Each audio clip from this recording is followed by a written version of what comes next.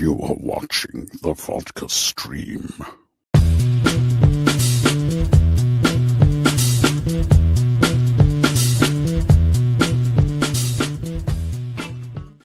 Hey, what's happening, guys? Welcome to the Vodka stream. Well, we made it through another week. Oh, man, I tell you, when that full moon is full mooning, it's mooning. It just makes things all kind of crazy. Let's go put on a little mood music here, huh? Let's do this. Where are we at? There we go. There we go. Turn it down just a smidge. All right. Subscribe to the channel if you haven't already. Share, comment, have some fun. Can ask some questions right now. Of course, at the beginning, going to have Jared from Comics League coming on tonight to talk about his Kickstarter project, which I will be placing into the chat. Let me do that right now from the start. If I could see. Let me go ahead and do that right now. Yeah, he's got a project he's working on, a book. Okay. Ads. Here we go. Let's go ahead and put that. There's his Kickstarter. He's going to be joining. He's going to talk about it as well as talk shop.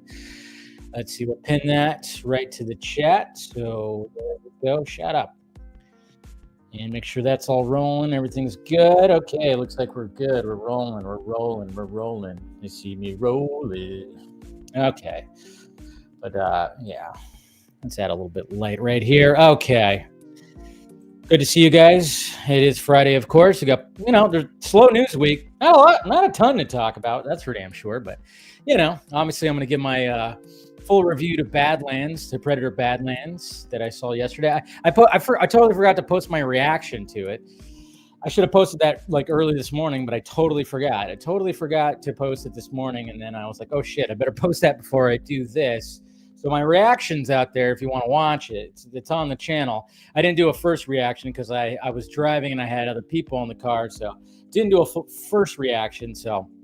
But I did a reaction right when I got home, so go check it out. But I'm going to give my full review. I'll give my full review in a little bit. And then, gonna comment about some things that has to do with last Vodka stream. If you guys remember the beginning of that, last week's Vodka stream. So cheers. It's good. It's good stuff. Let's see. We got Gilmer right here. Corin Sweat for the Mummy 4 is inspired by choice. Is an inspired choice. It wasn't my choice. I just thought I got some smudgies on my glasses.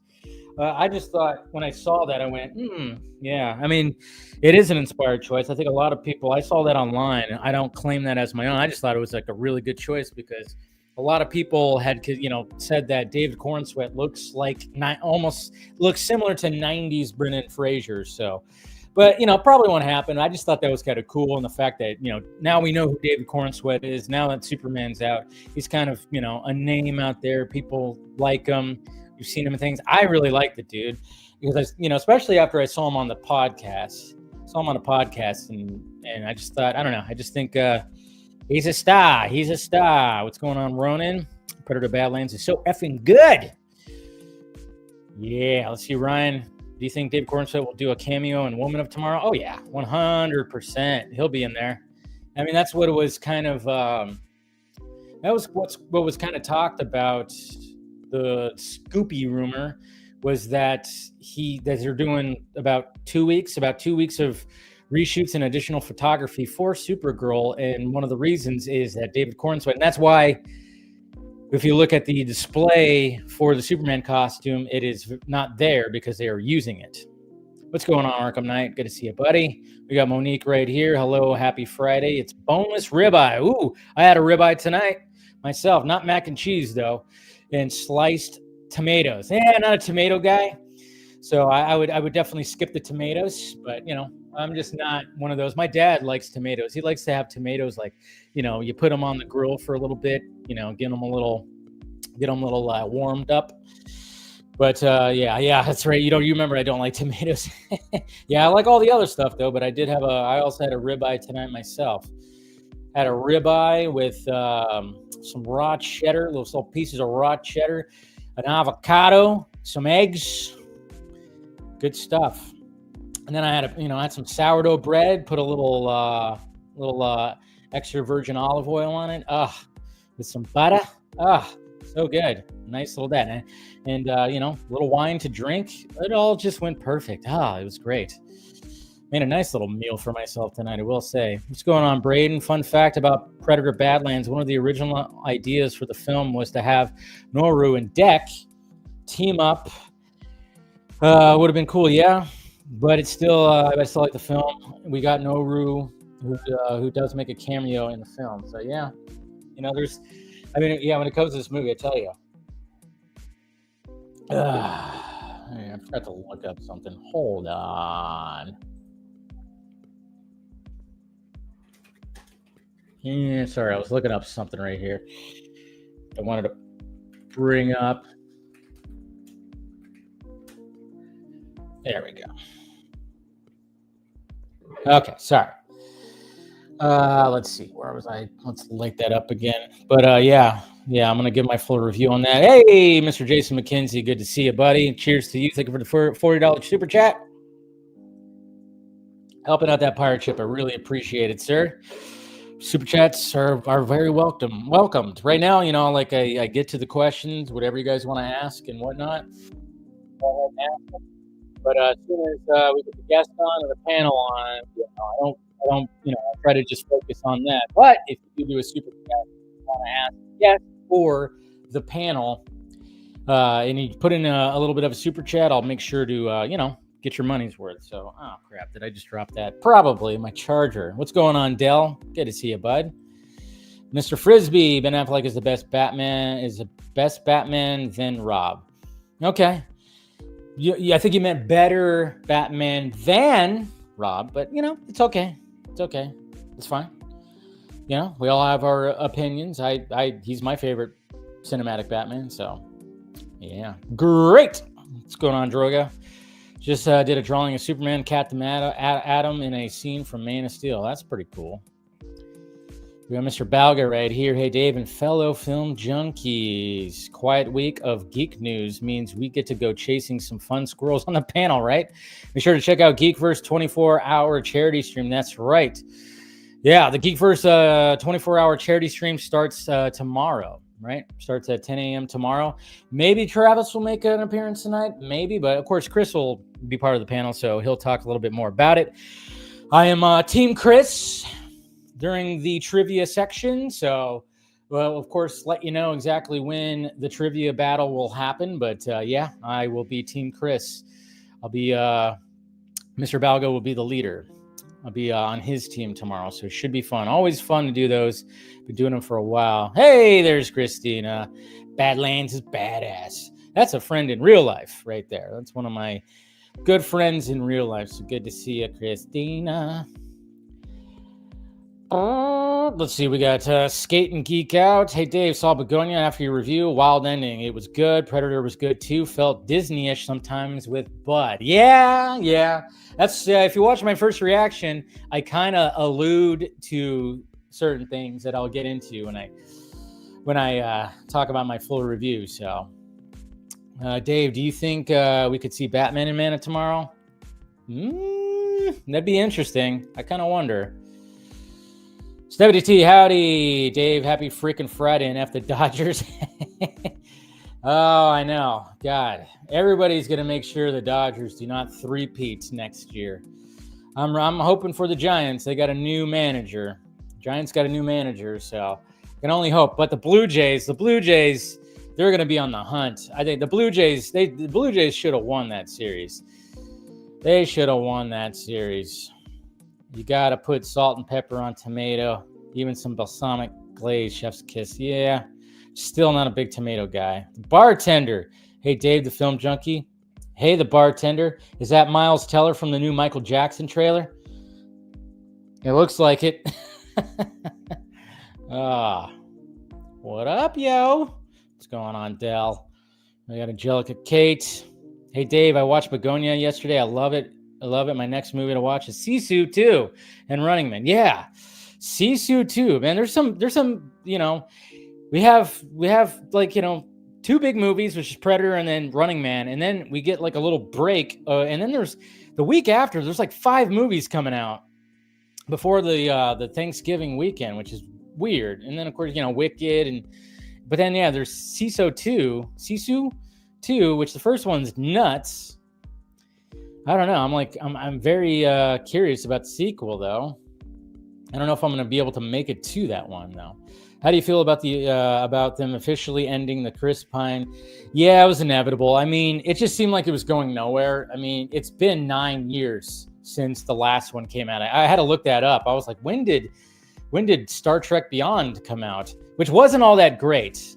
It wasn't all that great. The first 2 were pretty good in my opinion. I really liked the first 2 new Star Trek movies. But I think both of those were JJ, and then it went to Justin Lin directed. Was Justin Lin the one that directed it? Then you had Kirk on a dirt bike. Kirk on a dirt bike on that planet. It was, I don't know. He tried to add a little bit more adrenaline to Star Trek, but the thing about Star Trek, it's not really supposed to. There's action, of course. There's always going to be action and some fighting and stuff. But Star Trek was never really about, full on action and all that kind of stuff. So I don't know. It was kind of interesting. Anyone watch that? Oh no, I know. I heard. I forgot it was Polyborus. It's such a weird title, but Scott said he watched the first 2 episodes. He said it's pretty fantastic. So yeah, that's Miles Teller. Yeah, man, that trailer came out. Man, I tell you what, that trailer looks good. By the way, the Michael Jackson trailer. And you know what's so funny? This is what's funny about the internet, guys. Here's what's funny about the internet and people on the internet, people commenting on the internet. This is what you got to know right here, especially if you're a YouTuber or any kind of creator, anything where you're posting stuff and people, of course, make comments. Cheers, Steven Marquez. I see you out there. So I've talked about the Michael Jackson movie when it was, when we were hearing stuff that there was problems, that they were doing reshoots, that there was problems when it came to certain legal things that they could talk about, with certain things when it came to Michael Jackson.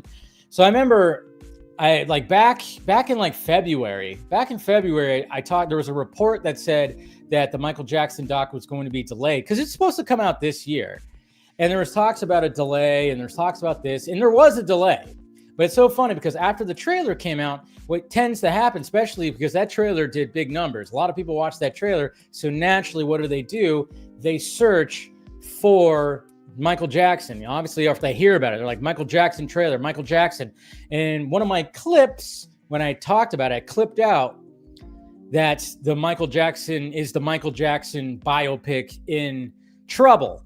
So that clip started blowing up on my channel. I was noticing on my analytics page, but it's so funny because you got these people in the comments that just don't understand time.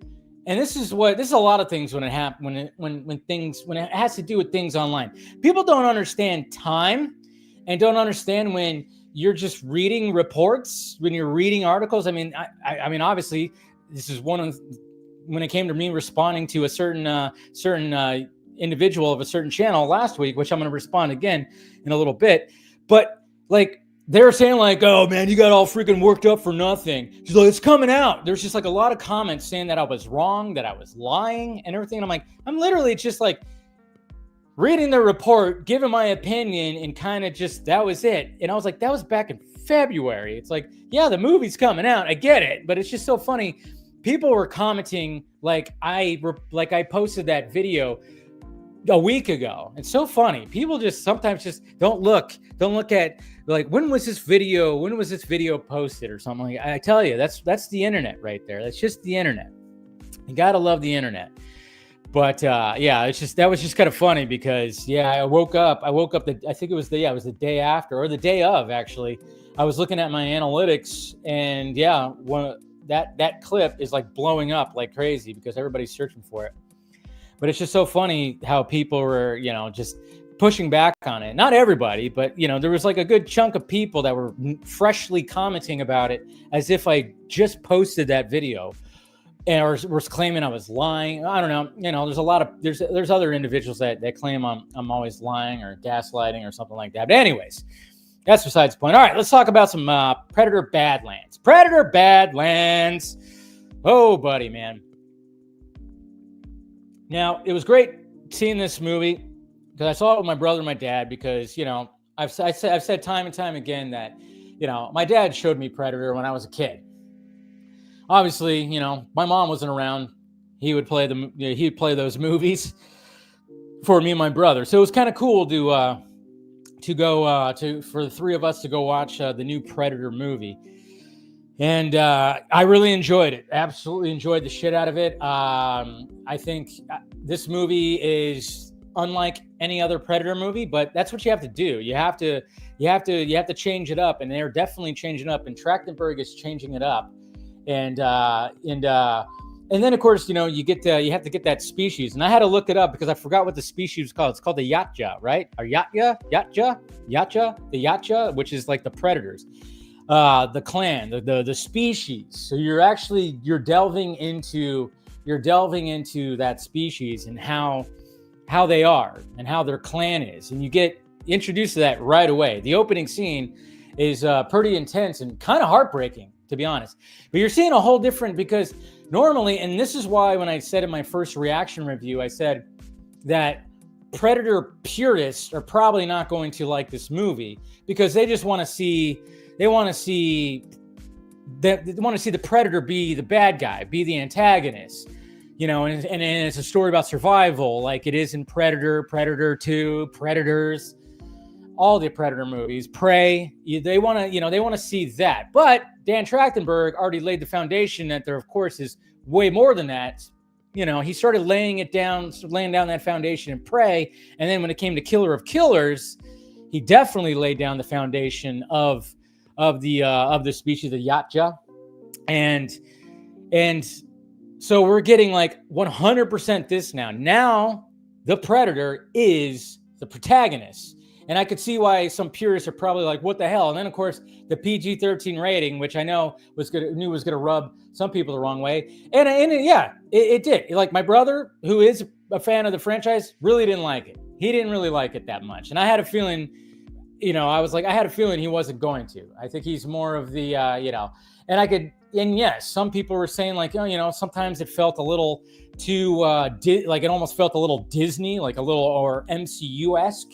And yeah, I could see that too, because it is a movie that takes place on a planet. There's a lot of visual effects. There's a lot of visual effects in this movie. I know a lot of people said they didn't like the design of Deck.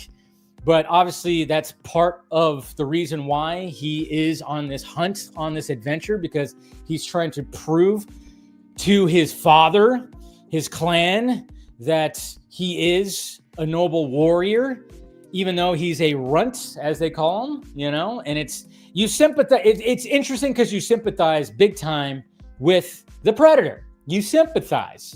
You actually see the Predator, make friends and say jokes, which is interesting. So that's what's so different about it. And I like that.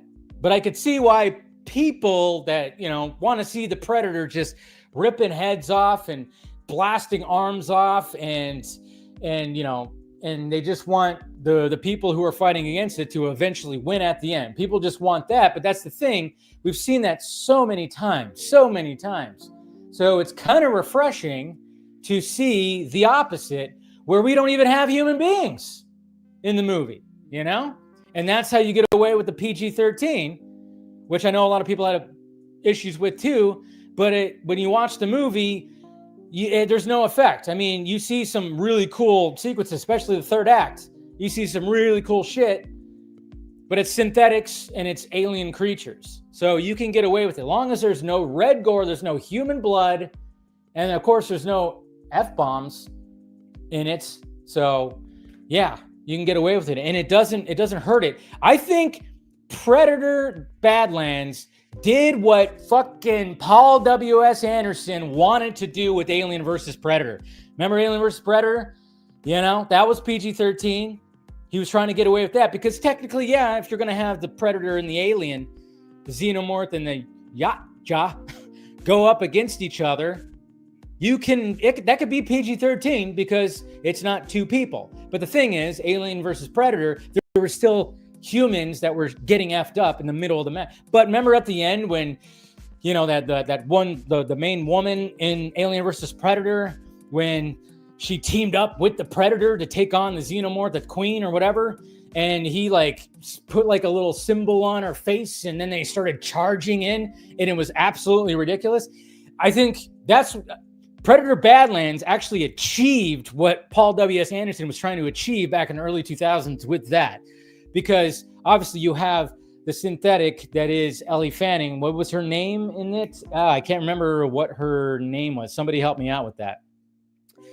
Somebody help me out with what was Ellie Fanning's name? I know she plays a dual role, and I cannot for the life of me remember what her goddamn name is.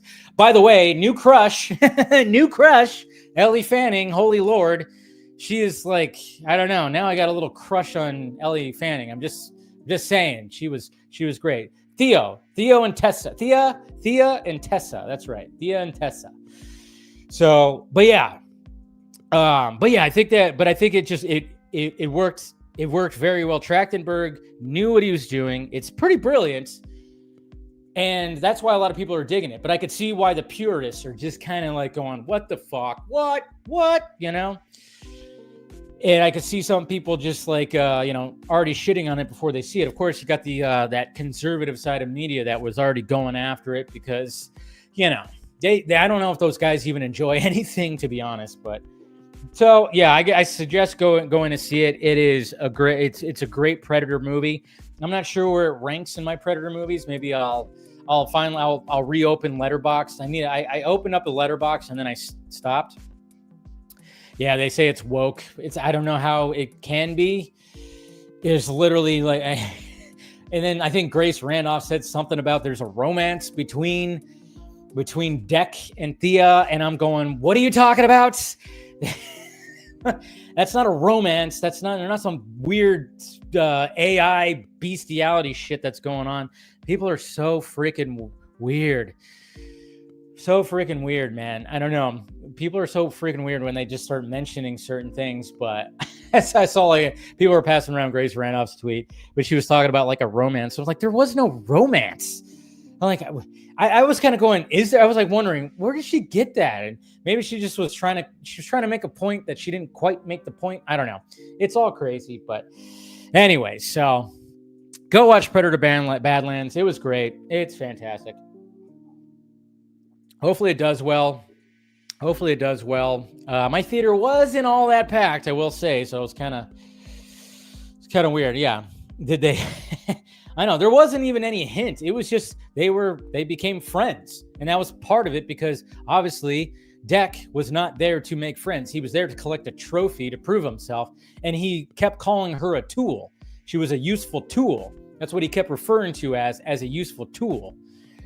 So, and then eventually, they became friends and they worked together. And then, of course, there's this little creature who's kind of cute that is very significant, which I could see why people had a problem with that too. But hey, what could he do?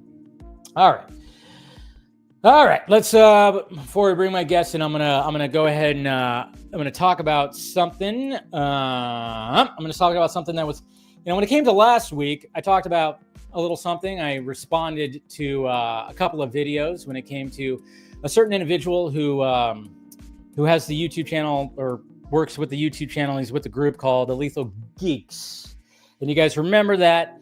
And remember that, the whole thing about the Schumacher cut and all this stuff. And I showed you the videos of responding to me. But and then I was kind of wondering too. I was like, okay, when I did that, and then I, of course, clipped a couple of that segment when it came to the whole Netflix and Warner Brothers thing.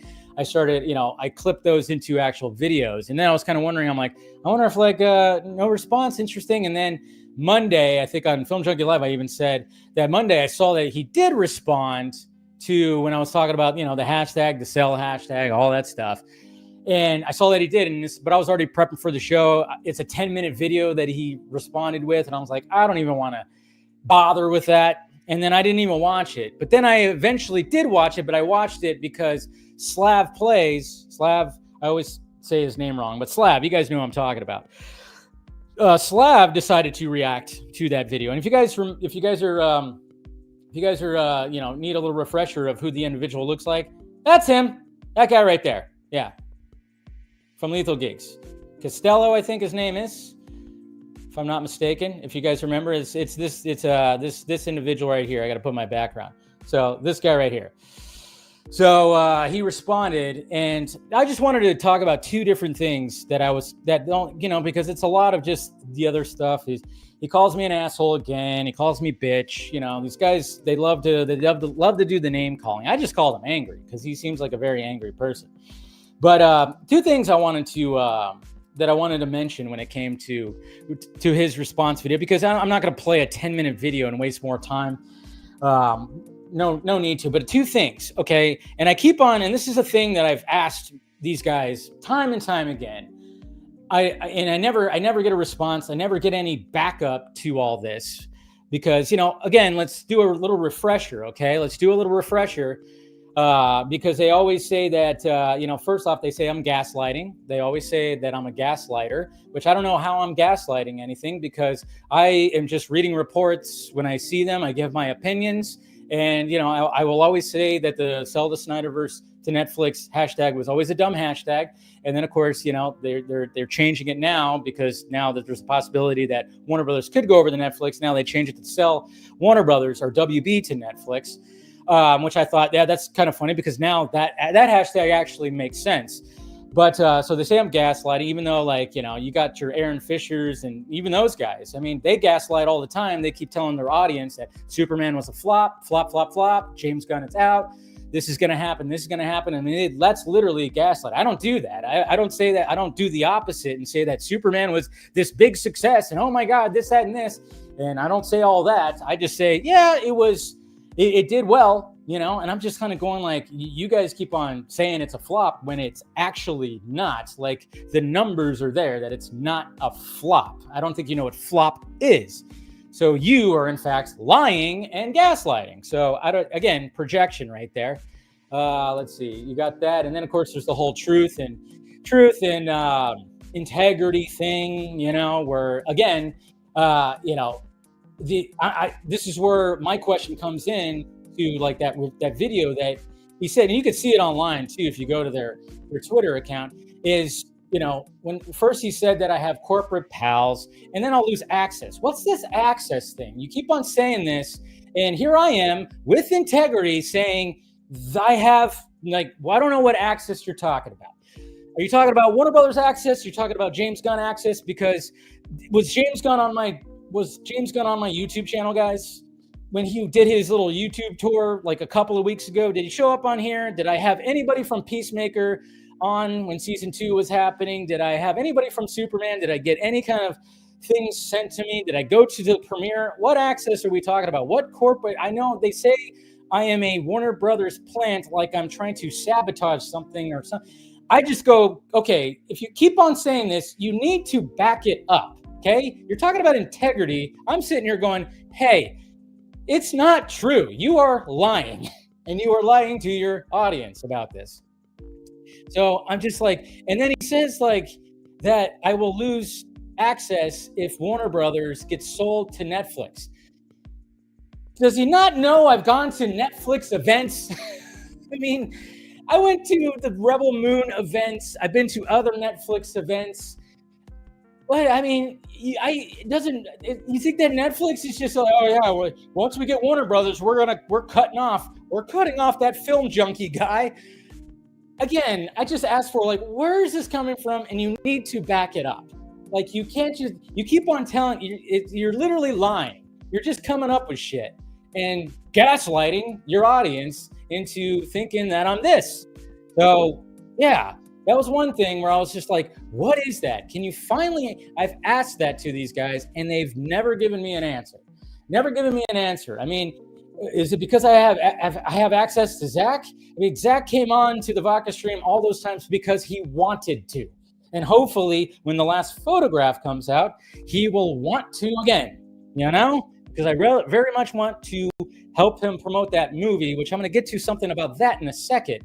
Second thing that he brought up when it came to me calling out the whole thing about it went from sell the Snyderverse to Netflix to sell WB to Netflix.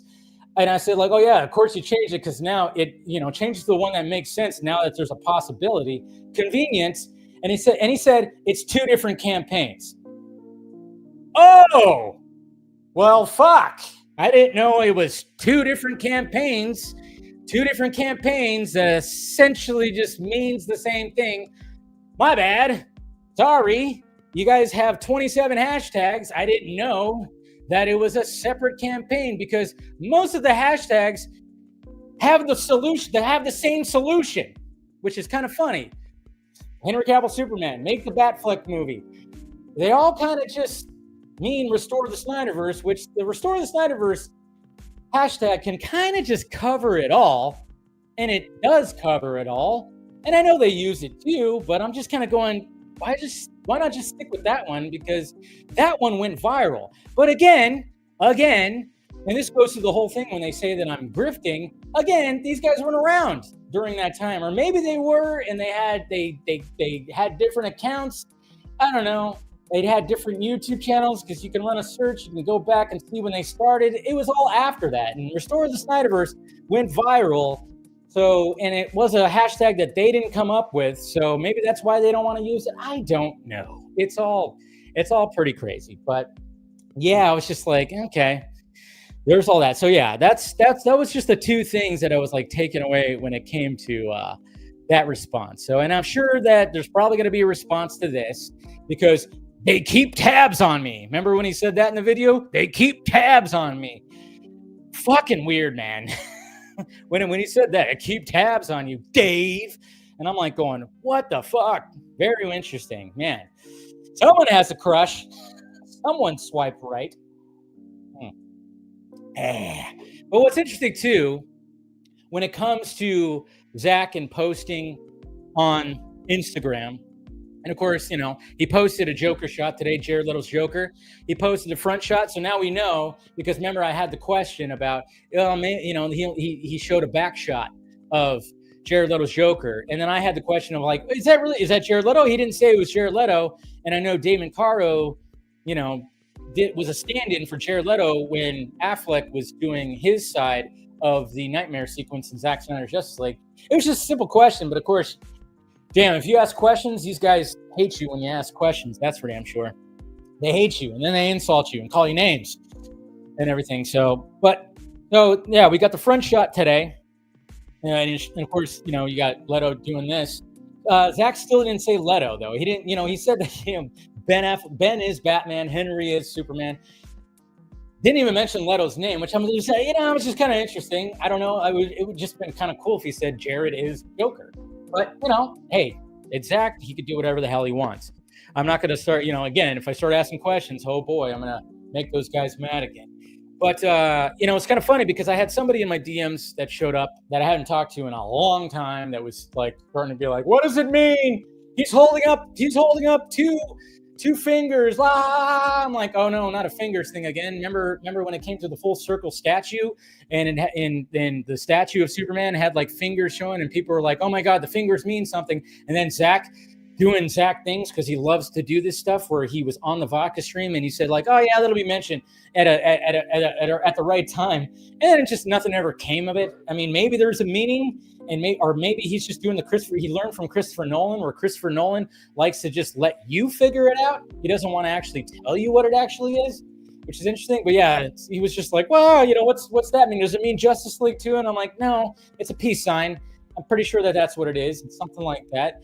And then, of course, I'd explain to this individual who, of course, was saying like, no, it could be something. And Zach's a smart guy. I'm like, Zach, guys, Zach is a smart guy. And I can assure you right now, as of right now, when it comes to what's happening, when it comes to all this on Instagram, and I've maybe even talked about this a little bit or alluded to it. Zach is a smart guy, and he's filming the last photograph. He just wrapped it too, by the way. So it's a wrap on the last photograph. He opens up an Instagram because let's face it, Vero, it just doesn't have the reach. The last photograph doesn't look like it has distribution yet. The last photograph is probably going to be a Zack Snyder indie film. I think the last photograph He's going to be taking it to film festivals. I was talking about this with Scott too, Scott McClellan. We were having a discussion about this behind the scenes after DC Animated, and we were kind of like thinking that, yeah, maybe that it's like an indie movie, and he's going to end up trying to bring it to film festivals and try to get somebody to buy it and then distribute it.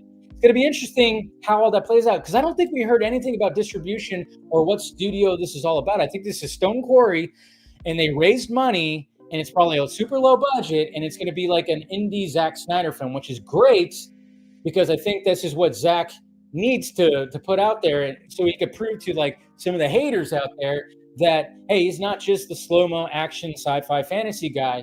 He can actually do this too. He's actually a very solid filmmaker, and then we could be like, hey, we told you the guy's good.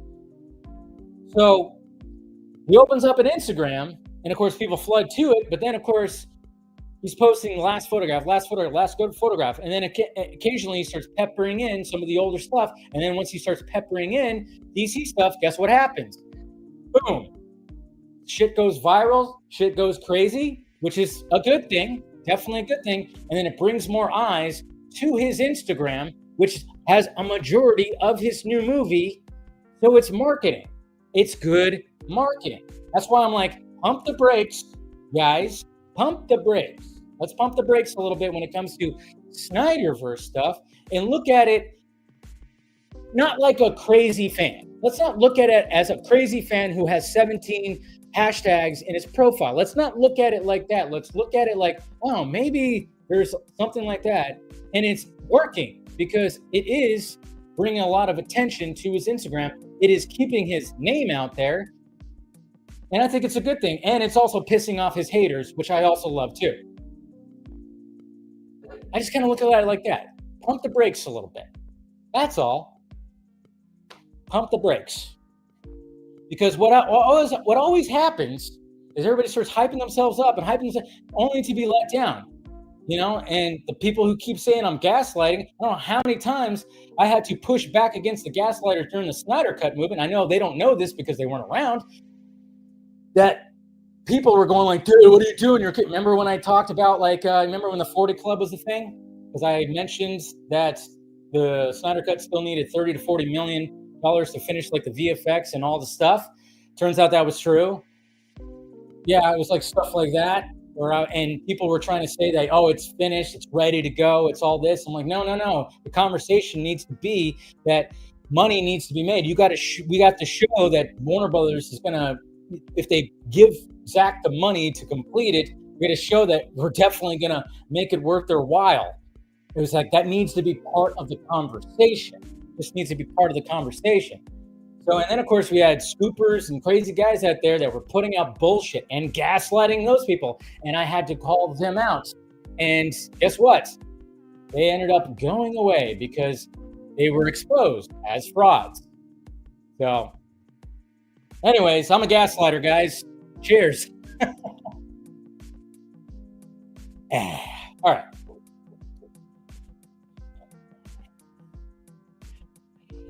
Sorry about that. Just like ranting on a little bit more. Well, let's see.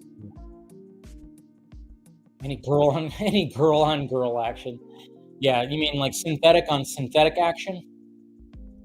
People don't even know what gaslighting means. I know. I don't think they know what any of it means. I mean, I had, one of the leaders, the ski walker dude. I mean, he came in and responded to when I was talking to one of his boys. He literally just lied. Like, didn't you do this? Didn't you do that? And then claimed that I did something with my channel and I mysteriously reappeared, which was the 5 days last year when YouTube took my channel down. I'm sure you guys remember that. And I was updating you every day because, yeah, it was a mistake that YouTube made and it happened to multiple channels. But he was like trying to claim that I don't know. He was trying to claim that I was doing something and I mysteriously reappeared. And I don't know. It was fucking weird, man. You're hating because Snyder chops it up with you. Probably. That could be it. Look at that. That was quick. Spooky David Pena film. The snowplow says it's going to hit him. Arkham Asylum. The Arkham Asylum patients. Right. Yeah, and they're probably going to be like, whatever. Dave even still has moved on from Restore the Snyderverse. No longer. Oh, yeah. Yeah, it took him long enough.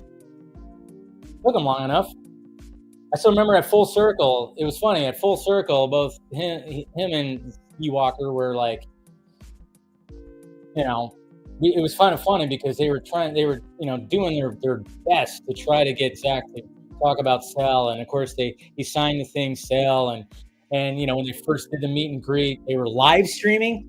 So when they first met Zack Snyder during the meet and greet the first night, they couldn't just meet Zack. Being a fan of Zack, they couldn't just meet him. No, they had to be live streaming while they were meeting Zack for that first night. That was so ridiculous. I couldn't believe that. They had to live stream. I'm like, you got to be fucking kidding me. And then it felt good that me and Steven and I were, we ended up doing the commentary thing for Man of Steel. And then we walked out back to the theater with Zach and Debbie and the whole crew, security. We were like part of the group. We walked right by those two. And I think also the Ski Walker dude, he might be upset that I ended up cutting in line because I got one of those Netflix access things where I think it was the second part of Rebel Moon where I got bumped up to the front of the line, which I had no idea I was getting. And I ended up cutting him and maybe that's why he doesn't like me. I don't know. But sorry, I had no idea that was going to happen. But yeah, I got bumped up and, meet and greet with Zach. Zach came in, gave him a hug, and then he, signed the book thing. And maybe that's why he hates me. That could be it too. Anyways, he hasn't posted any gout. Yeah, I'm kind of wondering. I think he will. I think he will though. I don't know. It's kind of interesting. Like I said, don't jump to conclusions totally yet there. Bell, I think I don't know. It is interesting. It is interesting because I know I saw people push back against him posting Jared Leto because of Jared Leto's recent, allegations that came out earlier this year. But Zach's allowed to do Justice League 2 now. I wouldn't even watch it. Really? I think he would. I don't want to give the She knows. See, she knows my brother. I'm sure you're talking about, the fact that he didn't really like it that much. I would love Netflix to pick it up. Pick what up? Oh, pick up WB? Dave, you might need to adjust the mic. Is my mic not working too well?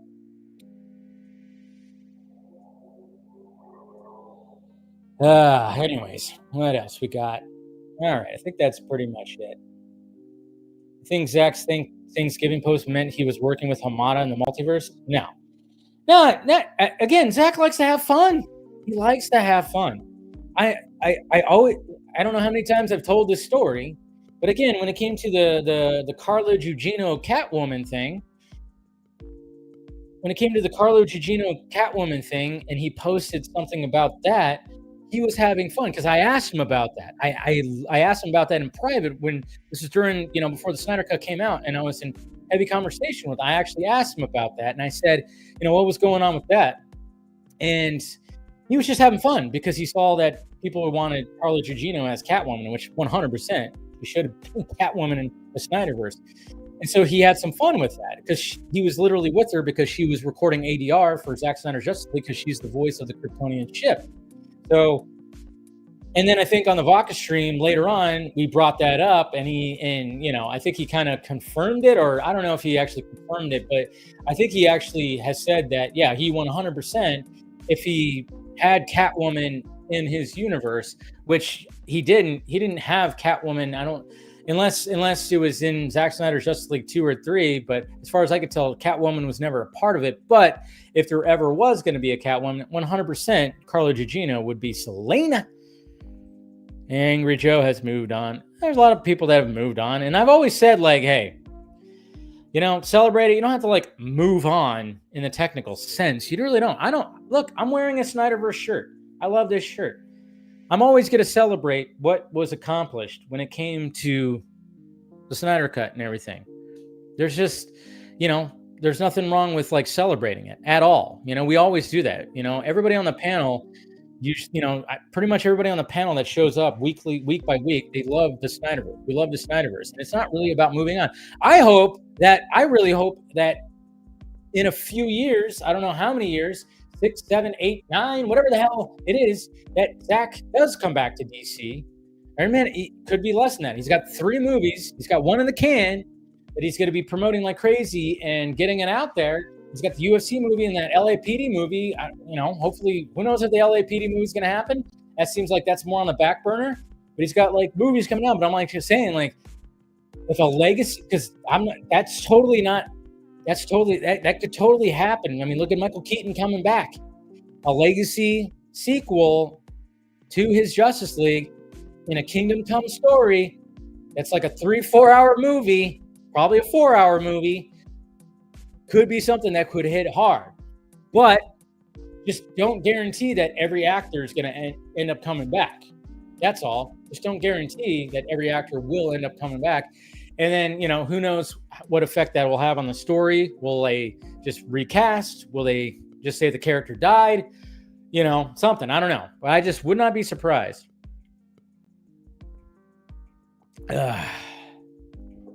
That got me feeling like Hawkeye, and don't give me hope.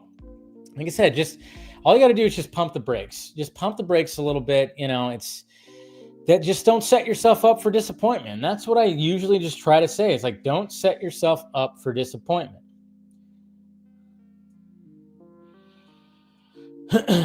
Just don't set yourself up. That's pretty much how I look at it. And that's what I've always said is like, and I remember saying that. I remember saying, because I was talking to somebody, like I said earlier today, and who was saying like, oh yeah, you said the Snyder Cut wasn't happening. I was like, no, I never said the Snyder Cut wasn't happening. I just said it's going to take some time. And I remember specifically saying things like, oh, it might be it might be a while before we get the Snyder Cut, because because I knew about the money. I knew about the money that it needed to be completed. And that's why I was like, And yeah, maybe the money thing could have waited a little bit. Maybe I jumped on that a little too much, a little too early. But at the same time, it was just information that I thought was part of the discussion kind of thing. And, it ended up working out because it ended up getting 70 million. But yeah, my whole thing is just like, don't set yourself up. But what am I doing? I'm gaslighting again, aren't I? Where are my glasses? Shit. Gotta find my glasses. Hold on one sec, guys. I don't remember where I put my actual glasses. Hold on one sec.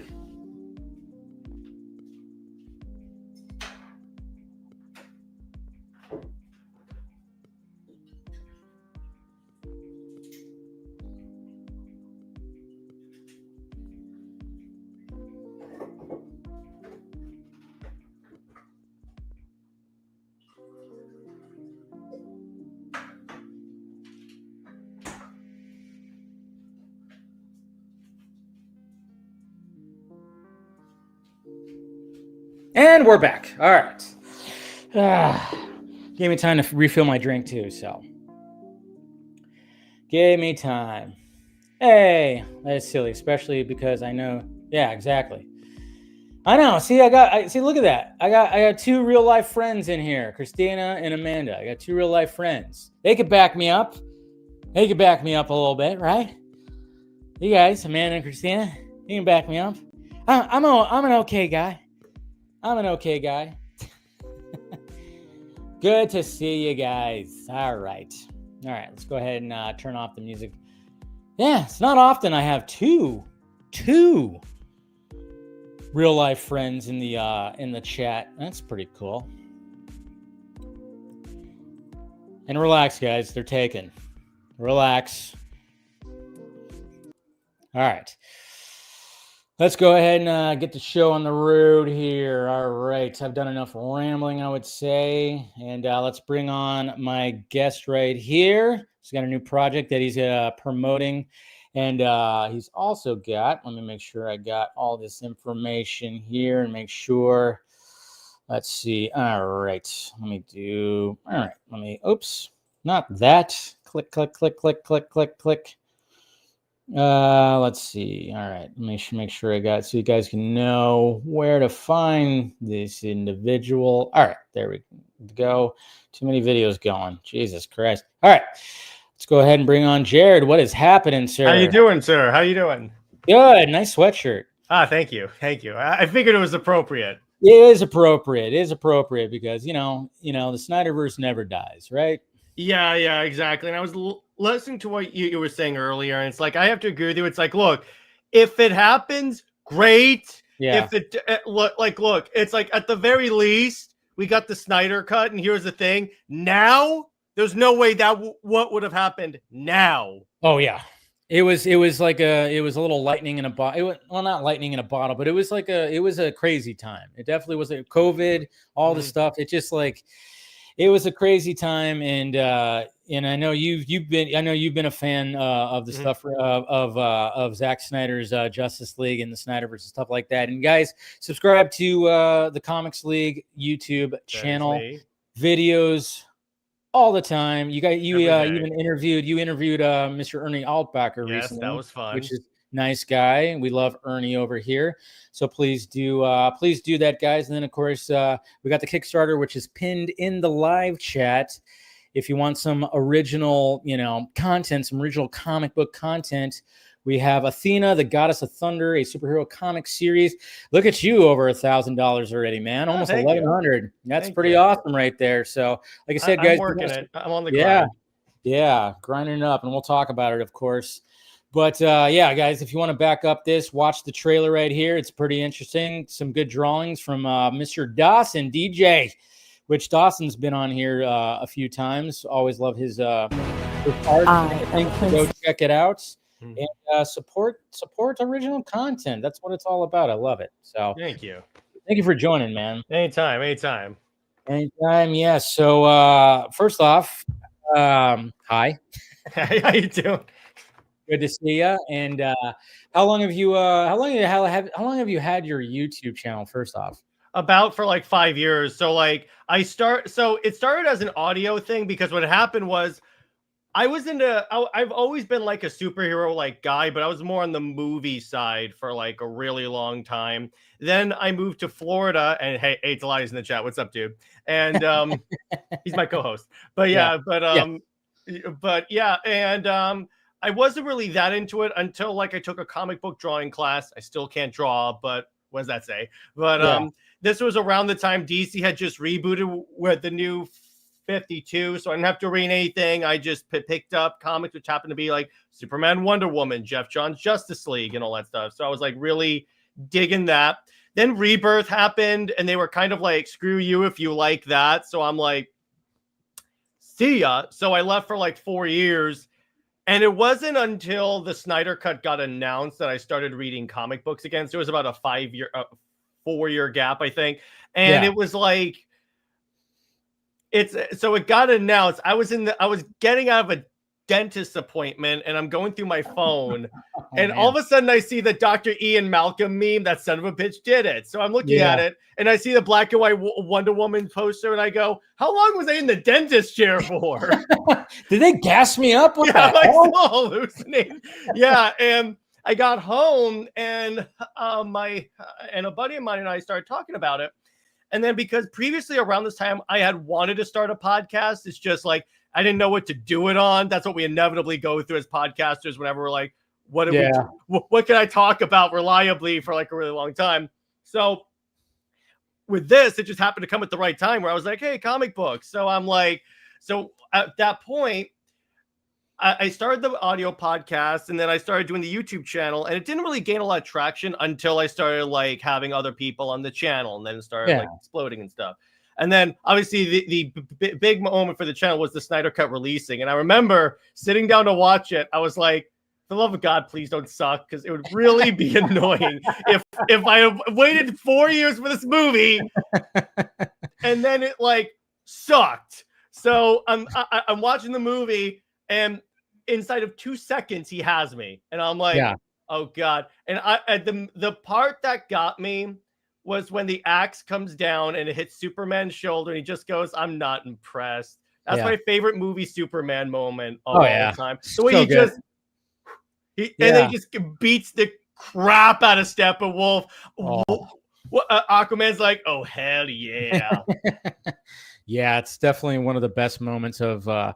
But yeah, it's interesting. Like, yeah, I think anybody who was there, part of the whole thing, and when it finally got announced, I mean, I remember too, where I, this was during COVID time, and where I was working, work kind of was drying up because, COVID time, a lot of things were getting shut down. And so I was like kind of getting like kind of furloughed.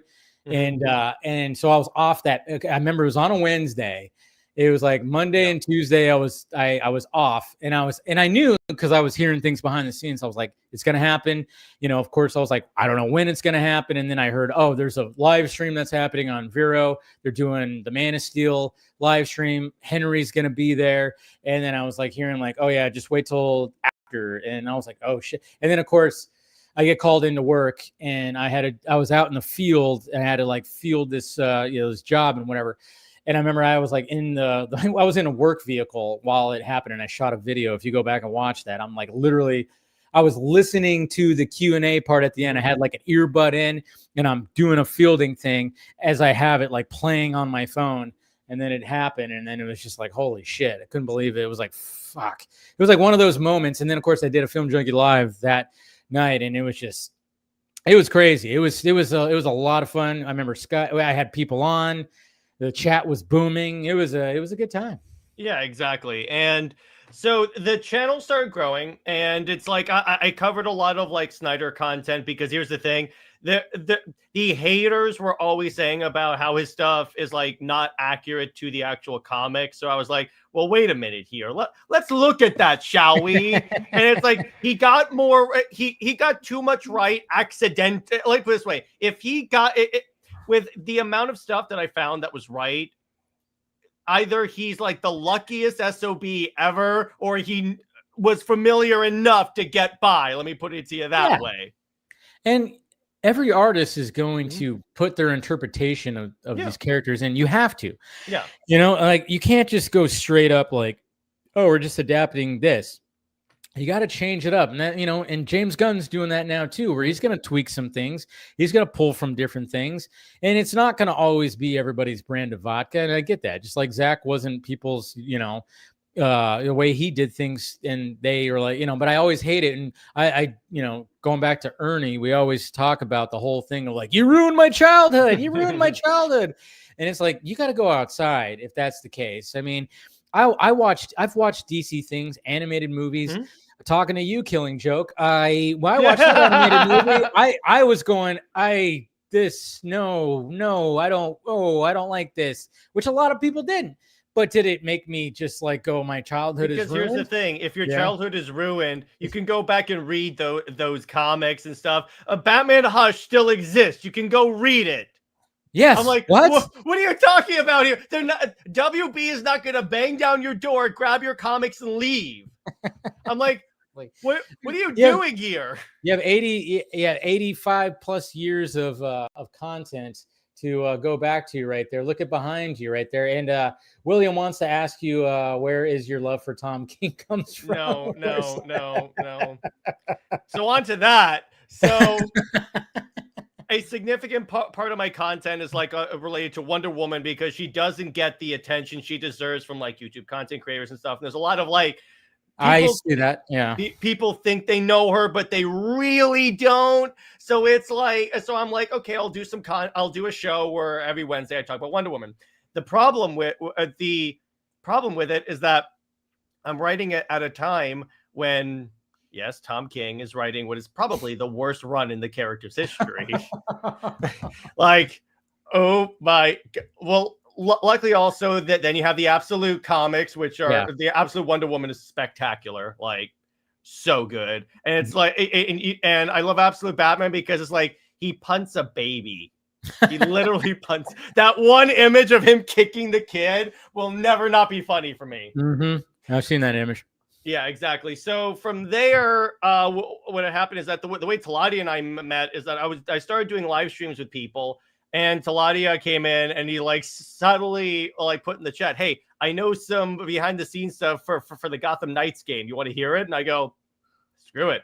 I let him on, and then it's like we started talking about gaming, and then he became a co-host. I now have like 5 co-hosts where we do variety of shows throughout all my stuff, from like 4-hour live streams about Superman and Wonder Woman's history on Saturday nights to movie night. Tomorrow we're talking about Black Adam, which not that bad of a movie. I enjoyed it. It's entertaining. I have some issues with it, but overall, I could put it on and be okay with it. It's not a bad movie. It's not like Birds of Prey or like Wonder Woman 1984. Birds of Prey is a little bit more difficult to watch. There's some good scenes in Birds of Prey, but there's some things where I go, "Oh, what the fuck?" Like Cassandra Cain.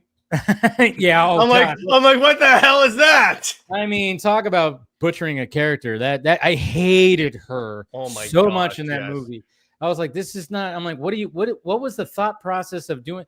Did you not even research the character at all? The answer is no. The answer is no. No, they just called the name and they said, "Fuck it." She's a female. Let's put her in this. Yeah, and so what went on from there is that I obviously started doing a lot of content, doing work, watching the Snyder Cut 19 times. Yes, I've counted. That is, I have watched it 19 times, but I work from home, so I have some free time to watch. So I'm like, why not? Yes, I feel you on that one. Yeah, exactly. Well, it's a good movie, so why wouldn't I want to watch a good movie? So of course, yeah, a good movie. You want to watch it over and over again. Yeah, I know. Well, that's cool. That's cool. I mean, that's one of the things. Like, when you start this kind of stuff, it's just branching out and collaborating with people, meeting with people. I mean, I've seen your name around, like stuff, and it is just never like. And it was kind of funny because when it came to your project, Athena, the Goddess of Thunder, I was because I follow Dawson. I've been following Dawson for a bit, and he's not active on Twitter anymore, but he's active on TikTok. And I always said like he came up with a really cool concept for his TikTok account was when he just does his little sticky note drawing. Yeah, I always thought that was when I had him on, I told him like, dude, that is such a unique little aspect of that's nobody else is doing that, where you get requests to just draw something and you do you talk over, you narrate over it, and you do it real, you increase the speed, and you're just doing it freehand and just drawing a character on a sticky note. And I'm like, that is so freaking cool. And he's very talented, and anytime and I always love it too, because this usually happens when I'll have artists on here, they're part of the panel. Usually they're drawing while they're doing it, and it's kind of cool because then I go, "Hey, let's see the process," and then they'll show what they're doing. And Dawson has done that too when he's been on the channel. But and so I was seeing him post it, and then he sent me a message like the other day, and I was like, "Oh shit!" And that's right, you're doing this. And then I was like, and then I remember talking to you, and I was like, "Oh yeah, let's promote this thing and get it going." So let's talk about Athena. Goddess of Thunder. Yeah, sure. So where that came from is, so it's actually a funny story. So 10 years ago, I co-wrote a military novel that has never been published. So when I got into comics, I was like, why don't I just turn it into a comic book? Like that seems like a pretty interesting thing to do. Yeah. And Dawson had already said he wanted to do a project with me. I asked him about it because he came on my podcast. The thing is, I turned into a superhero for one simple reason. I didn't want, because I know I would be constantly on Dawson's ass trying to go, you have to make the uniforms look right. You have to make the guns look right, because otherwise all the military people that follow me are going to be up my ass. So I'm like, we both like the same superhero movies. Let's just turn it into a superhero book. That's so much easier. And so we formed this, and a lot of this is like homaging like a lot of what I love about DC, which is like that like large scale epic gods type of conflict. I mean, that's always why I love Zack's movies, because that's very much what he positioned the Justice League as, is like gods amongst men. And that's kind of what drew me to DC, because I've always had an affinity for Greek myth. And it's like, when I see it very like, when I see the League particularly like depicted like that, that's like something that like really drew me in. So with this, what I wanted to do is kind of marry the two of like Greek myth and like superheroes. So I have this character, her name is Lyra. She's on a planet, And that planet is invaded by a conqueror that wants her powers because it'll make him invincible. So she has to leave the planet before a cataclysm, kind of like in Man of Steel. But she escapes Earth. She escapes to Earth. And then over the course of the series, she's going to learn how to be a superhero because she goes from this sheltered princess that was like no care in the world, like Snow White-ish. And then it's like all of a sudden there's a war on her front step and she has to leave and watches her mom die in front of her. So she leaves, comes to Earth, and then she learns, okay, wait, I could use my power to protect people. And it's like where the name Athena comes from, because Athena in Greek myth is the goddess of like of wisdom and battle strategy. And obviously not the goddess of thunder. So what I thought was, I'm going to call her this because that's going to symbolize where she is at the end of at least volume 1 of the book. There's going to be 3 issues, but it's like she gains that wisdom of how to be a superhero, of how to be selfless throughout this journey of like, see it, because she arrives on Earth and is taken in by essentially my version of the Justice League called the Pantheon. And they show her, look, this is how you could be using your powers to like help people, to protect people, to be like an example, to what's the thing Jor-El says in Man of Steel? They will stumble, they will fall, but they will join you in the sun. It's pretty much that. It's pretty much that. And then Dawson did a killer job drawing it. In fact, this was the occasion where, since he and I were so creatively in sync, I never had to like send it back for him to adjust it. It was always like exactly as what I wanted on the page. It's like he completely nailed it. So you guys were just like, he knew exactly what you wanted, and when he showed you the drawings, you were like, "That's it." Yeah, it's like I had it in the script. I sent him a script, and then I told him, "Look, beside obviously there's some stuff that has to be in the script, but if you have an idea on how this could be laid out better, or if you think like some things could be added in the background stuff, go ahead." I gave him complete creative freedom on that, and he like exploded. That's good.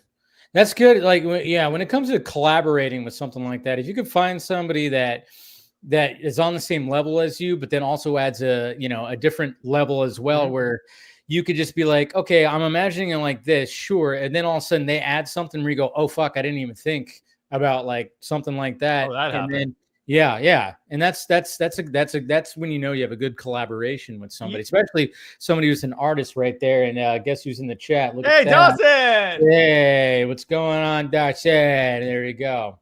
Yeah, it's like the other thing. It's like, so he obviously Dawson and I both love the Snyderverse. So if I wanted to give him like a visual of like, here's kind of the thing I'm going for, I was like, remember the lab in Man of Steel, or remember this? I'm kind of going for that vibe, but obviously tweak it, because that was the challenge that I really had when I was writing this, and when Dawson and I were designing the characters, because we wanted to be like, where you can look at the characters and know at a glance like who these characters are supposed to like homage, but we don't want them to look like a ripoff of like the characters, and that's always a fine line to do when you're doing homages. Because I see too many creators do that, and I'm like, this is clearly a ripoff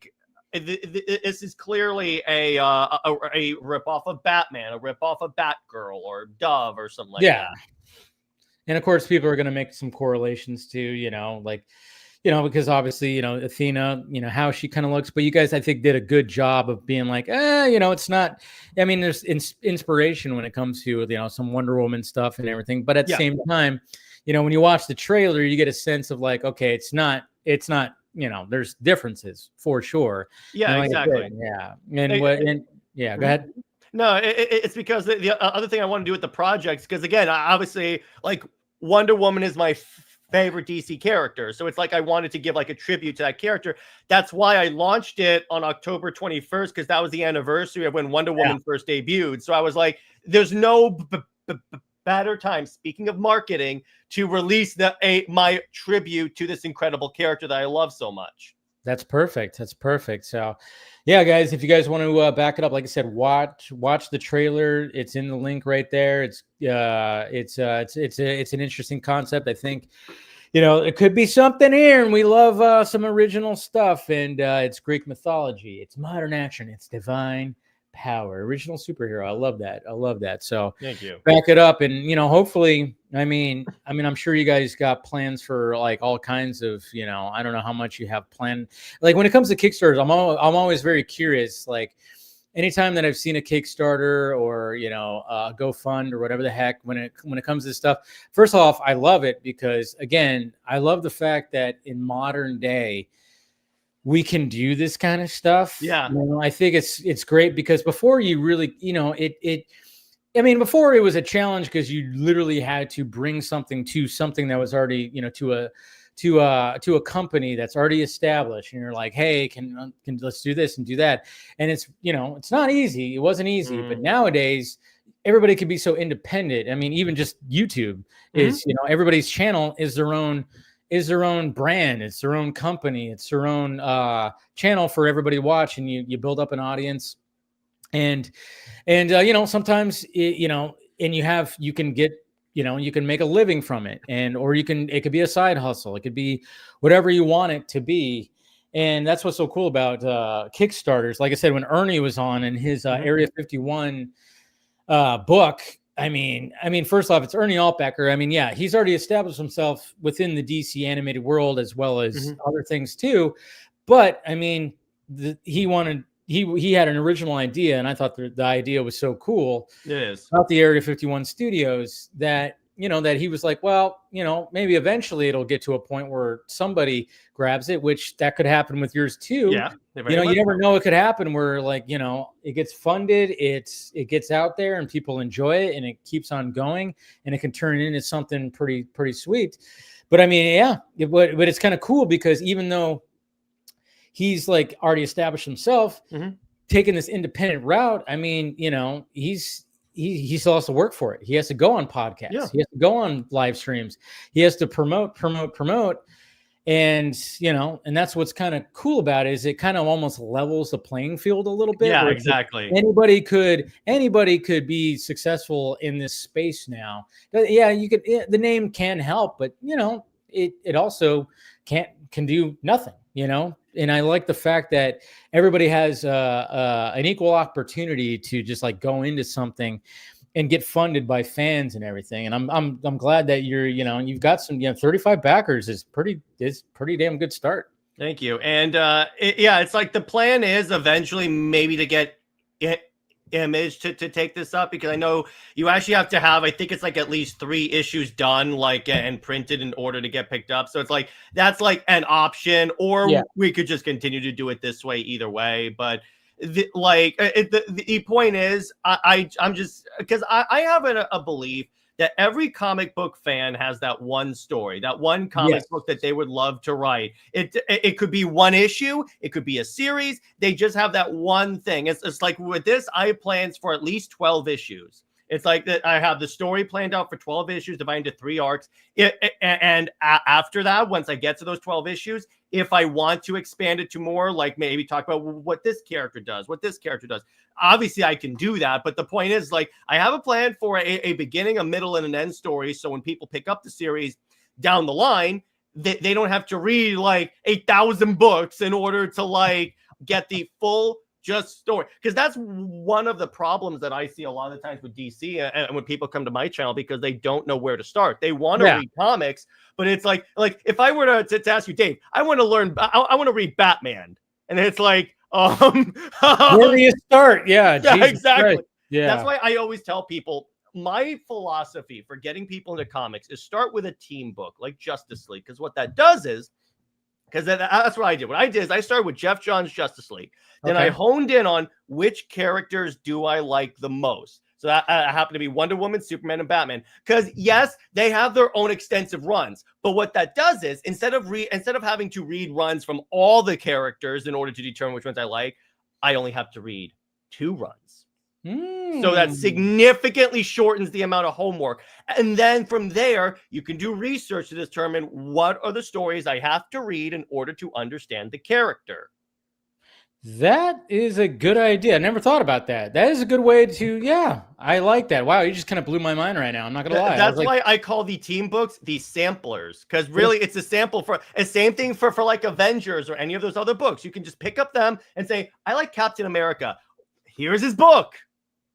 Ooh, interesting. So yeah, that's not bad because it's like, because there's like, again, there's so much out there. Yeah. Like, where do I start? Where do I start? Where do I start? You know, so why not just, well, start with the team book and then, see which ones you want and then go that direction. And then That's what I did. And then there's like recommendations for certain books for those certain characters.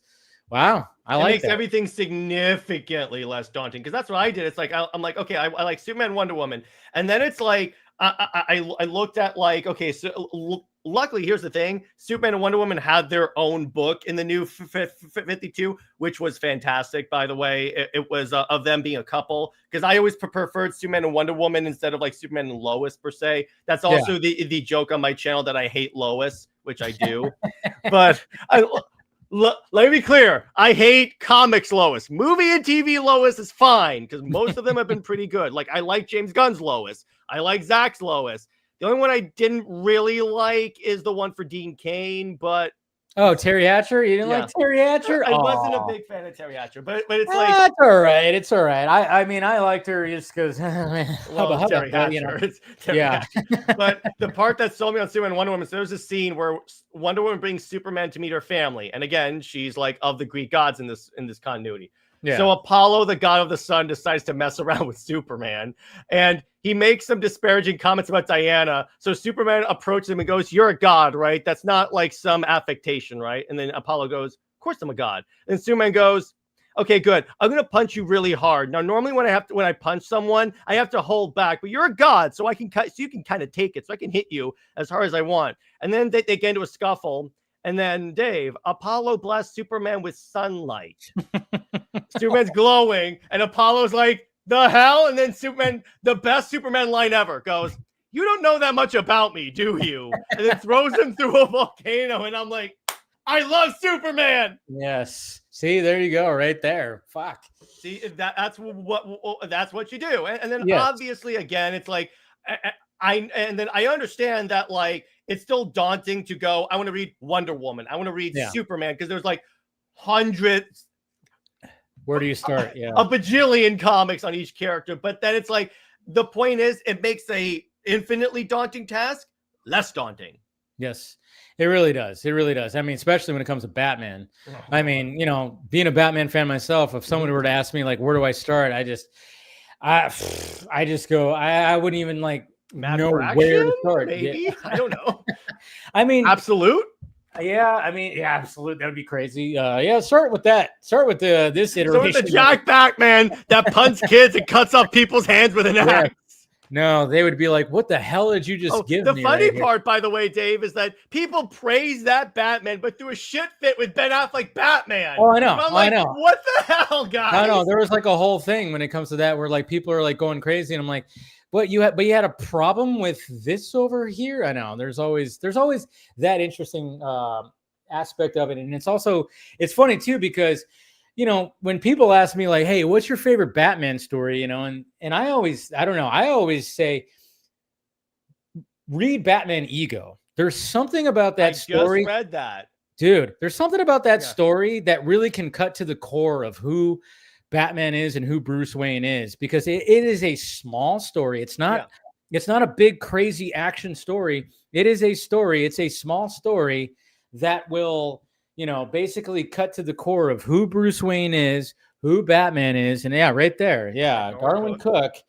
And it's and I always just like, when it comes to a favorite Batman story, I don't know, that one just has always been near and dear to my heart, because just the way that you get aspects of like certain villains, and then and just the way that he approaches his ego, and then ego is literally a fucking, a floating, bat kind of Batman kind of looking thing that is talking to him, because he's essentially talking to him. So I don't know. There's just something about that story that I don't know. Like I remember when Chris Balga, like he hit me up and he goes, "Hey, I always like to bring people on when it comes to talking about their favorite Batman, or not Batman story, but superhero story or whatever the hell." And obviously my favorite character is Batman. And then he said, "Yeah, a lot of people have already done Batman. They've done these ones." And I was like, thank God they didn't do Batman Ego. Because I was like, because that book just, I don't know. When I first read it, I went, Jesus Christ! If someone were just to make like a, a short film on this story, You could do an entire animated episode on it. yes. And I mean, I think eventually it'll happen because it seems like they're gonna get to all the good stories. We're getting Nightfall. Eventually, we're a 3-part series, which it should be 3 parts. Yes, it should be 3 parts. Yeah, yeah. exactly. I mean, like if you know the story, it's literally Nightfall. I have all 3 of the ginormous college textbooks that encompass it. I'm like, the hell is this? See, and I know William, good old sci-fi center William, he hates that story. And I'm like, why? I know, but I know William. He's just because he's he's been part of the business. He has a different outlook, which is why I love talking to William. He has such a different. He has such a different perspective when it comes to the comic book space because. Obviously, I mean, first off, he's 87 years old. Just kidding, William. But but at the same time, he's been running the Sci-Fi Center for a while, and he talks to people, he does all this stuff, and it's just, he just has a unique perspective. I know he hates it because he hates those gimmicky type of, he hates the death of Superman. He hates Dooms. Yeah. You know what they wanted to do for Wonder Woman at this time? No. All right. So they had Death of Superman. They had Nightfall. So they're like, we need our gritty story for Wonder Woman. So Mark Millar raises his hand, and as a joke, he suggests, the R word of Wonder Woman. R word? Okay, RAPE. I don't know if it. Yes. Yeah, I think I did hear about this. I think I did hear about this. Yeah, and as a joke, DC. So it would have been the first issue is like all full-page spreads of this happening to Wonder Woman, and I'm like, what is wrong with you people? It's like, Jesus Christ, no. Didn't Joss Whedon also read a script that had something? I don't know. If Joss Whedon wrote a script, it's probably very respectful towards women. Very respectful. But my favorite Batman story actually is Hush. Because it perfectly introduces, if you want to know who Batman is and all of his like rogues, like if I were to give someone a Batman story that's never read Batman before, I would give them Hush. It explains literally everything about Batman, his motivations, what happened to Jason, Dick Grayson, Barbara. Everything is perfectly explained in one small package, and it's Jim Lee's art on Batman. Yeah, of course. Yeah. No, that's a good one too. Like if you want to tell somebody about Batman, Hush is good. And then like when it comes to the Flash, I mean, Flashpoint is a good introduction to Flash because it gives that you know the origin story. You get the origin story with that story. So I read the omnibus for Flashpoint because I'm that type of guy, and it pissed me off. You know why? Why? So I remember watching the animated movie. And Wonder Woman is like a straight up child murdering character in that movie. She is not that in any way in the comics. She repeatedly tries to stop the conflict. And I go, Jay Oliva, what the hell, man? You got, like I said, you got to change it up. It's always to change Wonder Woman to be evil. I'm like, this is an injustice. Stop it. Yeah. Even that version. Yeah, she does. I'm of the opinion, I'm like one of the few people, even on my channel, that would rather Injustice die a slow, painful death, because that series has done a remarkable amount of damage to Superman and Wonder Woman's perception. Yeah, and even the animated movie wasn't all that great. No, I love the animated movie. Do you actually like it? Because here's why. It had Wonder Woman turn against Superman and actually act like she would act. It makes sense. Granted, I get they had to like fit in all that comics. There was too much to put in one movie. I'm not saying it's all bad. There's some good things in there, but I'm just saying there's so much of that story that they had to put in one. But we got a familiar face showing up for you right now. What? Tell audio. Surprise! Who's Surprise! This guy? Surprise! Who's this guy? Surprise! Surprise! Jared. Oh my gosh! What's going on, man? man? I've invaded. Hey, you didn't expect I was going to be on tonight, did you? No, I didn't. This is a big surprise. Yeah. Yeah. By the way, Injustice is still going to carry on. and that is a fact. That's Much to something my I know. chagrin. Much to my chagrin. I think I just started something here. I love it. I And that's wanted to something I know. burn on a pyre, my friend. I mean, firstly, did you see William's comment? About what? He left you. Well, let him say it for himself. Hey, Yeah. Hey, what's up? look, it's Jared King. Yes. Why do you do this to me? Because every Right. time I see you, the love for this man, it radiates. It's like, wow. Yeah. You make it too easy Oh, for I'll us. tell you a story. I understand. I'll tell you a story about like Tom King. So if you Listen, I just freeze. Yeah, you did. So if you follow the Wonder Woman fandom at all, and you see a hashtag that says "King off Wonder Woman," I started that because the intention is okay. Because trust me, a lot of Wonder Woman fans hate this freaking run. So I was like, okay, let me give them a way to like express and like see, hey, you're not alone, because there are times online where people try and make Tom King's writing out to be more deep than it actually is. Like this way, Tom King's writing is as deep as a bottle cap full of water. That's how deep it is. You feel about Injustice as I do about Death of Superman and Nightfall. Yeah, that's what Dave was telling me. That's what Dave was telling me. But yeah, it's so it's like I started that, and then it took off with the fandom. Now again, this isn't the same thing as like the sell Snyderverse to Netflix BS, because all it is, because I've told people, do not be assholes about this. Unfortunately, there's not enough people on either side of these hashtags that is saying, come on, you can advocate for something. Fine, that's fine, but Nothing wrong don't with be that. dicks to people. Come on. Yeah.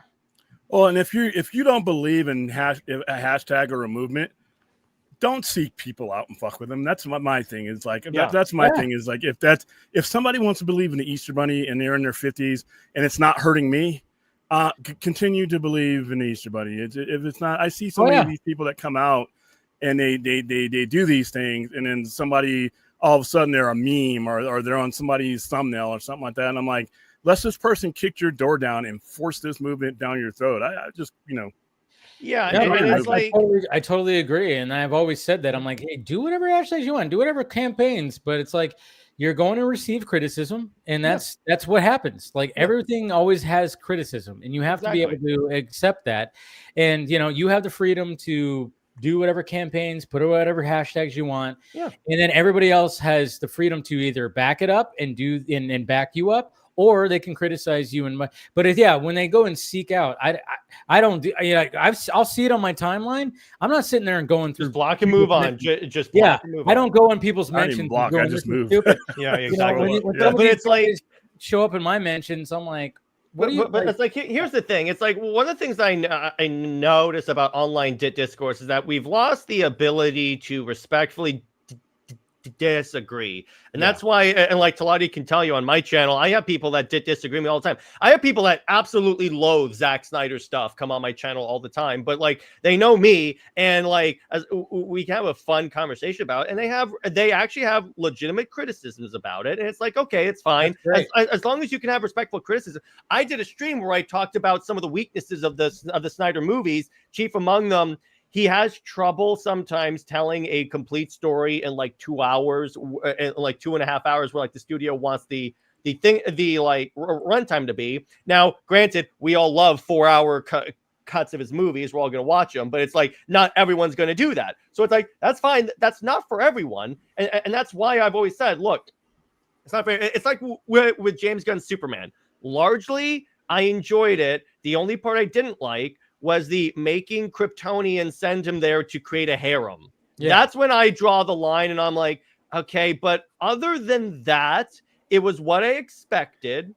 And and it's one of those movies that I occasionally rewatch for fun because it's a good movie to have on the background. I'm fine with that. Are you saying that you like Lois in this universe? I already said, dude, that. I said I like movies and TV Lois. I hate comics Lois. We've had this conversation, sir. No, he said that before he came on. He said like he likes Gunn's Lois, he likes Snyder's Lois. And then I mean that's the thing too. Like when it comes to this whole thing, I'm like, I really enjoyed Superman, but it's it's not Man of Steel for me, of course. It's not. There was something different about that, and that's what And you know what? I will always. I'm going to be very self-aggrandizing for a moment. So when I got back from Superman, I put out a tweet that says, "Hey, look, I saw Superman. Overall, I liked it. Man of Steel is still my preferred Superman movie, but you know what? It was Superman was pretty fun. And you know what? Overwhelmingly, I got positivity of people saying this is the attitude we should have. So it's like that's the thing. Too many. I heard someone tell me, believe it or not, that they likened it to being in a war. Yeah, I'm like, you could feel like that sometimes. Yeah, no, but it's like it's the go fight a war. It's not the same. Yeah, I know. Yeah, it's not the same. William, you can tell me, but and I'm like, guys, it's like, why are you taking this to such an extreme degree where it's a fight? These are fictional characters. Where's the Ben Affleck gift? Yeah, these are fictional characters. Yeah. We're talking about comic books. Yeah. Well, I mean, like Zach, when he was on Rogan, he said it perfectly where he said it's religion to some people, and I loved it when he said, like, when people are telling me that, well, Batman can't kill. What's the first thing I want to do? Well, Dave, every movie Batman has killed. Exactly. Including all the ones that say they don't. Like Nolan's Batman left Ra's al Ghul to die. Or remember in The Dark Knight where he ran the Batmobile into that truck and flattened it against the roof? I'm like, that driver is a pancake right now. Probably. Yeah, I know. There's always like those little things that because you don't see it directly. That's what's funny about it. But, and then I remember David Goyer even talking about like how they approach that too. And, he talked about the scene with Raish at the end where he's like, I'm not going to kill you, but I don't have to save you kind of thing, where it was like, oh, that's how they kind of teeter-totter. Yeah. It's one of those things where when they make the movies, there's like, yeah, we don't care about like side characters or the driver of this or that. They're like, yeah, we don't care about that. We don't want to see Batman directly killing somebody. And then of course Zach was like, come on. Yeah, I mean, but it's like, and one of the things, speaking of Goyer, that he said that I think is very right is when he was talking about Superman snapping Zod's neck, he goes, yeah, Superman doesn't have a no-kill rule. Arguably, here's the thing. Really, no superheroes do. What they have is a no murder rule. And shout out to my friend Pika Shades. He summarizes perfectly. He's like, look, they'll never go into the situation immediately going to kill someone, but that option is always going to be there. Like when Wonder Woman snapped Maxwell Lord's neck because he was mind controlling Superman and said, under the influence of the lasso, I'm never going to stop unless you kill me. Yeah, I mean, that's the thing. And I think that's what was good about Zach was the fact that he just was like, hey, I mean, why not? It's like, if these characters were active today, which is what the Snyderverse is today, they would kill. Yeah. So it's like, they would. I mean, yeah. And that's the thing. It's like, accept it. But I know some people get huffy and puffy about it. But at the same time, yeah, if you have a good reason to do it, and Superman and Man of Steel had a good reason to do that for sure. But William, I want to ask why you're not in your store today. I had to do another Predator Badlands promo, the secondary promo. So I came from the Palms, which is closer to where I actually live instead of in the center of the city where the store is. So just it's convenience, practicality for the day. Oh, okay. I'm seeing Predator Badlands next Friday, actually. So yeah, I've seen it 1.5 times already. So I saw one and a half. I've never seen that. I saw it. I'm not a repeat guy. I see a movie once and that's pretty much it until I have to refer to it again. So you're a half a repeat guy. Yeah, well, no, I escorted people, so I had to make sure that they got to it. I was there for a while, and then I went out and made telephone calls and stuff and came back at the end. But I'd already seen the movie on Tuesday. I saw Predator Badlands on Tuesday. What'd you think? I thought it was great. It's the most unique Predator movie that they've done. It's out of his Tracking Birds 3 movie. I have it number 3 behind his other 2. But that's not it's by this much on each of them. Yeah. Well, he's only got 3 movies, and it's not better than Prey or Killer of Killers, but it's really good. That's not saying anything bad against it. The PG-13 is a fraud. That's a fraud. It's a well, that's the thing. Is like, and then it was a lot of people were freaking out about it. Yeah. I hope that doesn't hurt its box office because people are stupid about that shit. Yeah, but and I know they look at the PG-13 as a good box office, and sometimes it could have the adverse effect. But if you have a history, if you have a reputation, but everything that happens in any Predator movie that you're ever going to see happens in this movie a lot. It just doesn't happen to humans. Yeah, there's no humans in this movie. It's synthetics and fucking creatures. I mean, that's the thing, and and to me, that's brilliant. Where Trachtenberg was like, yeah, let's try. And that's why, again, I even said the same thing. It is the most unique Predator movie you will ever see because, first off, you're rooting for the Predator, which is you don't do that. You're not supposed to do that. He's supposed to be the scary kind of like, he's the Predator. He's preying on people and you're rooting for the humans. You're always, you're doing that. This time you are rooting for him and you're seeing him humanized in a sense, humanized quotes, but because he's making friends literally like he's there to hunt, but he makes friends with a synthetic who is there. He's got, and then there's this little creature that is also part of this too, which, and that's why when I was, especially when, like I said, my brother wasn't a big fan. And I knew it too, because he doesn't like a lot of special effects. He's a Predator fan, but he likes the Predator being the Predator. And I was like, I had a feeling. Me and my dad, we really enjoyed it. Like when me and my dad were walking out, we were like talking about it, like, oh man, we like that. And we were talking about the parallels to the first Predator movie that they were there, because there are parallels to the first Predator movie, which is great. And the term Yacha is not actually. We've been misusing that term, and as it relates to them, it's not necessarily something that he automatically has. He has to become that. He can't even be called that until a certain part of the movie. So I thought it was a fun movie. I think it's it can make a lot of money, but at the same time, if you're an old school crusty Predator people, you're gonna be like PG-13. It's like a PG-13 horror movie. I don't have much use for those. I know there's some good stuff out there, but I can understand that. But if you're gonna make some of the things in here relatable, you're gonna make the synth relatable, and you're gonna make Dak and his relatives, all those people relatable. Then even if they're not human flesh and blood, they're still relatable things. And when their heads leave their bodies, it's still violent. It still has the same effect as it does if you take a human head off of the movie. It really does. I mean, on DC on the DC Fanimated stream, I mean, Scott and I talk about standards and practices all the time, and that when it came to I really did not know the term until we started doing that stream, and Scott was talking about standards and practices. That's why he'll always bring it up.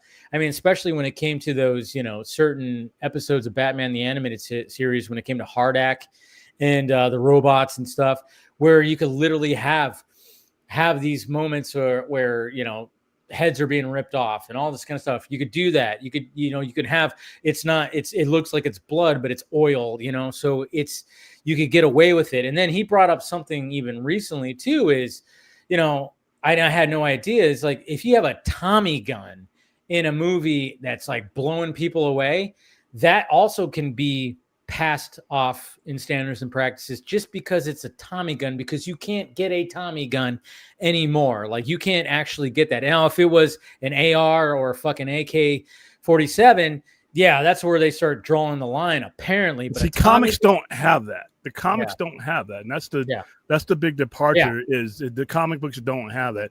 Joker can shake your hand with a buzzer and electrocute you to the meat is falling off your bone. Joker beat Jason Todd to death with a crowbar and blew him up. Crowbar. I mean, look what Joker does in The Killing Joke. So and that's where I always have, like I said, I got to be careful when it comes to interpretations, because it's interpretation and proper representation, and those aren't the same. Those aren't always the same, because of the fact that given the environment that somebody like Batman would be in, there's not going to be any holding back. The criminals in real life don't have standards and practices. So the portrayal in the comics it reflects that a little bit more than any other medium does, which is great. We got somebody else coming in right now. Phil? Hey, Phil? Phil? What's up, Phil? Hey guys, how's it going? Yep. Pretty good. How you doing, man? it's just like what I always say is like with adaptations. I'm like, look, I get that stuff sometimes has to change because it's like not everything is going to like transfer over from like one medium to another. The thing is like as long as you get the basic idea of what the story is, as long as like you get the spirit of the story, like with Hush, I'm like, okay, I may not like all the changes, but it's like I'm not gonna like throw a fit on Twitter about it. Yeah, don't throw a fit. Don't throw a fit. Not over that. Yeah, don't do that. Yeah. That's not a good idea. Yeah. How's it going, Phil, by the way? Well, I'm here. What's up with the name Pac-Man? It's a Pokemon trainer. Pokemon trainer. Okay. Yeah. I've been leaning into the Pokemon stuff because I've been playing the new game and doing a lot of competitive battling in that scene. Yeah, been fun. A lot of fun. Cool. No, but I'm just talking to Jared here. Of course, he's got the again, guys. He's got the Kickstarter that's in the chat. If you want to back it up, please do so. It's like I said, we want to support original content, guys. Athena, the goddess of thunder. So check it out and check out the little trailer right there, which has got some motion comic kind of stuff and the little voiceover thing. So pretty good stuff. So check it out. So I'll tell you a fun story about who does that voiceover. So that's Brittany. Oh yeah, I was wondering. She's my co-host, and so we were doing a stream for Halloween about what if Superman and Wonder Woman crossed over with aliens and predators. I know Superman did, but Wonder Woman did. So she has never seen any of these movies. So I'm like, okay, how do I give her a quick introduction to both franchises that doesn't require us to watch every movie? So I made her watch both Aliens versus Predator movies. So, wow. No, but here's the funny part. So I'm watching. You like this person? So I'm watching the movie. And all of a sudden, I get a DM as soon as Sana Lathan comes on. Britt turns to me and goes, "Oh, it's Beyonce Biter," and I go, "What?" And then she goes, "Apparently, Sana had been called out for actually biting Beyonce unprovoked." And I go, "What?" I go, pause. Unprovoked? What would provoke you to bite someone in a normal situation? Wow. And then, of course, as payback, she made me watch the two of the Jeepers Creepers movies, which are strange. Well, the first one's fine, but the second one and third one get a little. He's lecking a window, and I just lost it. I'm like, oh, what? It's a very. I mean, there are moments in the first Jeepers Creepers that I could appreciate, and then it does get very weird. But at the same time, I appreciate it because it's something different. Mm-hmm. I always thought like when they were driving by that house and he's like dumping the bodies down in that little cell, and then he sees them. And then, I don't know, there's something very freaky about that whole thing. Like if you're driving by that and you just see somebody that you can't even see his face, you just see a figure. And then all of a sudden that truck just starts flying at you. But yeah, there's some things in there where it's like, whoa, wow. And when he's like sniffing the clothes and then, but it was a unique kind of character and very freaky. The ending was batshit crazy. Like I actually do like the first one, but then it started going off the reservation when it came to the other ones. And but the way Britt sold it to me, she goes, "It's just R-rated man bat," and I go, "Okay, that's fine. I'll watch it." Kind of is, yeah. It kind of is. Next minute, you'll be watching Terrifier 1, 2, and 3 back to back. No. Yes, I'm not a horror movie guy. I only watch these two with her because I made her watch Aliens versus Predator. Okay, both of them, mind you. Oof. Wow. Oh man, and that's the coolest thing about Badlands is that it goes a long way to for me erasing AVP and Rec Room's one of the worst movies I've ever seen.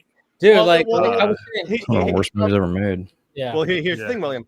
Can you see anything in that damn movie? It's all freaking dark. Yeah, it's very dark. What, a Rec Room? I saw it at Drive-In.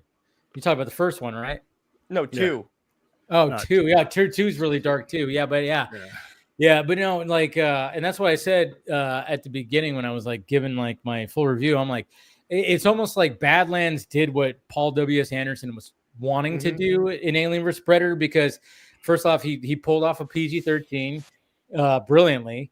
and then of course having a team up with a predator and essentially a female, but of course obviously it's a synthetic, but at the same time it's like that ridiculousness that happened in Alien vs Predator when the main character, after when they're gonna take on the freaking queen or whatever the hell, and he like marks her face with like an ancient, like one of the clans like thing, and then they start running towards. I was like, I remember just going, what am I watching right now? This is so ridiculous. She's an archaeologist, person, and she's gonna go take on with a fucking I was like, wow. But when it came to this one, it was almost like, okay, it's a PG-13 movie. He's teamed up with a female, but it's obviously a synthetic. It was like, oh yeah, like Trachtenberg pulled off what Paul W.S. Anderson wished he pulled off with Alien versus Predator, and they try to get away with the whole thing with, which I can understand again, because you get away with it. Even with an Alien versus Predator, it's like, well, it's both of them. It's not human blood. They could have a whole movie with just them and have something, but that didn't work. There was humans in that movie that were still getting the face huggers, that were still getting off, and it was still ridiculous. Like chest burst and all that stuff. It's like, here's the thing. It's like there are certain movies that I think only work if in most scenarios if they're R-rated. Like, I got news for you. Any of those Venom movies should have been R-rated. One of them should have been R-rated with that character. It's like, look, the best Wolverine movie is the one that's R-rated where he's like an old man cutting people up. That's no accident. That's some true. Characters, like a Predator. Now, again, in this one, I haven't seen it yet, but I understand the premise. It's like if it's on an alien planet chopping up things like aliens and like cyborgs, that's fine because you can get gory with that without getting the R-rated, which I always felt was a kind of an arbitrary rule because I'm like, well, it's a fraud. Fraud's the perfect word for it. Because I'm like, so white milk is okay, but red liquid is not. Blood, yeah, exactly. When we did the survey after, because when we do it on Tuesday, they all come out and you ask people questions about the movies. That was probably one of the biggest complaints that we had from people who did bring their families, not little kids, but families to a movie. It didn't kill it from them. But when one lady watched it, that was PG-13. There were a lot of people that thought that if that wasn't a PG-13 movie, that was excessively, they said it was consistent with Predator, but then you might as well just made it R, because an R rating is, for the most part, is consistent with Predator. Yeah, that's why these ratings. I mean, I know, William, you always said the PG-13 rating. It's a sham. It's a scam. It's a sham. It's always been like. Here's the thing, and Talati and I know this because it's a similar thing with like gaming. Because like you'll have a game like Halo that for the longest time has been R-rated, and then the one game where they have it be T-rated, it has the same amount of blood, same amount of violence, same amount of everything. So I'm like, what's the difference? What I don't understand this. You still shoot people and blood comes out. What is the difference here? Gaming is different to movies though. So yeah. No, but I understand that, but it's just like it's more talking about the arbitrary nature of game rating as well. Well, it's societal fraud because back when it first came out in 1984, 1985, when you had Flamingo Kid, I think, and then you had Red Dawn was actually the first movie to make it in there. You have to look at the society that they were able to defraud you with this rating. You did not have certain things happening in everyday society. Now, us kids, unless you lived in certain cities, weren't exposed to a lot of stuff. Nowadays, it's to the point where the rating system is a joke because cussing? Your kid hasn't never heard cuss words before. Your kid doesn't know what that. I know. A lot of these kids, have grown up in an era of school shootings, and they're playing much more violent video games than anything we've ever had as kids. So it's a societal fraud. It's like, what is the parental guidance? See, when we were seeing, Halloween, John Carpenter movies when I was 6, 7, 8 years old, because he put it to us in context and said, this is a movie. This is fake. This is what you do. And to me, that's the parental guidance because he guided me not to become a fucking psychopath that does what I saw in movies. PG was supposed to be parental guidance. And it was kind of funny. It was like, and I remember even because I was hanging out with my dad last night when we watched Predator Badlands, and we were kind of talking about, things because, it was kind of cool because he's the one that showed me Predator when I was like 7, I don't know, but at the same time, it was like, it's always one of those, what is parental guidance? Hey, you're gonna watch this movie. There's gonna be some bad language. You can't say these words and these words and that word and that word, and then it's fake. This is fake. It's not real. But I remember specifically when I watched Terminator 2: Judgment Day, and then when during the nuclear scene, I went, oh yeah, that can't happen, right? And my dad had to break it to me, like, well, and I remember that scared the fucking shit out of me. I was like, wait, because I'm sitting here going, movies are fake, and then I'm, all of a sudden nuclear Armageddon is real, Dave. Yeah, he had to break it to me that, well, that actually can happen. And I remember, I think I had nightmares for like you saw it after the Cold War, though. Yeah, I mean, it came out at the end of the Cold War. But see, that's the thing. I was young. You were much younger. I saw it in Terminator movies. Were from 1950s to all the way in the mid 80s. Yeah. Pretty much every science fiction type horror movie like that was based on the fear of radiation and nuclear. From the Day the Earth Stood Still, both Thing movies, all these things are based on these type of fears. So, and I grew up on an Air Force base that in every Air Force base in America is going to be a target if the Russians at that time wanted to hit us. So we were doing those stupid drills that weren't going to work, by the way. They tell you these films up until like the 80s. If you see the flash, first of all, if you see the flash, it's over. And there is no turning and kneeling away from the blast. Take cover under a desk. Dead. Yeah, let's go under a desk and that'll be safe. If you can see that, it's over. First of all, you're probably blind, but it's over. But we grew up with that madness. It was like, but yeah, the nuclear Holocaust could happen, man. Yeah, I can't even imagine that. But we got somebody else joining right now. Hey, Christopher, what you up to? What's up, Chris? How y'all doing? Yeah, good to see you. Every time. Somebody gets a laugh with that drop. I mean, both drops, both your and Phil's drops. The Phil one's not as creepy, but his one. Yeah, I know, and I feel kind of bad that I found that one, but at the same time, it gets such a laugh. Yeah. I mean, if you don't find it creepy, then you're part of the problem. Yes, exactly. Probably, and it has and remember, it's him saying Christopher. Yes, it's not Christopher saying no. Chris that. Yeah, so but anyways, what's up? What's up, Chris? Not much. I can't stick around too long tonight. I got a very busy day tomorrow, but I want to stop on by and hang out with all my friends. Yeah, man. Meet Jared. Jared, Jared. Chris, nice to meet you. Jared. Congrats on the Kickstarter. Thank you very much. Yeah. So, Chris, now that you're here, talk a little bit about what's happening tomorrow. Yeah, we've got the Geekverse 24-hour charity stream. All proceeds are going to benefit the BC Children's Hospital. This will be the 9th year Geekverse has done this, and if I remember correctly, I think if we raised around $1,500 more, the Geekverse has done this, like I said, for 9 years. It'll be a total of $20,000 going to benefit the BC Children's Hospital. So definitely check that out. Travis, all the guys from Geekverse will be tweeting out the links. It starts at 10 a.m. Pacific Standard Time, going 24 hours. They'll do it in shifts and things like that. Dave, William, and I are involved in the trivia battle that starts at 5 p.m. Pacific Standard Time, but they've got an 18-game gauntlet match going on for all they've done all the video games and everything that they're pulling and everything like that. So it's going to be a lot of fun. So but yeah, definitely check that out. Even if you can give whatever, give even $1. But if you can't give anything, times are tough. We get that. But if you can even just retweet and share the link out, it's going to be a lot of fun. I have a question. What if we're not on Twitter? If you're not on Twitter, then I will be gladly posting that on Blue Sky and all the other socials. Okay, cool. We'll post that. Let me know. But if you just simply make it even simpler for you, Phil, just look up Geekverse Podcast YouTube channel. Why are you going to make me jump through extra hoops when I can just look at your threads page? There you go. I can do that too. Nah. But yeah, so it's going to be a lot of fun. Yeah. What time is the trivia battle again tomorrow? 5 p.m. Pacific Standard Time. It's 5 our time, Dave. Yeah, 5. Okay. Your time. Yeah. not Talati. Not Talati. Talati. Yeah. No. Yeah, Talati's he's like in the future. Yeah, he is. Yeah. He's in the future. Don't tell us what happens.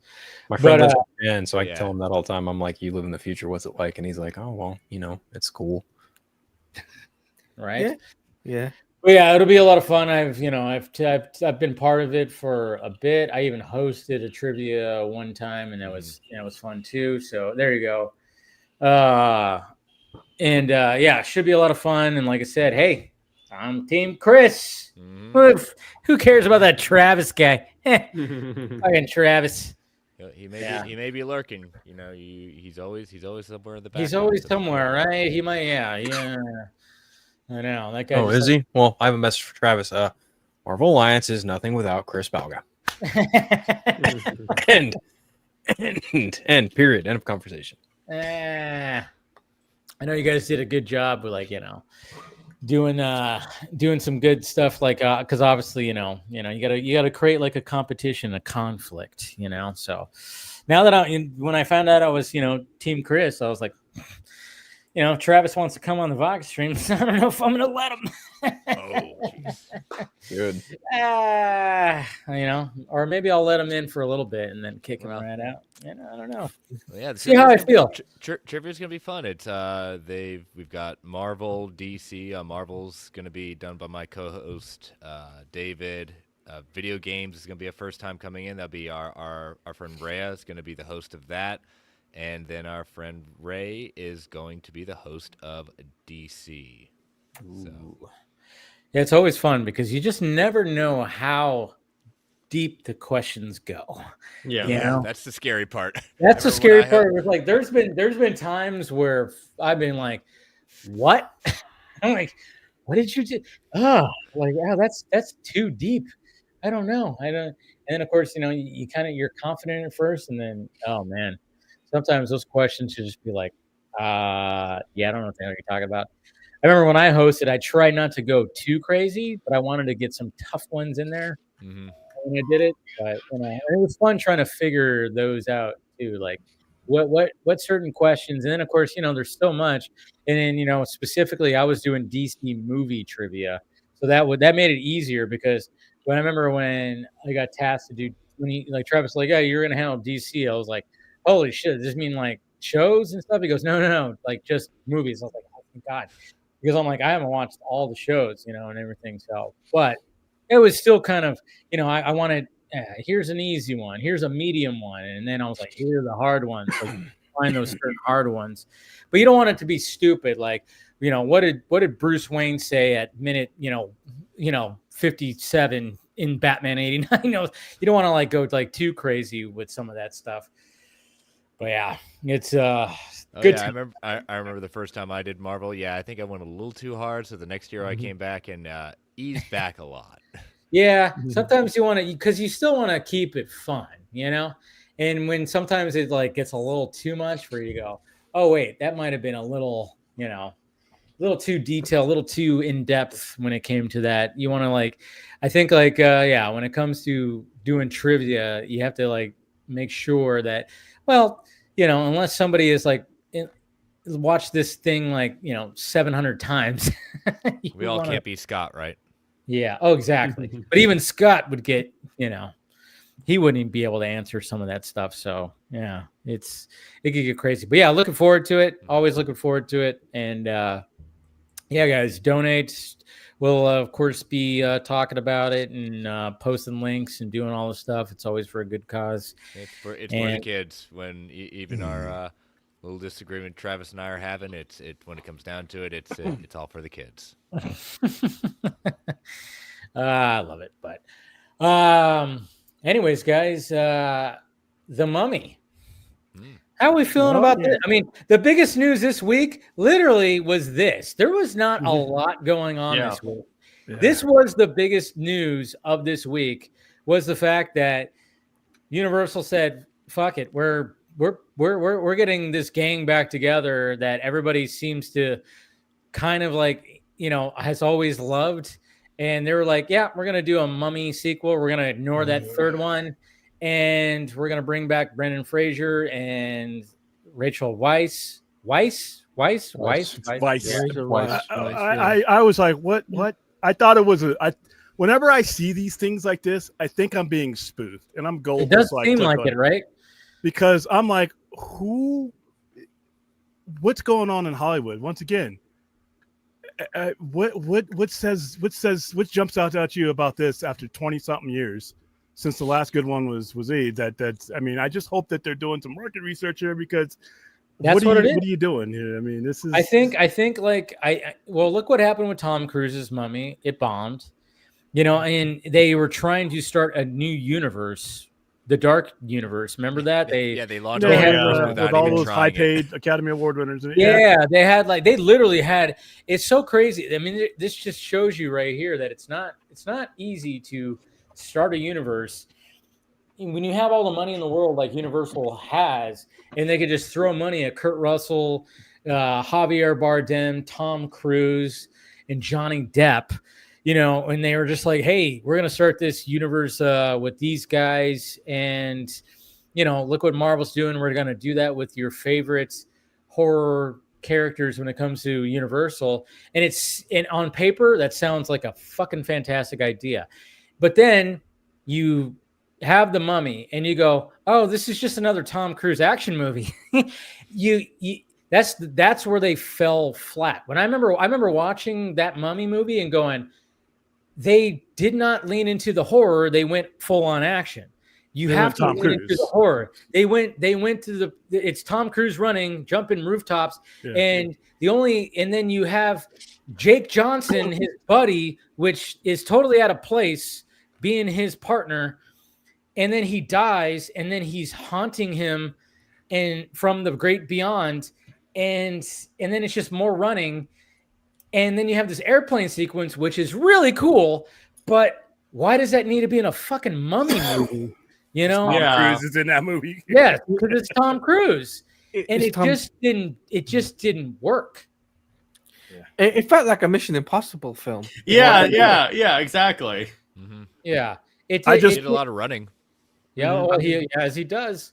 I just worry about nostalgia over comics. That's what it is. That's exactly what it is. And like I said, nostalgia is if you do it right. I've always said it's like a bomb. If you pull the right wires, everybody lives. But if you pull the wrong one, we all die. And I'm wondering. It's like when they're making these movies and when they're saying yes to these movies. Here's my theory. Where's the pitch meeting? What's going on with? William's not wrong. You have two examples right there in your face: Spider-Man: No Way Home and The Flash. Mm-hmm. Yeah, it's true. But my theory is they just wrapped up. They have a Mummy movie that they were trying to make with what's his name, and they apparently are going to be renaming it the Resurrected or whatever the hell. And from test screenings, apparently they are really negative. I don't know if this is all true. Again, this is all Twitter stuff. Yeah. And plus, test screenings are about as worth as much as used toilet paper. Exactly. For the third time. But people are given details, and apparently they were trying to make like a mimic, like Evil Dead type of movie. But see, the thing is like, okay, so you have these characters, these universal horror characters, classic characters, and obviously we've seen them in different, it seems like every decade there's always like something where you're going to have some kind of movie, like the League of Extraordinary Gentlemen. They tried, didn't quite work. The Mummy movie worked. Mummy Returns also worked. The third Mummy movie did not work, which a lot of people, which should have worked because it had, they just were trying something different with Jet Li and Michelle Yeoh. They're trying to do like something different, and it just didn't quite work. But then that's kind of funny because when you watch The Mummy and The Mummy Returns, the formula is like almost exactly the same. It's like there's a lot of similarities except for, a couple tweak changes, but at the same time, it's still structured almost the same. But the first Mummy movie with Brendan Fraser is it's just a great movie. Van Helsing didn't quite land. That was also Stephen Sommers who did the Mummy movies. It was like they always have tried to do something with these characters. Every decade they try to do it. So then we get to modern day. Invisible Man, Lee Whannell modernizes the Invisible Man. It works 100%. I watched that movie a couple months ago. I think it's a great movie with the Invisible Man because it's modern technology. It has to do with a toxic relationship and stuff like that. They modernized it. It fucking works. Wolfman, when I watched that, I appreciated what he was going for, but I can understand why people didn't like it. For me. Yeah, see, a lot of people, it didn't work. I understand, like, oh, he tried to modernize it and try to do this thing where it was an infection and it was like a kind of, and I appreciated what he was going for, and it didn't work. And I think they already had this Mummy movie that was kind of in the same vein. And apparently that's probably not going to, and they're already going, fuck, this is not going to work either. So I think they kind of went, well, everybody keeps on, if you look online, and I've seen it too, where people have said it so many times. I've seen it, like when you said, William, like they did some research. I've seen it on my timeline where people are going, you know, especially after The Whale came out, when we were having this Brendan Fraser renaissance that was happening, people were going, yeah, there we go. And people were saying like, hey man, they should do like a legacy Mummy sequel and blah, blah, blah. And that's actually been talked about. And I think they finally went, fuck it, we're going back to that. And again, you're right. It could just blow up in their face if they do it wrong. How much of this, when some of these things don't do well, is the fact that they've ran their course? Yeah. It's like, do you go back into your closet looking for your clothes that you wore in junior high? No. Sometimes things have a time and a place, and they run their course. Like still fit. Okay. Yeah, but William, that's it. You know, I understand where you're coming from, but at the same time, like, look at what happened with Top Gun Maverick. Look at what happened with Ghostbusters Afterlife. For every one of those, there's 8 or 9 that don't, though. Not everybody. I hear you. Top Gun is not everything. It's not a good. I hear you, but at the same time, like, I feel like something like a Mummy 4 with Brendan Fraser and Rachel Weisz coming back, and I think I even just saw today that the guy playing the brothers even like, yeah, I'm coming back too. So they're serious. They're amping to make this movie. I don't think they wouldn't make it if they didn't have a fucking good idea. Number one. Number two, Brendan Fraser is where he is right now because of The Whale and because of like it just his comeback. So why the fuck not capitalize off of that? I wish them well, but strike while the iron is hot, my friend. But strike while the iron. It is. You know how many times I've heard growing up since that third Mummy movie, like, damn, I wish Brendan Fraser and Rachel Weisz would come back and do another one. Yeah, that was like the people who told me, well, Keaton's in the Flash. That's why I'm going. Batman that weren't even fucking alive for that Batman. And that, yeah, but to Dave's point, it's just but again, to Dave's point, that first movie is a great movie. Michael Keaton as Batman is just like, he's good as Batman. That movie has not aged well. Clearly, based on what happened with the Flash. You know who showed up to watch the Flash? Let me tell you, Michael Keaton Batman fans. It was the only people who probably showed up to watch the Flash outside of maybe anyone who didn't get into a free screen. I don't know about all that, but okay. There's a number of reasons why that movie failed. It's a different beast too because that's DC, you know.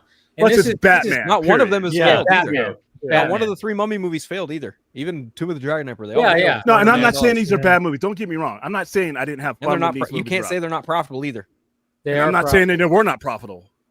But, okay, I don't have a time machine if I'm investing into these movies. I can't spend $19.99 money in 2025. You got to be careful there.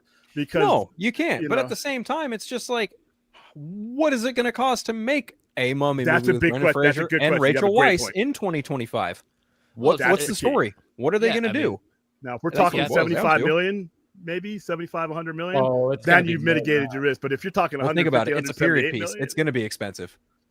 Yeah, it's gonna be It's like gonna be well expensive. It's gonna be 150 to 200. It's gonna be a fraction of what it costs to make Indiana Jones, but it's still gonna be in like a, Jurassic World Rebirth ballpark. It's gonna be somewhere upwards of $200 million. 150, 160.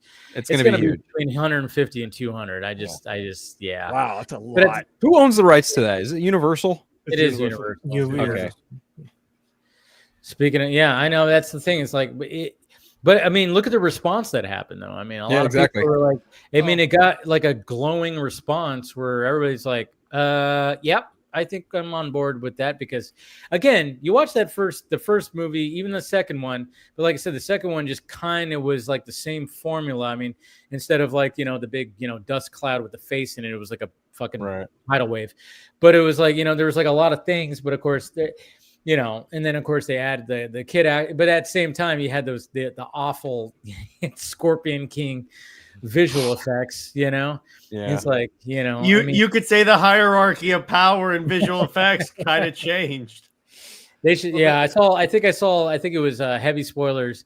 he posted on Twitter. He's all, just bring back the Scorpion King and keep the same visual effects just for the fucking nostalgia. And I was like, yeah, that'd be funny. That'd be hilarious.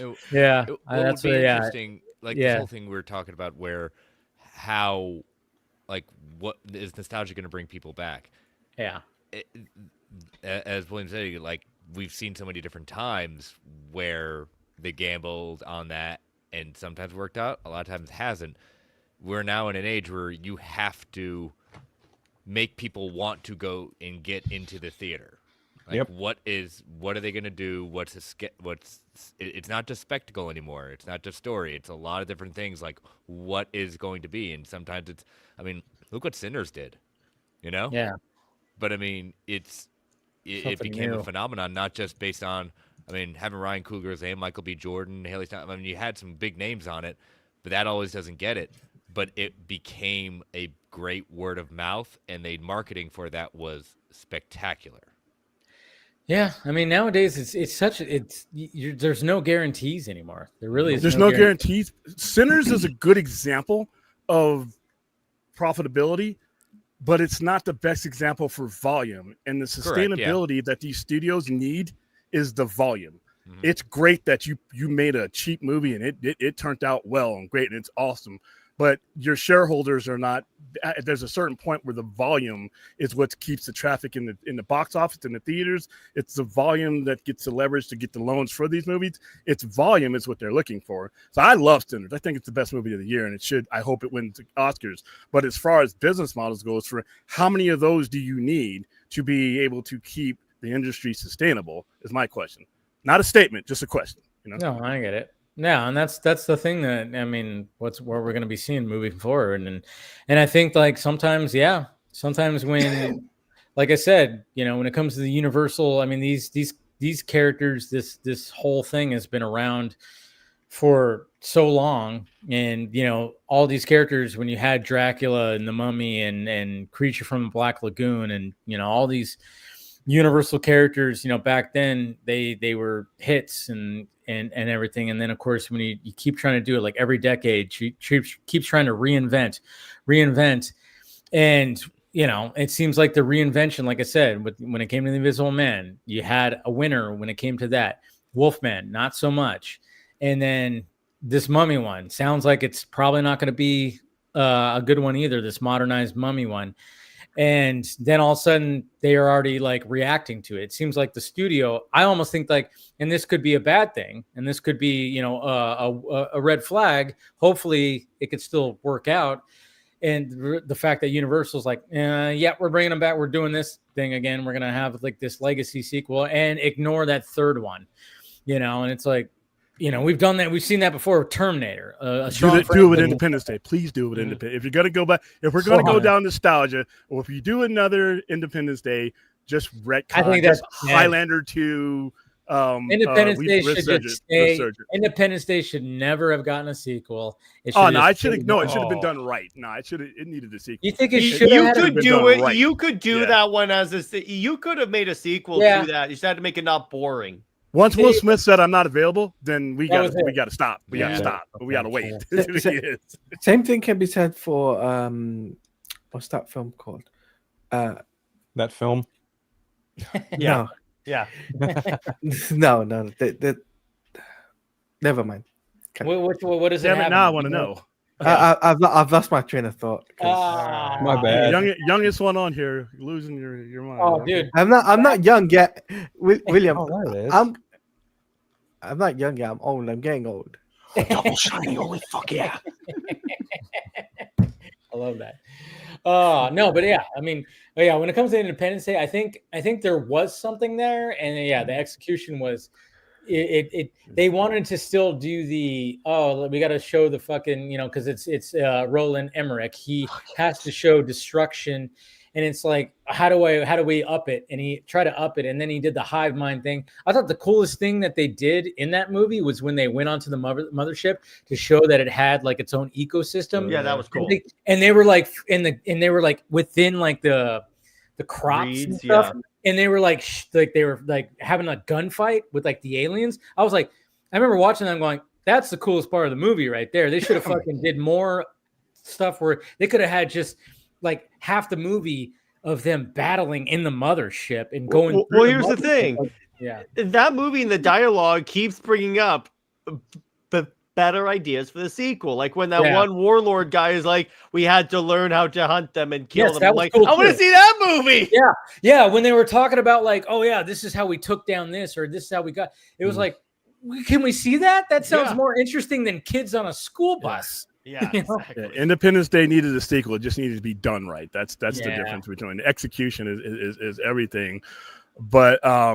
But even then, when you're talking about like, that's one of those Top Gun Maverick type of thing, because Independence Day and Maverick, those are things that are culturally interwoven within pop culture and modern society, whether you were there or not. There's a lot of those things that resonate. Not everything that Hollywood wants to dig back up does, though. That's the only thing. And I guess you could mitigate those risks if you're not spending buku bucks on it.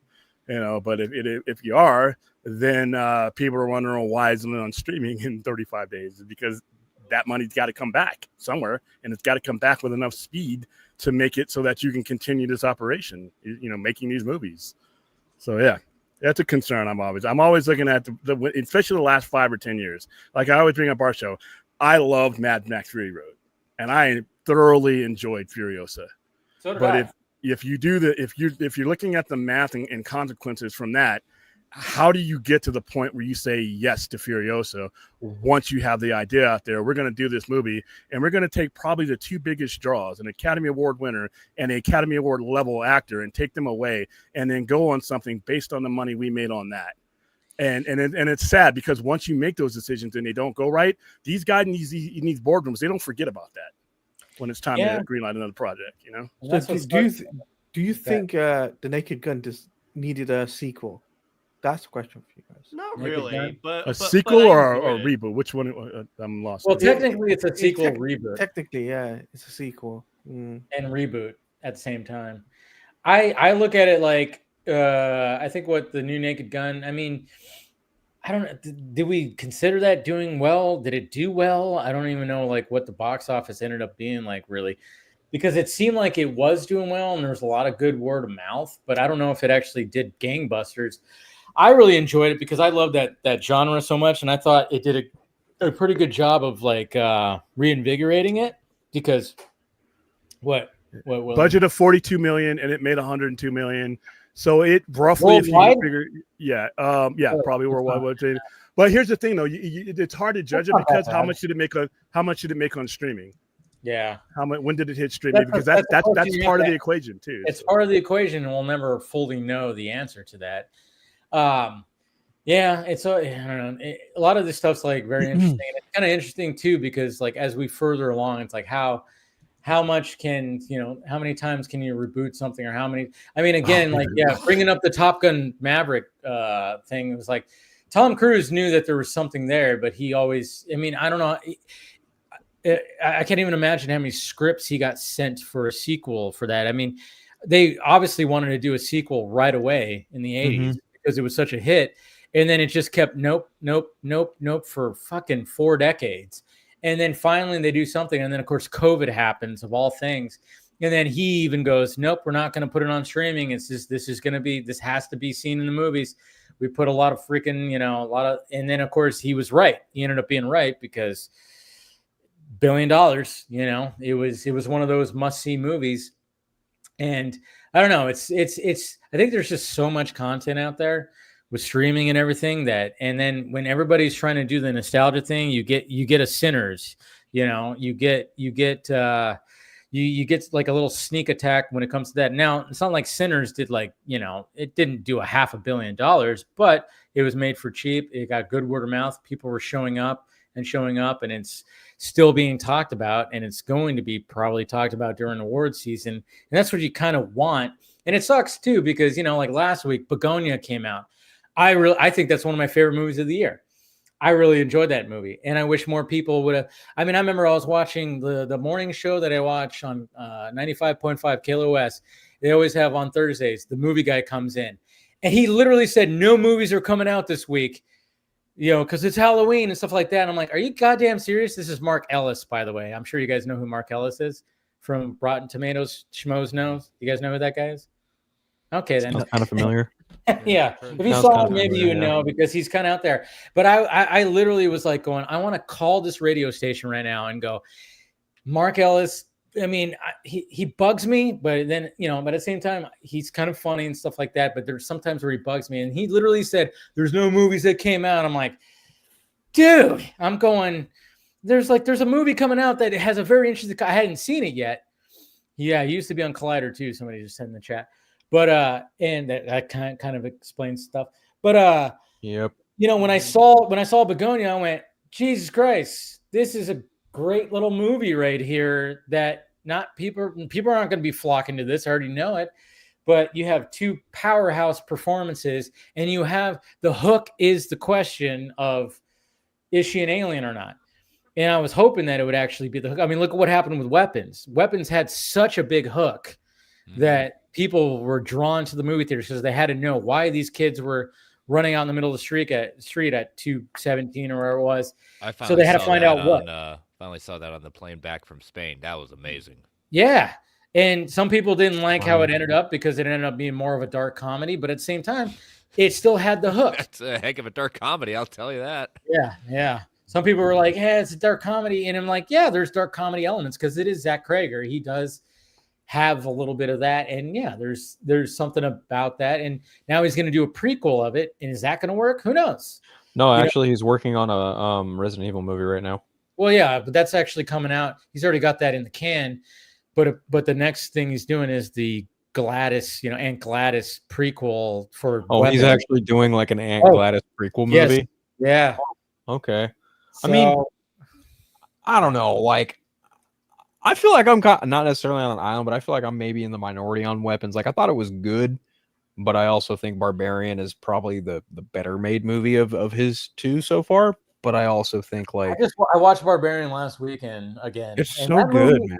That movie is so interesting because like the first act is the hook and what you really only saw in the trailer in the marketing, which was these two at this Airbnb, and then some weird shit's going on, and then the hook was, and I think this is what Zach Krager is really good at, is developing a good hook for a movie. Yes.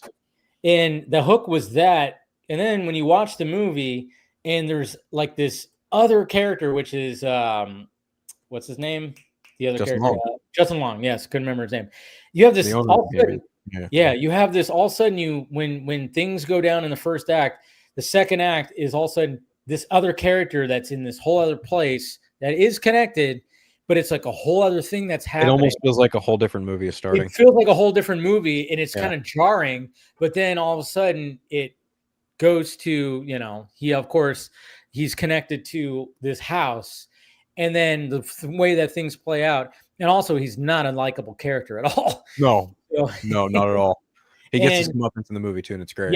Yes. So like Zach Krager, that's why I totally see what you're saying, and I can actually maybe even agree with that Barbarian might be after watching it again, I'm like, I was looking at how beautifully crafted that movie is, where that first act is like its own thing, and then all of a sudden the second act just goes, wait a minute, what the hell's going on? And then it leads back to that, and then the third act just is all about, and then all of a sudden you get this flashback thing, and you go, what the fuck? And I'm sitting there going, wait a minute. And there's a lot more meat on that bone, which I think Zach Krager's even said that he wants to explore that world even more because he left a lot of things open.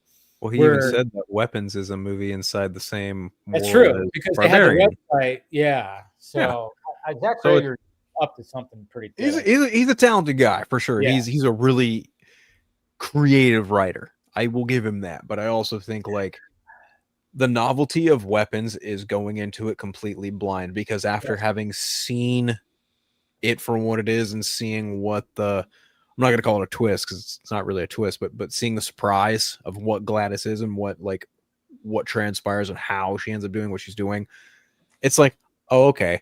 Like I've seen this in other things, but I'm not going to say like you did it better or worse. I'm just going to, where I'm coming from is like, okay, I've seen this before, but you had me go, okay, you had me intrigued. What is your movie about? And ultimately you won. You got me to see the movie.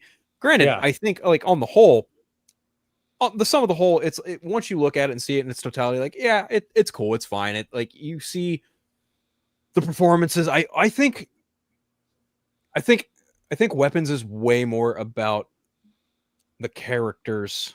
Yeah. So much more about the characters than it is about like, what's going on in the world, where I think Barbarian is a little bit more about like what led to this family. And like, I want to know more about that world as opposed to like with Weapons. It's like, I want to know more about that character. And and I think about that from that perspective. I'm like, I just don't know that I really give that much of a shit. Like her shtick was in the movie. We saw what she did. And it's like, I don't know that I want to explore that anymore. But Gladys on Gladys. Yes, exactly. Yeah. Like, see, that's the thing. But at the same time, I'm just like wondering, like, okay, if he has a good idea and if he's going to keep like, but it could fall flat on his face. It could be a Furiosa thing, sure, where it just doesn't have the oomph, and you already established this, and then all of a sudden you're trying to capitalize on it. It could fall flat on his face. Who knows? I mean, Zach Krager, he's got 2 winners, and now he's got this Resident Evil movie, which is going to be, his whole hook is like, oh, it's not. It takes place in the world. It's not necessary. You're not going to have, and that could fall flat on its face too. The fact that there's not the characters of the game, where people like diehard fans of the game are going to show up and be like, wait a minute, this is not what I fucking thought it was going to be. Well, that's an interesting conversation to have, because when you talk about video game adaptations of any kind, it's a gray area, no matter what. It totally is. Yeah. Because it depends on what property you're talking about. And what do we, the fans and consumers, feel would be necessary to adapt? And I think everyone has kind of a different idea of what a good Resident Evil film looks like, especially amongst the Resident Evil community. The Resident Evil community is like so chaotic because everyone has a different favorite character, a favorite game. Like it's almost like Legend of Zelda, where you're not going to be able to make everyone happy. Oh God. So I think at the very least, whatever Zach Krager does with Resident Evil can't be any worse than anything that's been put on Netflix. Like you said, he's got an interesting kind of hook. So whatever he came up with, I don't know. I'm really hoping that this isn't just like a, he's doing one for the studio type of thing. I really hope you kind of worry about that. I really hope this isn't one of those things. One for them, one for them, one for me. I'm 0 for 2 with that guy. So his third one for me will be at the magic of this. Fair enough. They were not bad movies. Do not get me wrong. I left both of his movies unfulfilled, especially Barbarian. Barbarian really pissed me off. The last 15 minutes of Barbarian fucks that whole movie up for me. Really? It really makes it hard for me to look at because I'm all in it. I'm like intense. I'm like, okay, here we go. And I'm looking at my clock, like, and then he Jordan Peeled me. He basically said, enjoy the plane ride. I'm jumping out in the parachute. That's the thing. It's like it doesn't stick the landing. I mean, that's what I saw from people when it came to Weapons, where they're like they didn't like the ending. I loved it because it was like he's gonna go full batshit, and he did. And I was like, oh, I appreciate this. I appreciate just that, because I'm like, I don't know where else you go when it comes to something like this. I'm like, you know what? You hooked. You got us in here, and I'm along for the ride. And I already knew after watching Barbarian, there's going to be some kind of fucking crazy ending with this. And sure enough, it was more bonkers than I thought it was going to be. And I was what's on Gladys enters the movie for me? It's over with. It's like when you watch Scooby-Doo and they pull the mask off after the beginning credits. I'm like, okay, well, fuck.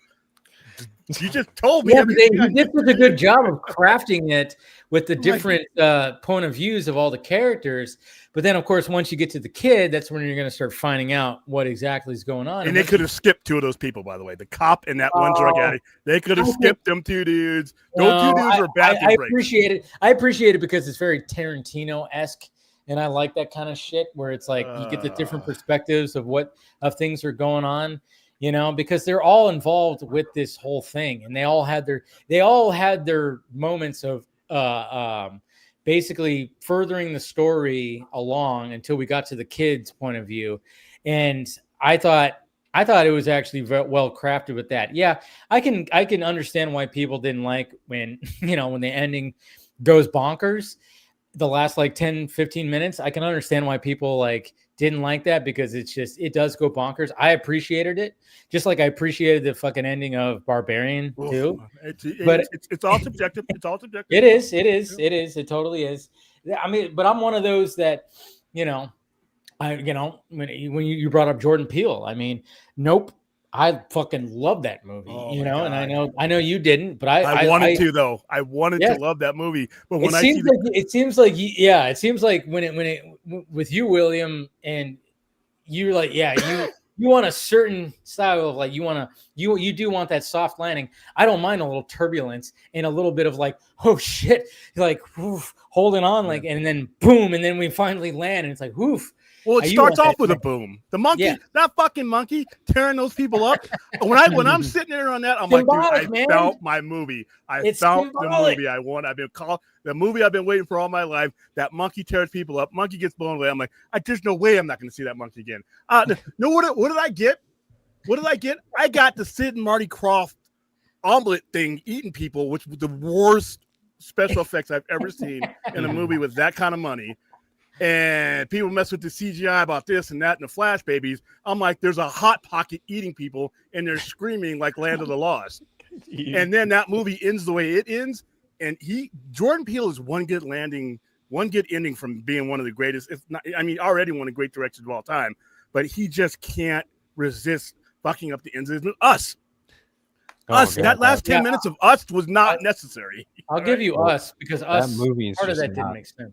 That movie's just not a good movie. Us was one of those where it was like, oh, I see what you're doing here. But then all of a sudden when it started, when the ending, and I'm like going, what? This doesn't make any fucking sense. Like it just started like not making sense to a point. I get the whole, the switcheroo thing, spoiler alert. Oh, sure. Yeah. But that was kind of cool. But at the same time, there was all this stuff where I'm like, all of a sudden you just start going, wait, this is just I didn't need to know why. Yeah. I didn't need to know why. The switcheroo didn't work for me because it led to the why that I didn't need. I didn't need it. There's people getting cut and gutting. They're your doppelgangers. That's the basis of your horror. Horror is not always a science that I need dissected like the frog in anatomy. Sometimes things are just you know what I mean? Okay. Here's a good example because I just read today, and who knows if it's true because, again, Scooper madness. I don't know if you guys saw this. I don't even know which Scooper. It might have been fucking no, it wasn't. It thankfully was not the guy that I will never report any of his stuff. Of course, Phil knows who this is. It's Phil's sworn enemy and or best friend at times. You know he's going to blurt it out. Just say it's a rat face. It's a rat face, Phil. I don't need to say shit. Yeah. No, but I'm just saying, I don't know who. I think it might have been Dana RPK. I don't know who it was, but actually, I don't think it was a scooper. It might have actually been an actual quote from John Carpenter. But they were saying that John Carpenter was working on a sequel to The Thing, and then he said like, apparently the quote was like, "Yeah, we'll see." And I'm like, well, that's not exactly confirmation. He's not young either. If he's fucking he's not young. Do it. Yeah, if he says we'll see that and then I brought up the fact, I'm like, okay, if you're gonna do a sequel to The Thing, I'm like, I don't need to know when you watch the ending of The Thing, I don't need to know if McGreedy or Childs is the Thing. The fact of the matter is we don't know who the creature is. We do. We actually do. We actually know. Oh, what the fuck? You're gonna what? How? No, neither one of them are. Neither one of them are. Remember, if you watch The Thing, it maintained that form when it was outnumbered. If it's just one human and one thing, the thing no longer has to conceal itself. It's just going to basically consume the other one. It's consistent with the movie. If one of them is a human, then the thing is going to do it did every single time. It had either an advantage or that it was cornered, and it's going to absorb that person. But what if I don't know. But I just always like. He's got a point. You do have a point. I'm not. I didn't really consider that all this time because I love that movie so much. I did not even consider it. But I always like the open movie ever made. I love that movie, and I love the fact that it. And but see, that's what's kind of cool because, and then I feel that if he does a sequel, and then okay, so if there's a sequel, that means the thing has to be somewhere still present. So then he's going to have to assign like one of the characters had to be the thing. And it's like, and then then at the same time, if he does a crafty little thing, now you're making me think now, if it's like there's some creature, there's like a polar bear or something like that maybe it attached to, and it's not Childs or McGreedy, and then you can bring back Keith David and Russell Crowe, which is who both did Russell Crowe. No, Keith David and Kurt Russell. Russell Crowe would be a cool addition. I mean, I'm not saying, but no, if he does a sequel, they should both be there, because remember, a drop of blood. Remember the blood test? Yes. A drop of blood. There's no way that they got rid of every fragment of that monster. There's just no way. Okay. That monster got away. This is why I appreciate these conversations, because I didn't consider little aspects like that. And maybe if he is in fact going to be doing a sequel, maybe he's considering these things. Because like when I posted that, some people were like, well, it could just be a whole other tale. I'm like, no, you can't do a whole other tale. You have to bring, if you're gonna do a sequel, I want to see Keith David and fucking Kurt Russell. Bring him in too. Bring him in. Yeah, bring in Russell Crowe. He could be his brother. Yeah. No, but I'm just saying, like, if you're gonna do, I mean, Kurt Russell has to be there. I mean, him and John Carpenter. I mean, let's face it. If he's gonna do a sequel, you're gonna have. But I'm like, how do you do it? Fucking 45 years later. Well, you'd have to de-age him, and people will have a fit about that. If you're gonna do it, but at the same time, but you're gonna have to maybe there's gonna be like a whole thing where like it's modern day, and then all of a sudden the creature has been, in hibernation again, and then something happens where both of them are back. But it seems like if Kurt Russell and Keith David are down for it, they gotta come back. They gotta come back for it. They're both immortal. They're both immortal. They don't age like dude. They don't. Keith David was in a Stuckman's movie, Shelby Oaks. And I was like, Jesus Christ, this guy just looks the fucking same. And he sounds his voice sounds the same. Sounds the same too, man. Yeah, and Kurt Russell, I mean, he's aged, but he still looks good, for his age. What they could do, because they're both in this, what they could do is they both, since they both sat there and didn't turn into the thing, because neither one was the thing, they figured it was that they tried to report it, nobody believed them, or they got hidden, and then somebody else, as it does in any horror movie, has to go back to that place and dig. And that's what's going to happen, and then it'll spread wild. Like in the comic books, it spread throughout the planet. It spread throughout the planet. So and I know they did a prequel. The prequel I didn't really like all that much because there was too much computer generated effects. One of the things about the thing is the fact the practical effects are just so goddamn good. Well, originally it was supposed to have all practical effects. It's just when the studio saw it, they didn't think it looked scary. Oh God! I'm for both. Practical effects where they are practical, but there are some scenes. Both. That one scene in the plane where that one guy splits open, you couldn't do that with practical effects. But not put it where it needs to be, But in those kind of like situations, do it, and then make sure it looks good. It's like, make sure like if you're gonna have certain spots, make sure it looks freaking good. And the prequel, it wasn't like terrible. I mean, but it still was it was similar. And what I thought was the best part of it was the end when the dog escapes, and then all of a sudden you hear the John Carpenter boom boom, the bass boom boom, and then all of a sudden you're seeing like the helicopter, and it's like literally leading into the opening of the original movie. I was like, oh my God. This is the best part of the whole thing. One of the worst marketing. We were part of this marketing in 2011. One of the absolute worst marketed movies ever. Really? Yeah. One of the absolute worst marketing. We were when our conference call. I'm like, okay, how many people that I have coming to this movie thinking that this is a remake. They really should have done it better. Yeah. They didn't say anything. There was no other part of the title. Ding 2 or something like that. They thought it was a remake. There was no subtitle. They didn't put like some kind of like the thing, You know, It should have said before the thing or the first something creative. You got people who making hundreds of thousands of dollars a year to be creative. The that are smarter than me. pre-thing. Something, but that was what killed that movie is because people thought it was the people thought it was it should have been called Who Goes There. What it should have been called, which was the original novella. It should have been called Who Goes There or something like that. But that was the hardest part. I had people who turned down free movie tickets to go see that because they're like, "Oh, I'm not big into remakes." John Carpenter, and I'm like, "No, it's not a remake." And if I have to spend that time telling you that, then that means a lot of people most people that I'm never going to talk to or reach are going to think that same thing. It should have been like before the thing, or I don't know, the thing pre. I know, yeah. It was kind of weird because I remember it was still just called The Thing, and it was like confusing. I knew it was a prequel. And the logo was the exact same thing, but it was modernized. It was modernized. It was ridiculous. That's like a DVD release. So what's up, y'all?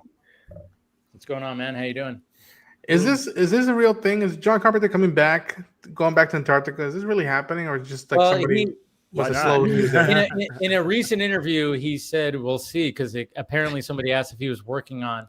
There was a discussion that he's working on a sequel to The Thing. It probably isn't going to happen. When they say "we'll see," it just sends everyone into a darn tizzy and just assume everything. Man. Well, use some of that Halloween kills and ends energy that should not have been expended and make a movie that I can actually watch. The Thing is so perfect. That movie is like, come on, man. Really good. So The Thing is just it's a perfect fucking horror movie. I mean, and rewatchable, even though rewatchable. I just watched it last week.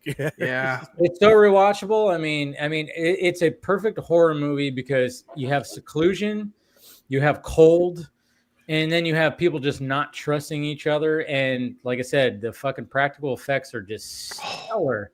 Like when they're when they're doing like the shock and it goes right into his all of a chest. sudden the fucking mouth just opens up and chops. I'm like, Jesus Christ. The other thing that sells that. Copper. The other thing that sells the scene when they actually when he goes in the guy's chest is that the guy whose arms get bitten off, he's actually an amputee. Yeah. Oh yeah. See, they use those tricks. Special effects. Yeah, just now, I'm not sure that a 2025 audience would appreciate what we appreciated and those type of effects. But yeah, I can get what you're. But I think if John Carpenter is the one doing the screenplay, doing the writing of the script, I think he could augment his own creation as long as he has a spirit of it. Because I do think this thing, and depending on when it takes place, it would be the first Thing movie that wasn't a Cold War movie, because both of the original Thing movies, 1951 and then 1982, were both in the Cold War. That was basically the inspiration for a lot of what went on there. Yeah. One of them had military, and then the other one had it was all scientists. So that was the main difference. I would love to see another Thing movie and get those people back together. But once again, you got to find a way to see, because I know the Thing resonates with horror geeks like me, you guys like that. How much we spend in, and can we get it? Is it going to be like a Blumhouse thing where he spends $8 and gets the bang for his buck type of situation? Because I want to see it succeed, because it's a trilogy. While John Carpenter's still alive, knock on wood, hope he doesn't die. While he's still around making movies, I would love that. I thought when I saw Halloween 2018. That's what I thought I was getting. I thought I was getting some vintage John Carpenter, the way his cinematography, everything was good. I loved Halloween 2018, and I got fooled. Great. I got fooled. I'm the rabbit that fell for the trap. I came back for Halloween Kills. Oh, God. And I wanted to projectile vomit. Evil dies tonight. Evil dies tonight. God. And then the scene where they just keep rushing him. He's killing all these people in the neighborhood, and they're like, okay, now I have a chance. I'm like, what are you doing? And then Halloween ends was dude, where's my car bad? That's where Halloween ends. I'll never forget watching the sheriff, like almost looking at the camera. He didn't look at it, but almost goes. He just says, "We're all turning into a mob." And I remember Red Letter Media making a spoof of it, like, "Wow." It's so funny. It's so funny because Halloween Kills. I mean, the whole thing is like, Laurie is basically in the hospital the entire time. It's like, okay, then capitalize on the fact that maybe Michael is in the hospital, and then just keep it in the hospital if she can't get in the hospital. But the fact that he was so out and about and she's trying to get out of the hospital. Yeah. It was so fucking stupid. And then you have, like I said, the mob. And I'm just going, when he's like, yeah, like I said, when the mob is like, it's like, you guys can't stop this guy. I mean, this is ridiculous. And then of course you have, what is it? Anthony Michael Hall, you know, like I said, evil dies tonight. I was like, I remember me and my friend who is a diehard Halloween fan, my friend Kathy, diehard Halloween fan. We were like looking at each other like, what the fuck is this movie? This movie is ridiculous. I mean, they could have just, it was almost like they were trying to go for it because, you know, the original second Halloween movie was her in the hospital almost the entire time. And, you know, and I think it was the entire time. And it was almost like they were trying to do a reminiscent of that. But it was like, but Michael Myers was not, I mean, he was trying to get to I guess he was trying to get, I don't even remember, but it was just like, fuck. I mean, I don't know. Yeah. And then Halloween Ends. I appreciate them trying to do something different, but some of that didn't make sense because I'm like, so is he superhuman or not? And what are we doing here? He's been in a sewer for, I'm like, was he eating? I'm like, he's hanging out with Pennywise, you know, and Floats too. That movie was wretched. And the fact that, you know, the one thing that I was kind of skeptical when they did 2018 was they took away the fact that Laurie Strode was his sister. Yeah. So now he's just stalking some random chick. Yeah. Because if you realize, I thought that was always a good aspect of it, you know? And another thing, you can only do so many Halloween movies. Listen, Rob Zombie, if you're watching Film Junkie Live right now, I love your original stuff. I love White Zombie. Yeah. I hate your Halloween movies. I think the first one was good. And I think the first one worked. The second one was too crazy. Here's the thing about this. Dr. Samuel Loomis, not just any Dr. Samuel Lewis, Donald Pleasance is Halloween. If you watch those first two movies, Michael Myers is a guy walking around in a Captain Kirk spray painted mask. It's Dr. Loomis's words and his text that drives the fear in that movie, both Halloween 1, 2, and 4. Without him, you got to pull something out of your ass that he got so typecasted toward the end of his career. That's how great that was. This was a Bond villain. This is Donald Pleasance, one of the great actors that come out of the UK. He was, for the rest of his life, he was Dr. Sam Loomis. Yeah. And you can't replace that. Yeah, you can't replace that. And McDowell, you're right. Great actor, but it's just some things you can't replicate, you know? Yeah, I mean that's the thing. Like, yeah, you're right. You're actually really correct. Even though, like, I hold a special place in my heart for Season of the Witch, Halloween 3. Okay. Yeah, as come a on, kid, I like that shit. As a kid, no, It it's wasn't not a Halloween movie though. Yeah, they didn't market it that. Remember, I was going to the movies. Back in 82, 83, yeah, they fooled people. Yeah, we didn't have YouTube. We didn't have the commercials that let you know everything. We had Ebert and Siskel, and a lot of times me and the old man didn't watch them until after we went to go see the movie. So after Halloween 2, which I saw in the movie, you tell me Halloween 3. So guess what I'm expecting to go see? I remember people walking out of the theater that we were in. Oh yeah, they found out what it was about. They fooled people. It's a good fucking 80s Halloween movie if it's not in the vein of that, because Season of the Witch, and it's like it's literally about these masks that are cursed that children wear, and when this certain commercial plays on TV, it melts their heads. That's diabolical and it's creepy. But the fact that they put it under the title and they were trying to make it an anthology, holy shit, did they realize, oh, we fucked up. And that's why, oh yeah, Halloween 4, Return of Michael Myers. which was one of, dude, I know it's the fourth one. It came out in 1988. It was the 10th anniversary. That was captured everything Halloween 1 and 2 did. Guess who's in it? Guess who drives that movie? Once again, Donald Pleasance. Yes. And his dialogues, he said, if you haven't found him in an hour, I know I'll have. And everything about him, you can't replace that. Yeah. That's what it had going for it. Yeah. You're right. I didn't even think about like the supporting. Sometimes that look at like Freddy when it comes to Nancy, that character. So look at Freddy's Revenge. Fucking awful movie. When you watch the first Nightmare on Elm Street, fantastic. Freddy's Revenge is so, it's almost like a fucking Halloween Kills event. He literally shoots out of a fucking swimming pool with a bunch of during a party with a bunch of, young dude teenagers that, hey, why don't you guys just jump them? But they're all like, oh my God. And they all, and then they just trip on themselves. And I'm like, what the fuck is this movie? But then you get to, what is it called? Dream Warriors. Dream Warriors with the Dawkins soundtrack. Well, who comes back? Nancy. Yeah. That's a great fucking sequel. I love Dream Warriors. Dream Warriors is fucking fantastic.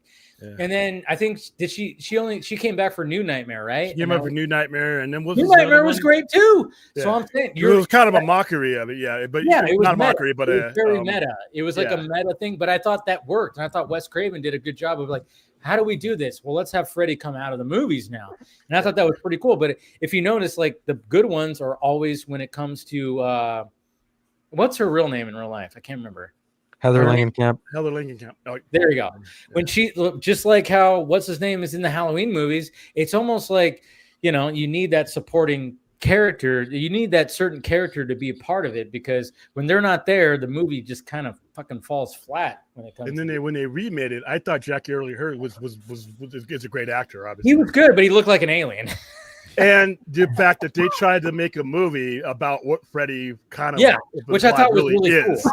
I thought that was pretty cool. Remember, we're laughing and joking about what he's cracking jokes and we're laughing. We're cheering on a child murderer who probably did more things than just murder the kids. Oh yeah, he probably we're like, hey, Freddy. I'm like, yeah, that's a guy who would who's on that list that they won't release. But yeah, I'm just saying, like, he looked like an alien though. He looked like an alien though, like a lot of people didn't like how he looked, and I can understand that. I mean, Robert Englund just has a certain look to him, and so when they were trying to do that with Jackie, it's like he did a good job. Like I don't hate the remake, but I understand because it's such a iconic character, and when you're trying to change it up, I appreciated what they did, and he was actually probably he's a pretty perfect choice for it. But it was fighting a losing battle when you could do that with Jason because he wears a mask. You could do that with Michael Myers wearing a mask. But when you have somebody who actually you see their eyes, their face, and they emote, you just can't. It's going to be too hard. It's going to be too hard. It's going to be way too hard to try to emulate that. You could do that easily because Jason and Michael Myers, they don't say anything. They just walk around and just walk fast. That's what they do, holding a knife or whatever, or a fucking hatchet. So, but Freddy is a whole different beast. They're not special anymore. The thing is that when they were prominent. When Michael Myers and Jason and Freddy was prominent, these movies were unique. Now they're one Terrifier away from just being another movie. I mean, if you look at it, the type of movies we have now versus when we had, these guys dominated it, and their personalities. Robert Englund's personality comes out in Freddy to the point where people identify with him as Freddy.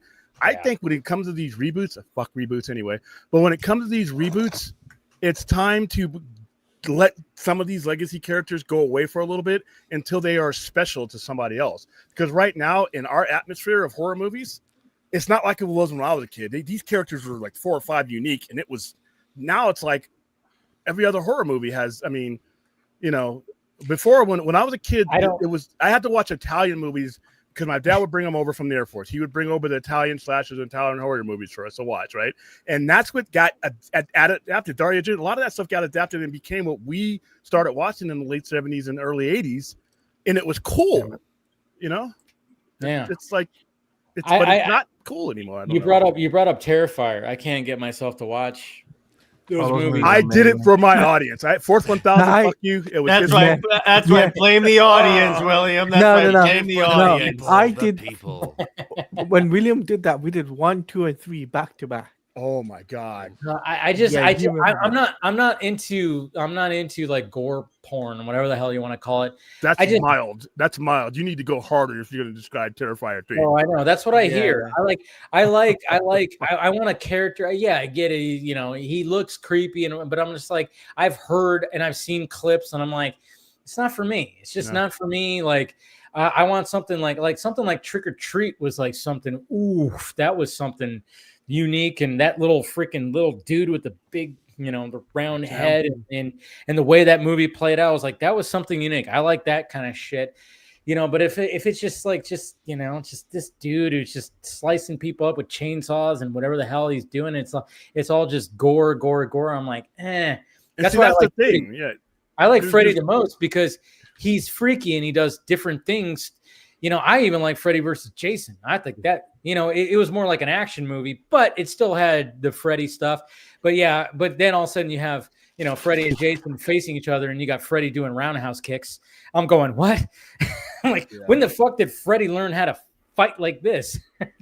That's when it got crazy. That's when it got crazy. But I remember watching it probably not too long ago, and I was like, I appreciate this movie. Like, I mean, because the concept was Freddy didn't have the strength to come back, and so he resurrected Jason to build fear into like this group of teenagers on Elm Street because he thrives on fear. So he needed something to instill fear into the community where he would get his power back. And I'm like, good concept. But then it started getting to the point when they were actually fighting each other. The fight was ridiculous. The fights were like, I was like, okay, now we're just, it's getting ridiculous. Even though the ending was kind of cool when Jason just like walks out of the water and he's got Freddy's head like decapitated, and then Freddy just looks at the camera and goes, like that, and it's like, oh, okay, kind of cool. But yeah, it got the third act was ridiculous. Yeah. It's time to bury these characters. You put them in a time capsule for about 15, 20 years. They're never going to do it. 15, 20 years. And then somebody's trying to figure out how to do Freddy without Robert Englund, but I don't know if you can. You have to find somebody that can just capture. I mean, Jackie Earle, he had the voice, but he was just, I don't know. It just didn't work. And like I said, the makeup, he just looked like a fucking alien. Like he looked weird.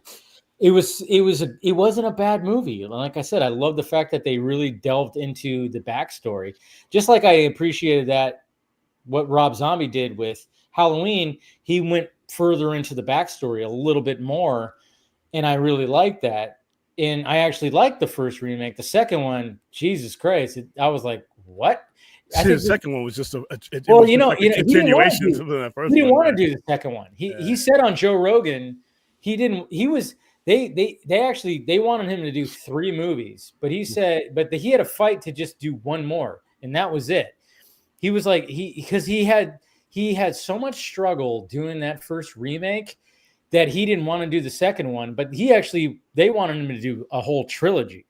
And he was like, I guess there was like a negotiation where it's like, they had it where they got it to where like, you have to do at least one more for us. And then the second one was like, oh, okay, how do I put my wife in this movie one more time? It's like, because he likes to put his wife in his movie, and Sherry Moon. Oh, yeah, she's usually good, and I mean she's very entertaining. Well, she's great in Devil's Rejects. And his stuff. And his stuff. But Malcolm McDowell, one of the great actors that has ever been produced. But he wasn't Donald Pleasance. Yeah, you see, and they tried to make him that, but it just didn't work. And that's how you can get Mustafa Akkad to spend $12 on a movie and produce that movie, because there's nothing. Halloween is filmed on like 2 blocks in a school, and then the second one's a hospital, and then the other one's expands a little bit. You didn't need a lot. How he described Michael Myers to you, what Michael Myers was to you. And you couldn't do that in any of these other iterations of it. Yeah. See, that's the thing about horror is like when you have a confined space, you could thrive with a horror movie because you keep the budget cheap and there's something about a confined, going back to The Thing, that was confined space. And like you said, you keep it confined to like a neighborhood and a school and then a hospital. I mean, but the sad fact of the matter is, when these movies get popular and they make money, they're like, let's expand. Look at the first Saw movie, confined space. I mean, literally, I remember seeing in an interview, I think Lee Winnall or James Wan said, we wanted to make a cheap movie. How do we do it? We keep it in one location as much as possible. Bathroom. The first Saw movie costs like fucking $5-6 million. You keep it in like a confined space. You revolve around it. Yeah, there's some outer parts, of course, that we see, but that movie was super cheap and it made a shit ton of money. And then now all of a sudden you get to Saw 3D and you go, what the fuck are we doing here, guys? And the thing that you mentioned, the thing that you mentioned about that is those movies in their beginnings were personality driven. And as you start these remakes and you start these reboots, because in the 80s, especially with the Halloween movies in the 80s, that was personality driven. Now, Jason, you had one thing, but you had the idiots that kept going to Camp Crystal Lakes. They were the personality that drove the movie, and you didn't really need a lot. Now, to make a movie in the modern era, fans are different. Movie fans are different. But if you are going to have to make these changes to the IP to make it, usable for 2025, you may as well just start making a new idea. You may as well come up with something new. If you have to change things so much to try to fit it into something else, make something else. And this can kind of fit in with like the new Predator movie, even though like they made it work. But I mean, the first Predator movie was essentially in not like it wasn't like a confined space, but if you look at it as the jungle being the confined space, I mean, it was such like because these soldiers are in this situation, they don't know what the fuck they're like what's hunting them, and that's that horror aspect of it. But I think like what Dan Trachtenberg did so well with Predator Badlands was like, it's a bigger movie, more visual effects, more everything, but at the same time, it still felt very grounded. Do you feel like that, Ronan? Oh, dude. It felt very grounded still, right? Listen, this film, the best thing had it going for it is that it flipped everything without breaking the mold.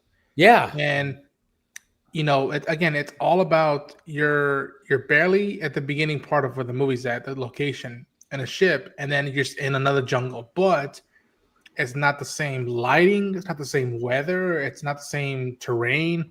And it's all driven through character. Yeah. Okay, a lot of y'all just don't go here. Okay, well, I'm going to go. I'm either stupid enough or brave enough to go. And I appreciate it. And again, when a movie makes it look itself that it costs twice its budget, that gives points for me. I know a lot of independent stuff do that nowadays. This one did that in a big way where it was, I think it's the most expensive one. And yet it looked like it put everything on the screen. And it looked like it didn't break the bank. Yeah, I mean, there's a lot of visual effects in it, but I mean, yeah, you're right. Like, what Trachtenberg decided to do, he was like, all right, I'm kind of taking the concept of the first Predator movie and maybe even some of Predators, and I'm kind of like going, because I mean, literally, my dad, who showed me Predator when I was a kid. I mean, when there's a spot, there's something. It's not even spoiler. There's a spot where Deck, the Predator, falls down a waterfall into the water, and my dad leans to me, and goes, "Arnold did that," and I'm like, "Yeah," and I was like, parallels. And then I'm not gonna give away this one, but there's something in the third act where it's very parallel to the first Predator movie of what Deck does. Yes, I know what you're talking about. Yeah, you know exactly what I'm talking about. And it's like, and even my dad was like, "Oh yeah," and like we were both like, "Is there?" We were talking about when we were walking away, when we were walking out, we were like the parallels, like they were like earnest, dude. Yeah, and it went back to why he's doing the things he's doing. Yes, and learning, like, okay, I just can't be pissed off and go into a fight. Okay, just think for a second. And that comes into play, and it's all character stuff. It's less plot, and it's more character stuff, which makes it more earnest for me in this film and this character. Yeah, for sure. But before we continue talking, I know Chris and Taladia, you guys got to take off. Chris, of course, I'll see you tomorrow. Yep, team member. Absolutely, yeah. We're gonna take on Travis. Yeah, real quick on Predator. You saw it? Yeah, it's. Oh, sorry, I didn't know you. No. It's.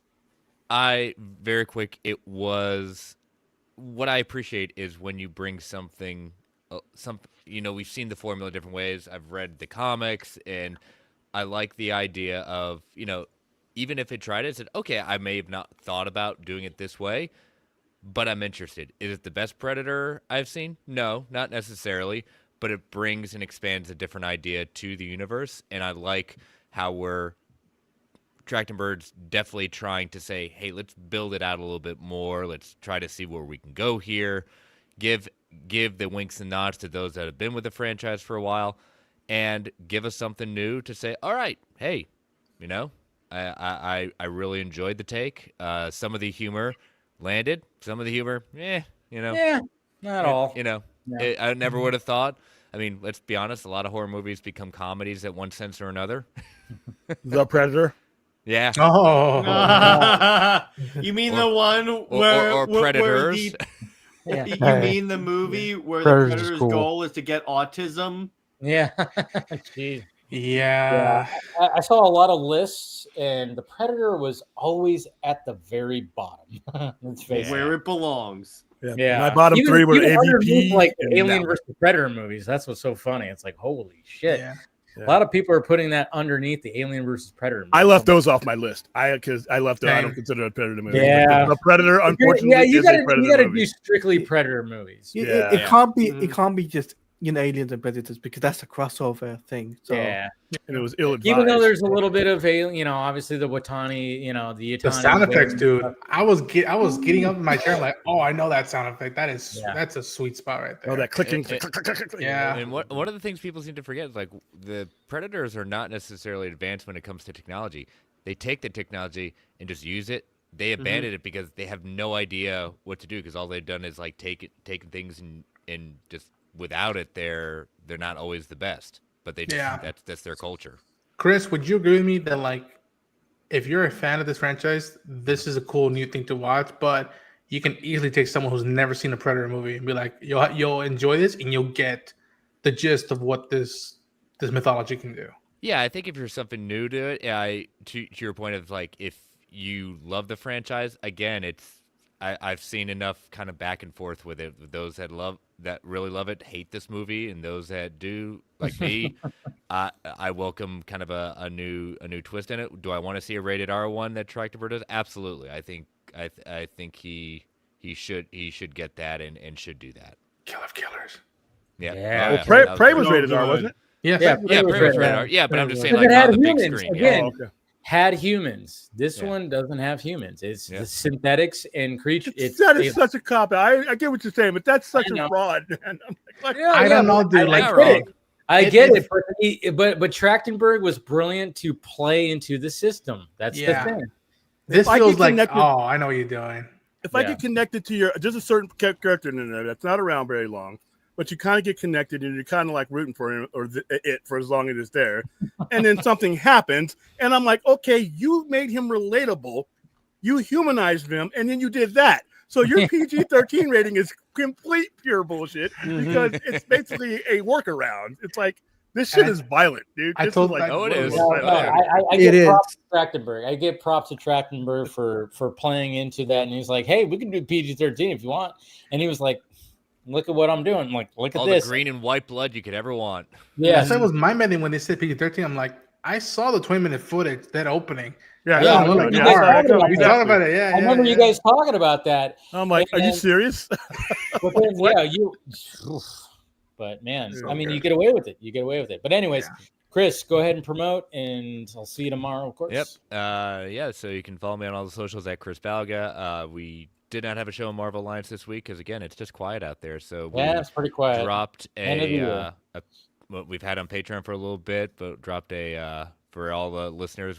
David and I did a little summer Patreon exclusive show called the Baxter Broadcast, where we reviewed and looked at all the Fantastic Four films, and we released out to the masses our look at the unreleased Fantastic Four movie produced by Roger Corman. So Roger Corman. okay. presents.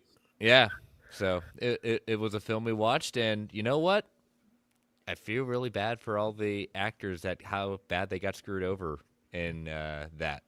Not the best film. I'm not saying it's a great film, but Yeah. when you find out all the behind the scenes stuff that went on, yeah. Mhm. Not Did a you guys see the good job. featurette? I thought it was Yeah, awesome. the Doomed. Yeah, Yeah. definitely. So I have to watch Pro- that. appropriately named, by the way. Yes, Yeah. exactly. So I've heard about yeah, it. I haven't watched it yet. I got to watch that. Pretty But good. yeah, check out Geekverse Podcast YouTube Pretty good. But yeah, check out Geekverse Podcast YouTube channel starting at 10 a.m. Pacific Standard Time for the 24-hour stream. Trivia starts at 5 p.m. Pacific Standard Time. So be seeing you, Willem. Be seeing Dave. See you And tomorrow night. check you all out. And Take yes, care. Phil, I will make sure to drop things on socials that you're a part of. Appreciate it. Thank you very much. Yeah, we'll post accordingly. And All right, all. take it easy, Chris. See you Thank you. tomorrow. See you, Chris. All right, Talati, I know you got to Yeah. go too. Yeah, I gotta head out. It's already like 6 o'clock in the morning. Just Yeah, got I know. I know. It's, yeah, you're like way in the future with us. Yeah. So. All right. Well, thank you for joining. Promote problem. whatever you got to promote, man. Yeah, so I'll be doing a video with my friend Jay Heat as we're going to be talking about the Injustice universe and what storyline Jared deal with it.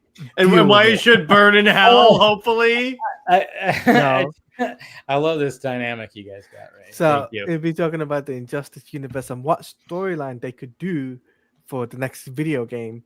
Like, could they do Blackest Night, Flashpoint? We'll be having a discussion on that. And then I'll be doing on his channel where we'll be talking about the Dragon Ball extravaganza that is happening next year. So we'll be having a discussion on that on his channel. So yeah, that's what's coming up this weekend. But thank you, Dave, for allowing me on the channel again. Yeah, always great talking to you, man. Take it easy. All right. Take it easy, guys. Take care, Deladio. See you guys. So one of the things to continue a little bit with the Predator discussion, Trachtenberg has said that he's trying to get Arnold back for the sequel if that's a possibility. How do we feel about? I mean, obviously, it's already been out there. We didn't, spoiler, Killer Killers, the added little scene. If you watch it now, obviously, I think he already has him. I You think should he have already has heard him. I know. That's what I was thinking. I was like, there's no way that Arnold does not come back, right? See, what they need to do is make an Avengers movie, but it's all of these survivors from the Predators movies fighting Which a bunch could of happen. Predators. Danny Glover could. That just would be him, Naru, maybe even Royce and Isabel from like Predators. Just I put think that they're in next. sync. That's who I'm waiting for next. Because I think his Dude. plan is to take all of them. So I all the would bet survivors. any amount of money. Yeah, and All by the the time it survivors. happens, I think Arnold's already Oh, he's 100. already signed up. It's so crazy. Like this week we got Predator Badlands. Next week we got Running Man. I mean, literally 2 movies that Arnold was the first movie of, and it's it's kind of crazy. We haven't really heard anything like Arnold talking about Predator Badlands, because it is a sequel continuing that. Running Man is a full on remake.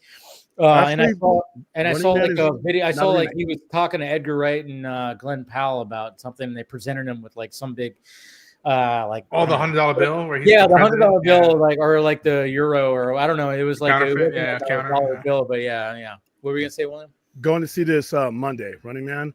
But from what we've been told how to promote it, do not promote it as a remake, because the content you're about to see is closer to the written book form than anything. It's not a remake in any way, other than it has the name Running Man on there for the most part. Of course you're gonna do that. I mean, it's like it's a Total Recall thing again, and that's what I worry. No, Total Recall. See, that's a good distinction. Total Recall. If we will remember it for you, Hosel. If they they kind of went with the second movie closer to that. But the problem with the Total Recall is that movie was synonymous with Arnold Schwarzenegger's portrayal of it. Yeah. Whereas you're Running right. Man is more of a dated 80s thing. So I think it's a little bit more. Because I always forget that when it comes to Total Recall, the initial story is about the total. It's about recall more than it's about the character of Doug Quaid or Doug, whatever the fuck his name is. I always forget that the story is actually more about like them going. He's a spy. Yeah, it's more about like them going, what, this guy's like freaking out, and it's all about them trying to figure out like why the fuck is this guy freaking out. And so like there's no featured woman on there. I'm wondering, because when you watch Total Recall, I mean the remake, which I enjoy. I think it's actually a decent fucking sci-fi action movie. Like when the scene where when Colin Farrell when starts remembering things and all the cops show up and then he just starts fucking them up and it's like this crazy one shot that like swoops in and out. I was like, Jesus Christ, they were like doing some cool shit right here. And it's actually a pretty decent remake, but I forget that the book, it wasn't based on the book. It was just more of a, hey, we're gonna be more closer to the book because we're not gonna do the Mars shit. Yeah. They don't do the Mars stuff. But I always forget because Scott, of course, reminds me that, oh yeah, the book was more about the recall and this guy freaking out. Yeah. And it's like, oh yeah, it's more of the point of view of the people that working at recall. So I always forget about it. So yeah, you're right. This is different where this is strictly based on the Running Man book from it's not is it Stephen King or did he under his different name, under his pseudonym. Richard Bachman. That's right. Yeah. Different drugs, different names. Yeah. Weed or whatever, yeah. Was he on weed or I don't know, but if it's called the Running Man, I'm thinking coke. Yeah, he was on all the drugs. Let me put it that way. He was on all the drugs. Maybe this is if you're gonna say something, Dr. Sleep, that might have been weed, or something. Yeah, or heroin. Yeah, or that. Yeah. But it seems like if you're going to write something called The Running Man, it's going to be, he was on coke during that one. But I'm very much looking. But it is kind of cool that that we have like two different movies that Arnold was like the first one to do it 2 weeks ago. Yeah. So it is. Do we think? Go ahead, Dave. No. Keep going. Do we think Arnold will come back live action or animation? When it comes to Predator? Yeah. I'm thinking animation. Yeah. See, that's the thing. It's like I think both. I think there could be like a room for both where it's like if you want like what Killer of Killers, I first off the animation, I love that style of animation. I would love to see I think Trachtenberg could probably do something more where he could do another anthology movie with that, where you can have where all three of the characters that we know of, the three characters that we've seen in live action, have like their awakening within that world, like when we see them when they're still kind of young and they succeed and somehow, and then we get to see them in live action as they're, how they are now. I don't know. I have a feeling that you can't pass up the opportunity of having. Then they have to de-age him. No, that's fine. If they do it, obviously they got to de-age him. You could still have him even as older, and I don't know, there's. Well, how would you do that though? Because there are when you see them in Killer Killers. I'm just saying, the animation part you can when they get revived, they have to fight another predator or whatever the hell, and they have to survive again. Yeah, you have to do that animation. I'm just saying, if they do yet another story, a live action story, you can have Dutch and you can have Mike. How old is Danny Glover now? He's got to be pushing 80. He's up there. He's way too old for this shit. He's not Ernie. Yeah, he's not Ernie Hudson. 80. Yeah. I know Ernie Hudson. Jesus Christ. If it were Ernie Hudson, I'd say you just make a fucking brand new. But I'm just saying, you could probably have a story with Dutch and I think it's Mike. Yeah. Who you could have a story, live action, present day with them, where they could be I would say they would not be the focal point, but they would be, there. Advisors maybe. Yeah. Where there's got to be something where they're involved, but they're not they can't be up because they can't move obviously they can't move it like they did. But I think there could be something there where it can, and maybe it could be something where it leads more into, the Alien and Predator crossover with Wayland and whatever. And maybe we see something because, there could be something. I don't know, man. I don't know what Trachtenberg's up to because I saw just today, Brandon Davis. And this is what I love about Brandon Davis. And this is why he keeps on staying relevant, because he does present the things that other interviewers don't. Other interviewers just fucking ask the same questions over. And he had a tablet and he gave it to Dan Trachtenberg and he goes, all right, so as far as I can tell, this is the timeline for Alien and Predator. Did you see this running? Yeah. And Trachtenberg kind of just went like, yeah, I think this is pretty correct. And he goes, Badlands is way after all of it. And that's all I can say. And just the fact that Trachtenberg said that, I was like, okay, so you said where it is in the timeline, but that's all you could say. It almost seems like he might, because there's probably going to be some time jumping. I just have a feeling there's going to be some time jumping. There has to be. The He future. deliberately chose not to put a date. Yeah. Go ahead, Phil. Killers. They time They jumped jump all over the place, right? Yeah. Yeah, they were in ancient It's all feudal about time Japan, and That's why he deliberately for Killers he deliberately like didn't put too many dates because he was like, I want to leave that. I don't want to get cornered into that, and it makes sense to do time jumps. And knowing him, like even when, and that's what I love Brandon. That he tries to. It's very Kevin Feige where he goes another way of asking the question. But what I love about Dan is that even when he sees these questions coming, he's like, I know what the fans are like. If he wasn't in the director's seat, he'd be doing what we were doing. We're like trying to map out. Okay, so this is where this is going to go. They're going to do this. They're going to do this, and if they play the cards right, as soon as possible, get these characters in and either do them in animation or live action.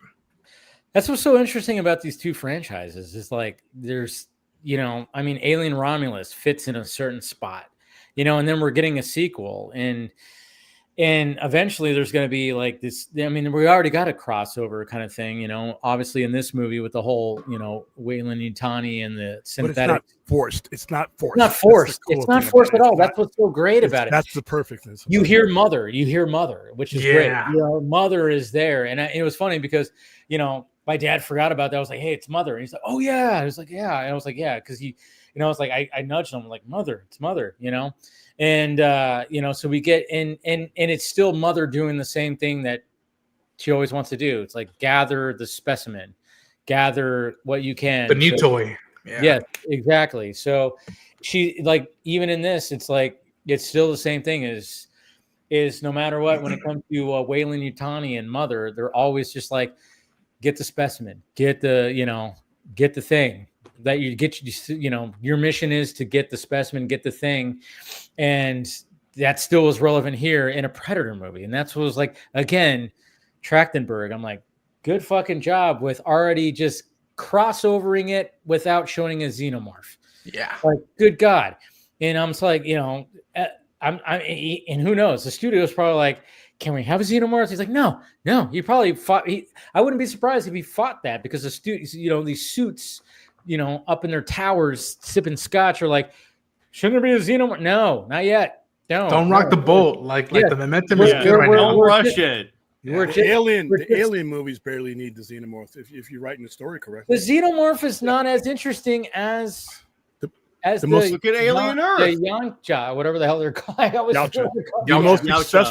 The most successful Aliens movie was Prometheus. By far. Prometheus is the most financially successful Alien movie. Oh, yeah. By far. Right. How much is the xenomorph? Engineers. The engineers, the ooze, all that stuff that hopefully Fede Alvarez and the movies he produces revisits. The xenomorphs themselves are just like rabid dogs. That's the thing. It's like they're not. The queen is interesting, but the interesting aspect of the xenomorphs is how they were created, and what came from that, and then that leads to questions about even how humans were created, and that's what Ridley Scott was trying to show people in Prometheus. And then, even though yes, it was successful, but people were like, "What the fuck is this?" And then Alien Covenant comes out, and it's like more xenomorph, and nothing against Alien Covenant. It's still a good movie. It's probably one of the goriest fucking alien movies that you'll ever watch. My God. And the one where everyone acts like freaking morons. Yeah. Oh, yeah, of course. But I mean, that's the thing is like, it sucks that Prometheus, even though made a lot of money, it just, people didn't accept it because there was not enough xenomorph action. But that's not the story that was trying to be told, and that's what sucks. And that's more, again, I hope that Trachtenberg and whoever Fede Alvarez is going to probably be the one to do it. Hopefully, but he's not doing the sequel to Romulus. No, but he's still the producer, though. He's still writing it. He's still involved. I just hope that they can kind of get back on track, and then hopefully maybe even, I know Ridley Scott's up there, but if he can kind of get back in the fold where they can go, they can do a thing where, because again, what Predator Badlands did was made you sympathize and root for a predator. You don't do that. And that's why, the Predator purists out there, like my brother, we're not too happy with it. We're just like, they want to see the Predator be the bad guy and hunt and the humans survive. And they want to see all that. This one, I mean, you're literally seeing a Predator, cracking jokes and sympathizing, legs. Yeah, that was funny. The legs thing. That was hilarious because I'm I missed a joke because his dry ass humor was there. It's like, yeah. And then she missed it because she was a gullible. But the problem was, and this is the biggest problem with fans. I have a crush on Ellie Fanny, by the way. Yes. She's brilliant in this movie. She's brilliant in the movie. Is you always say, hey, let's do something new. Let's do something original. Yeah, exactly. But when you have the creators of these worlds trying to tell you the entirety of their story, you don't want them to put on the cap and gown. You want them to put on the diapers and just keep it simple for you. What Ridley Scott was doing was explaining you the lore that he could not explain to you before because he didn't have the platform to do it. Now, what Alvarez did, if you watch Prometheus, you see, or not Prometheus, you watch Romulus, you see Prometheus all over that movie. Yeah. So I think that even if Ridley Scott, does not carry on, I think Fede Alvarez is a fan of those movies. And I think that you will get the story. 100%. I love the fact that he did not ignore anything for Prometheus. You see there's Prometheus all throughout Romulus, and it fucking works. And I'm so glad that Alvarez did that, and he wasn't going to be like. And I'm sure, he probably, who knows, he probably got pushback from that too. But at the same time, it's just like he appreciates all. I mean, Romulus, regardless, is like it pays homage to everything, like the Alien movies, Aliens. And Prometheus and everything, like it really does a good job of doing that. And I was so happy too that it did not ignore Prometheus, because I was like, I vocally cheered. I'm like, acknowledgement, vindication, and that's why I love Dan when he said it recently. I forgot who asked him, but he said, like, to an extent, I get some people being frustrated that, like, oh, we're not doing the same thing that we did in the first one. But I think he probably paraphrasing, but he said, up to a point, we can't keep doing the same yarn turn over and over again. It's something that, like, for a while, I was worried with Star Wars. I was like, I get it, it's poetry and rhymes, but after a while, it becomes very derivative. So try something new. And then after a while, you can come back to the old formula and give it a new spin. And that's why, the notion that, like, I don't know if you guys heard about this, but the original concept for this movie was a Predator versus Nazis in World War II, which I still want to see that. I'm like, oh, I'm down for that. But probably will happen. I'm glad that this happened because I haven't seen this before. Yeah. And that keeps the franchise fresh, and it gives you time to go back to, okay, there's something in the trees. Yep. What Alvarez and Trachtenberg are doing is what Star Wars fucking can't do. Trust in your brand. Very good point. Trust in your brand. Star Wars is the brand. Trust in when you start, that music starts and those horns start and that scroll starts, that's your brand. You don't have to be chained to any particular part of your brand. Go throughout, explore your brand. Try something new. Is everything going to always work? No. But what they're trying, what Trachtenberg has tried and what he tried in this movie, I think it lands well. Yeah. I think he took a risk and it expanded the universe because the Predator brand, obviously the Predator, no. But as a whole, the Predator brand is a strong brand. The Alien brand is a strong brand. And when Ridley Scott went off of the beaten path and started to tell us, I thought Ridley Scott trusts the brand, even if other people didn't. And I wish more people would trust their brand. And if Ridley Scott tells you this is what the brand is, that's what the brand is. He started it. Yeah. Yeah. So Star Wars is like, my security blanket, I can't. My security blanket doesn't have the word Skywalker interwoven in it. I can't do it. That's why it was such a bold. Again, I don't know how you feel about it, but like that's why season 1 of Mandalorian was just like Like even again, you have to be a really big nerd to notice these Easter eggs. But that's why my grandmother could walk into that first season and just watch and be like, "Oh, okay, it's a Western, it's a samurai thing." And I mean, again, Phil knows where I stand. I know where he stands. But like Andor, not everybody's cup of tea. I love that I love thing Andor, man. comes in swinging, and as much as I love it, I don't need something else like that for a while. I want some characters to come back, but I don't need something like that for a while. And hot take, I think Elle Fanning's Thea is probably my favorite synthetic thus far. And we've had great actors and characters of synthetic. Wow, we've had John Hurt. Wow, we've had I know. We have some great than synthetics for sure, but yeah, John Hurt wasn't the synthetic. Ian Holm was. Not John Hurt. John Hurt. I'm talking about the original. Who was the Ian Holm? Bilbo Baggins. It was Ian Holm. Ian Holm. Ian Holmes. That's right. Yeah. Ian Holm. John Hurt. I'm thinking aliens. I'm thinking aliens. Oh, you're talking about Lance Hendrickson. It's not Glenn. Lance Hendrickson. Okay, I'm sorry. And he played Waylon in AVP, right? Yeah, that was so stupid. I hated that. And he played him in Alien 3, which is a movie that I wish I could erase from everyone. Like Mysterio, I could erase a movie from your head. AVP too. Well, because Alien 3, they do what they did in Alien 2. Or no, sorry, they did what they did at the end of Alien, and they hook up the head. Yeah. Talk to it. Yeah. Yeah, but then he shows up at the end when Ripley. Right. That's right. Yeah, because he's the model. Right. By the way, great director. By the way, if you told me that was that director's first film, oh my god, that guy's turned out so much shit that I love, and he hates that movie. God. He hates. Rightfully should. Because they got torn apart. He's openly. They didn't tear it up enough. That video will live always in my head of just like the reason that I can't believe Fox Studios is the biggest dumbasses in the world. Like he literally puts the boom mic to him and be like, "Fuck off." Yeah. While on set, like it is amazing. We brought up Ripley. A hot question. Do we get, because Sigourney's gonna be in Mando and Grogu next summer? Do we get Ripley back? And is she part of the crossover? I think so too. She's gonna come back. She said in an interview like a few weeks ago that she like somebody pitched her something like 50 pages of a script and it's very intriguing. So I'm kind of thinking that maybe Trachtenberg, maybe Alvarez is kind of involved. I mean, it just seems like fucking A, we could get an Avengers style movie with this, and we're gonna get fucking her involved with fucking Schwarzenegger and Glover and Dutch and Ripley.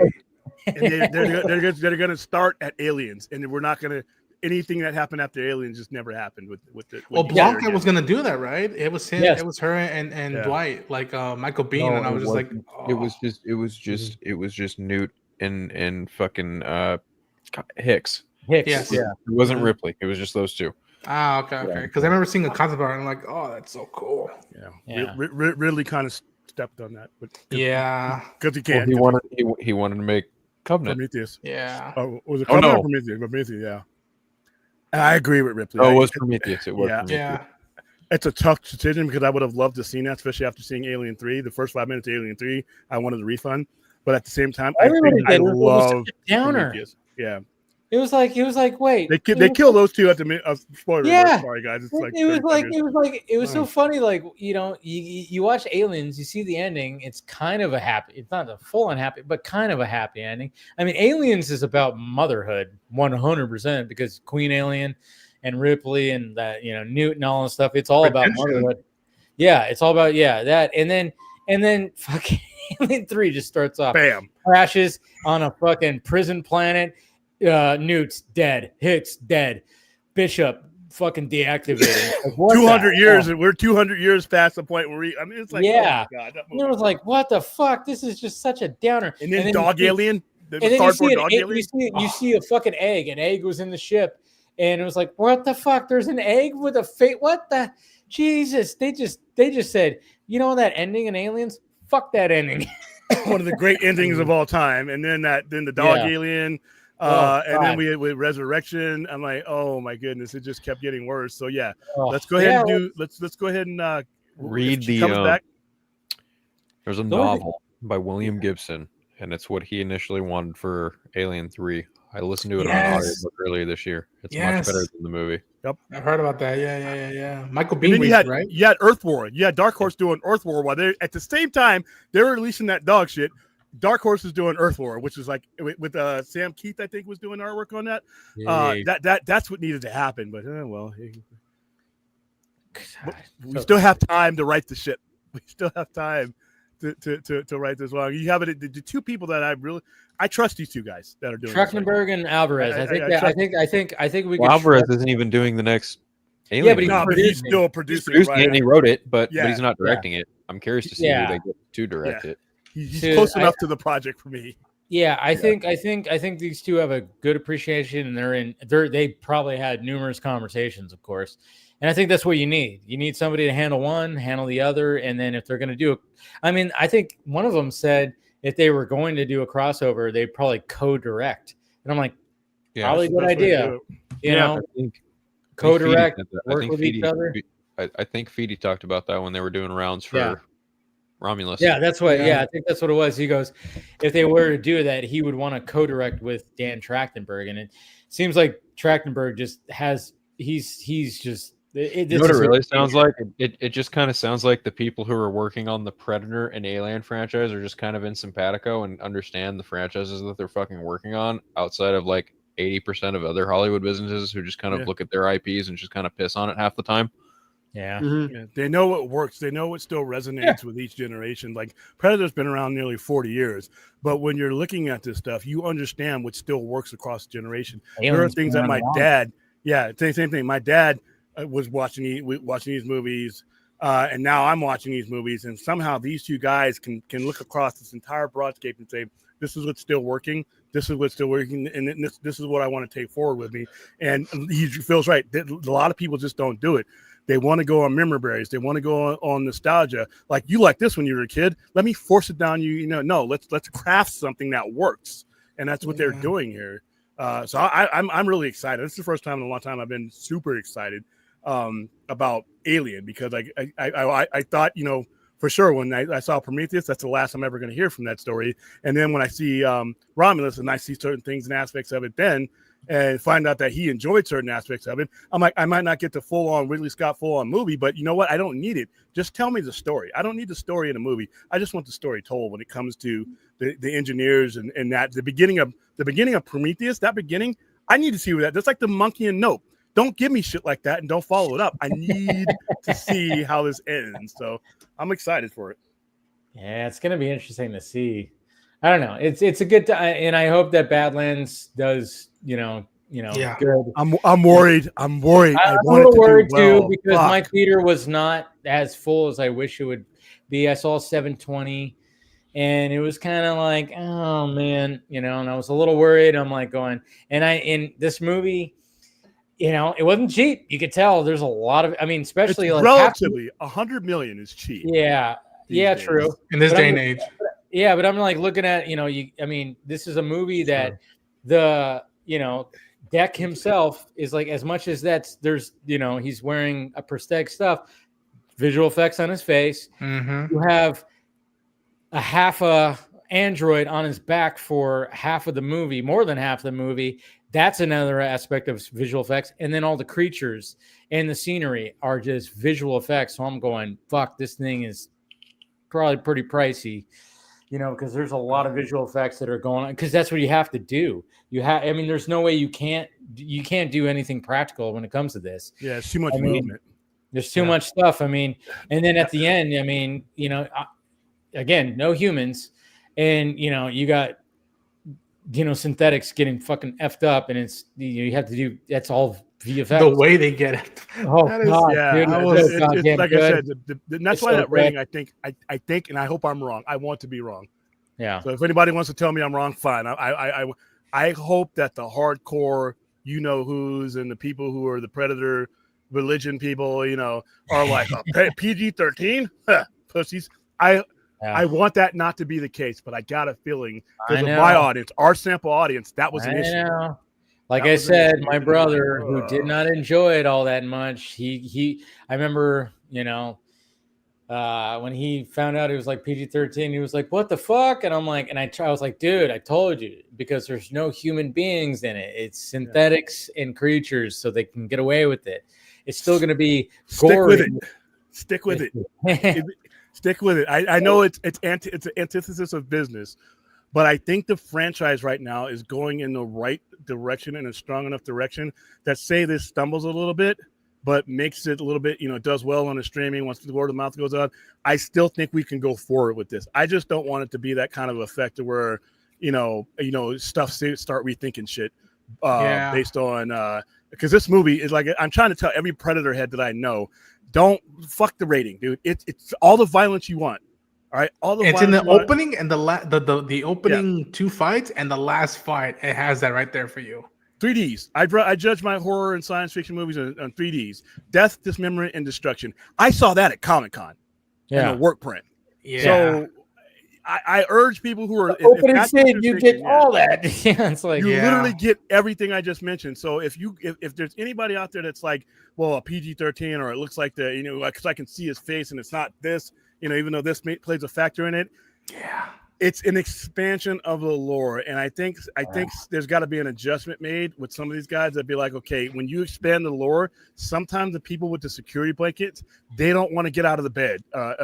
First off, it's going to take them some time, but at the same time, it still has to happen. I think it needs to happen in Star Wars, and I think it still needs to happen in Alien and Predator. I just hope that they don't flinch in this process. Even the notion of a code is still strong in this one. Like I respect, again. You see that in the first Predator movie, especially you see in Predator 2 when Mike survives and there's like, all right, you get this round. And in this one, there's this code of that Deck thinks he has, and then he makes there's an evolution with him, not the species, just him as an individual. And I admired it so much. By the way, my screening was so cool. Everybody was hooting and hollering. That's cool. There are some dishonorable predators.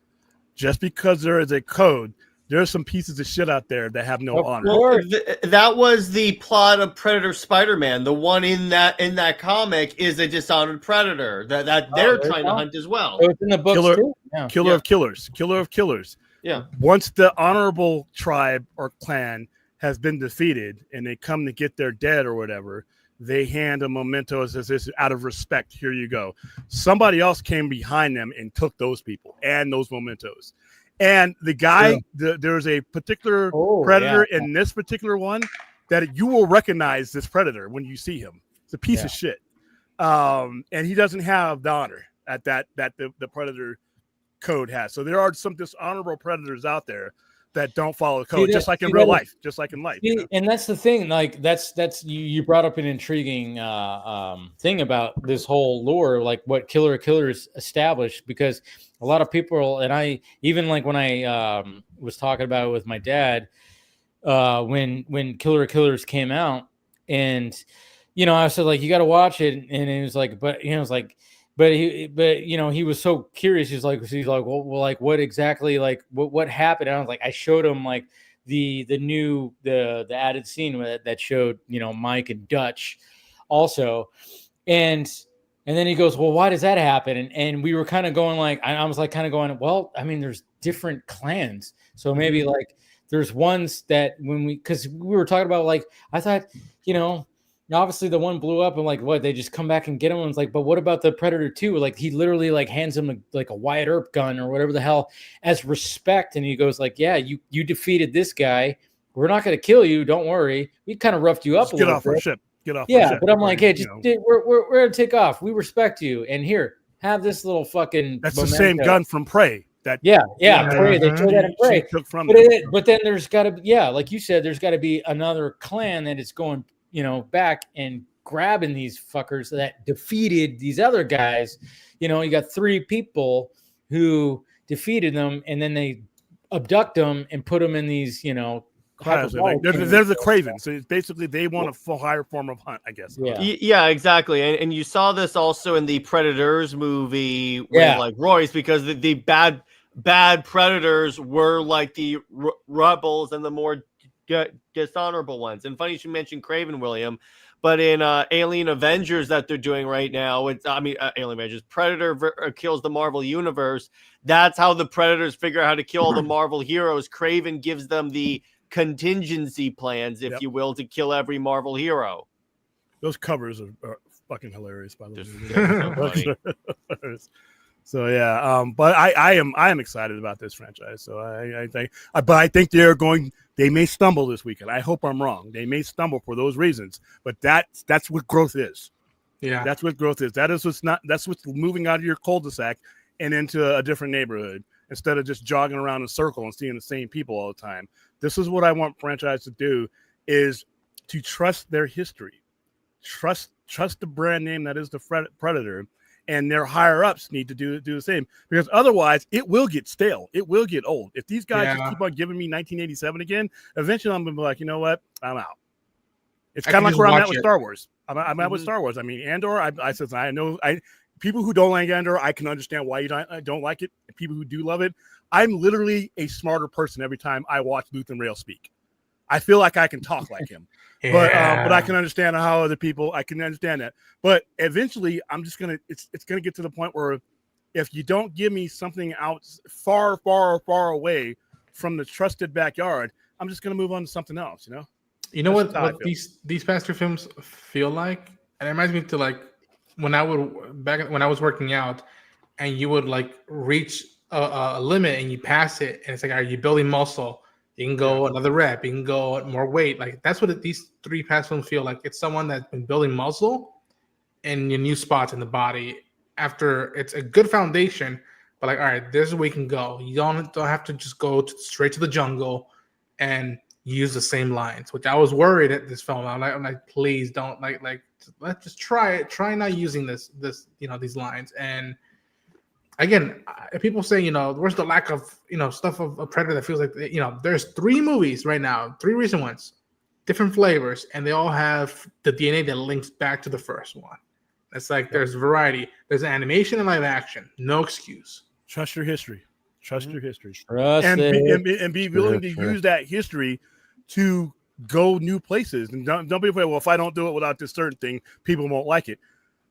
Give them an opportunity. Test it out. The biggest franchise that are still going today have done that, and they took a risk, but they also had history to base on it. Like I said, I love the way they're attacking it. This is a very different movie. There's a lot of non-Predator type risks that they took here, but it works. And I just hope people who go see the movie tell their old school Predator fans that it's everything you were thinking about, everything you were worried about not being there. It's in there. And what they do with Deck in terms of language is pure sci-fi. It feels like, we have to just, because people gotta understand what he's saying. It's like, no. They stick to like, there's a language.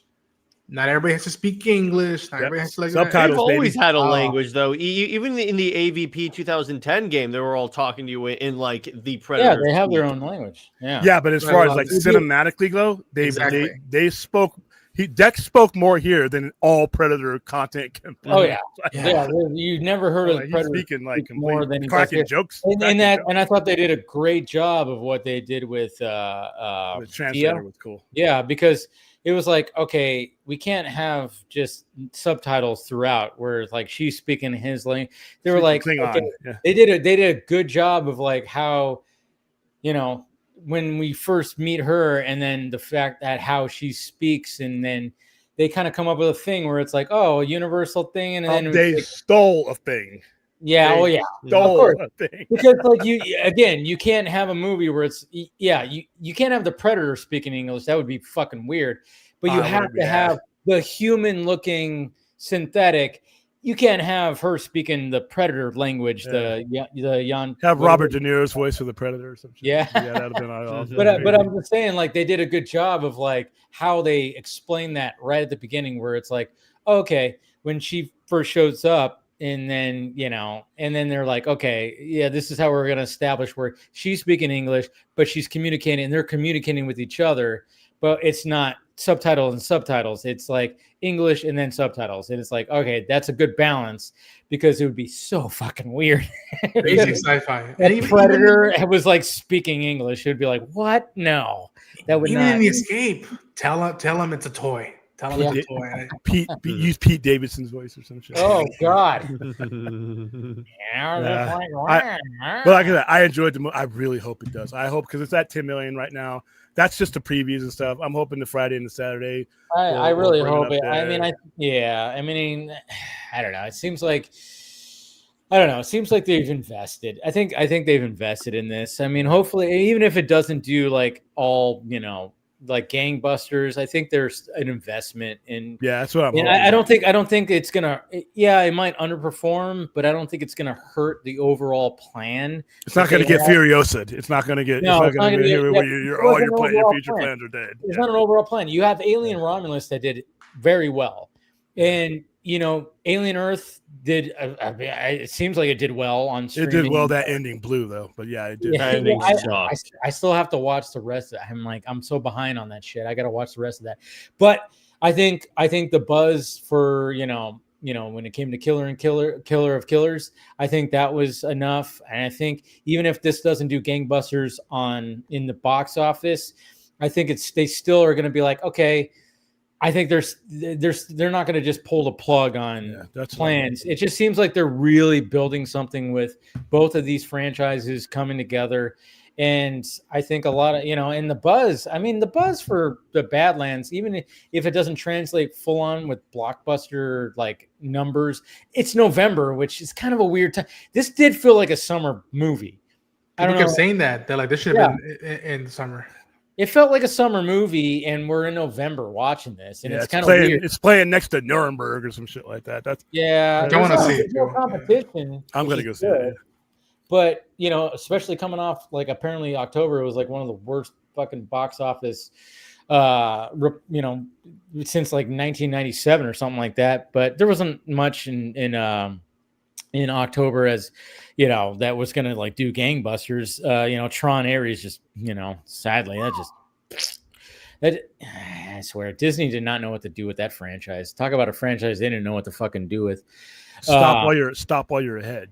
Mm-hmm. Yeah, that first Tron, I watched it after like a weekend after, and I've said this before, but I was like, it's like, man, there's so much here, and they just didn't know what the fuck to do with this goddamn franchise. There's so much here that they could have just like, did. This could have been this could have been Disney Star Wars before they bought Star Wars. It was supposed to be, from what I hear. Yeah, it should have been 1982, 2010, and now. Your data to say where we want to go with this is so spread apart. You don't know who is what. That second movie made a good amount of money, but now we're 15 years ahead. Great. It did great. Is it going to do good now? Where's your audience for it now? 15 years. There's no audience. A long time. Yeah. There's no audience. As much as they were like, hey, exactly. Let's get Jared Leto. Let's get 9 Inch Nails do the soundtrack. And I'm like, and to me, I'm going, all right. Well, Leto is not a box. Nobody's really a box office draw nowadays. Regardless whether it's Jared Leto or not. But of course, Jared Leto can be a controversial, kind of, might send you a rat. Yeah, or something like that. But then at the same time, it's like, I like the way I looked at Tron Ares. I said it's a 2-hour long music video. It's got great visuals. It's got great VFX. The VFX are polished. They're great. Expensive. Leto, like his character does what it does, but the fucking plot and the story was easy and weak. And the soundtrack was great. Like that 9 Inch Nails song fucking worked. But like I said, it just felt like a long music video. I'm like, they didn't take any chances. Predator Badlands takes a fucking chance. But Predator has a history and a lore. Tron really is at a spread apart. And with the way you describe Tron Ares, is I could replace that name in another movie that it shouldn't have been made. Fucking Matrix Resurrection. Oh yeah. Well, it's like the Disney Tron Predators that Predator movies had come out between like all these releases, so and it's done like well, except for one. Yeah, exactly, done well. But I'm like, when I was going into it, and it's like I for one enjoyed Tron Ares for what it was, but it was like the last movie came out over a decade ago. What are you doing? Yeah. And sometimes, like I said, time and place. When I first saw The Matrix, remember the ad campaign for you guys probably have been alive. Oh no, I do. Ad campaign for The Matrix and how that was and where we were What at is as a society. what is The Matrix? Yeah. In Okay. 1999, on the cusp of the new millennium, you know, I remember seeing the first trailer I saw. I specifically remember this vividly. I remember it was 1999. I was at home on a Sunday watching the Super Bowl. It was just me and my mom and where we were living at the time. And I remember she was like in the kitchen and like we were going to watch the Super Bowl. I remember eating Fritos. I was eating Fritos. Wow, you got a vivid memory. Dude, I tell you what, this is how much I love that movie. What was the order like? And I remember sitting on the couch watching the Super Bowl, and the first time I saw a trailer for it, which was a TV spot during the Super Bowl, and I'm seeing like the Warner Brothers logo, and I saw the, obviously the Matrix, and then all of a sudden it was like showing all this stuff, and I'm going, what the fuck? And then the last shot is, of course, Neo dodging the bullets. The bullet cam. The bullet, and I went, and I just was like blown away going, what the hell was that? Like, Jesus Christ, like I was blown away by what I just saw. That shot, of him dodging the bullets. I went, what? I was like, I don't even know what the hell that was, but I need to know more about that. Yeah, it was Super Bowl Sunday in 1999. And because it came out in 1999, like came out in summer. June 1999, May or June 1999. And when I saw it in Laughlin. I saw it in Laughlin. I was, my one of my good friends at the time. I was still in high school.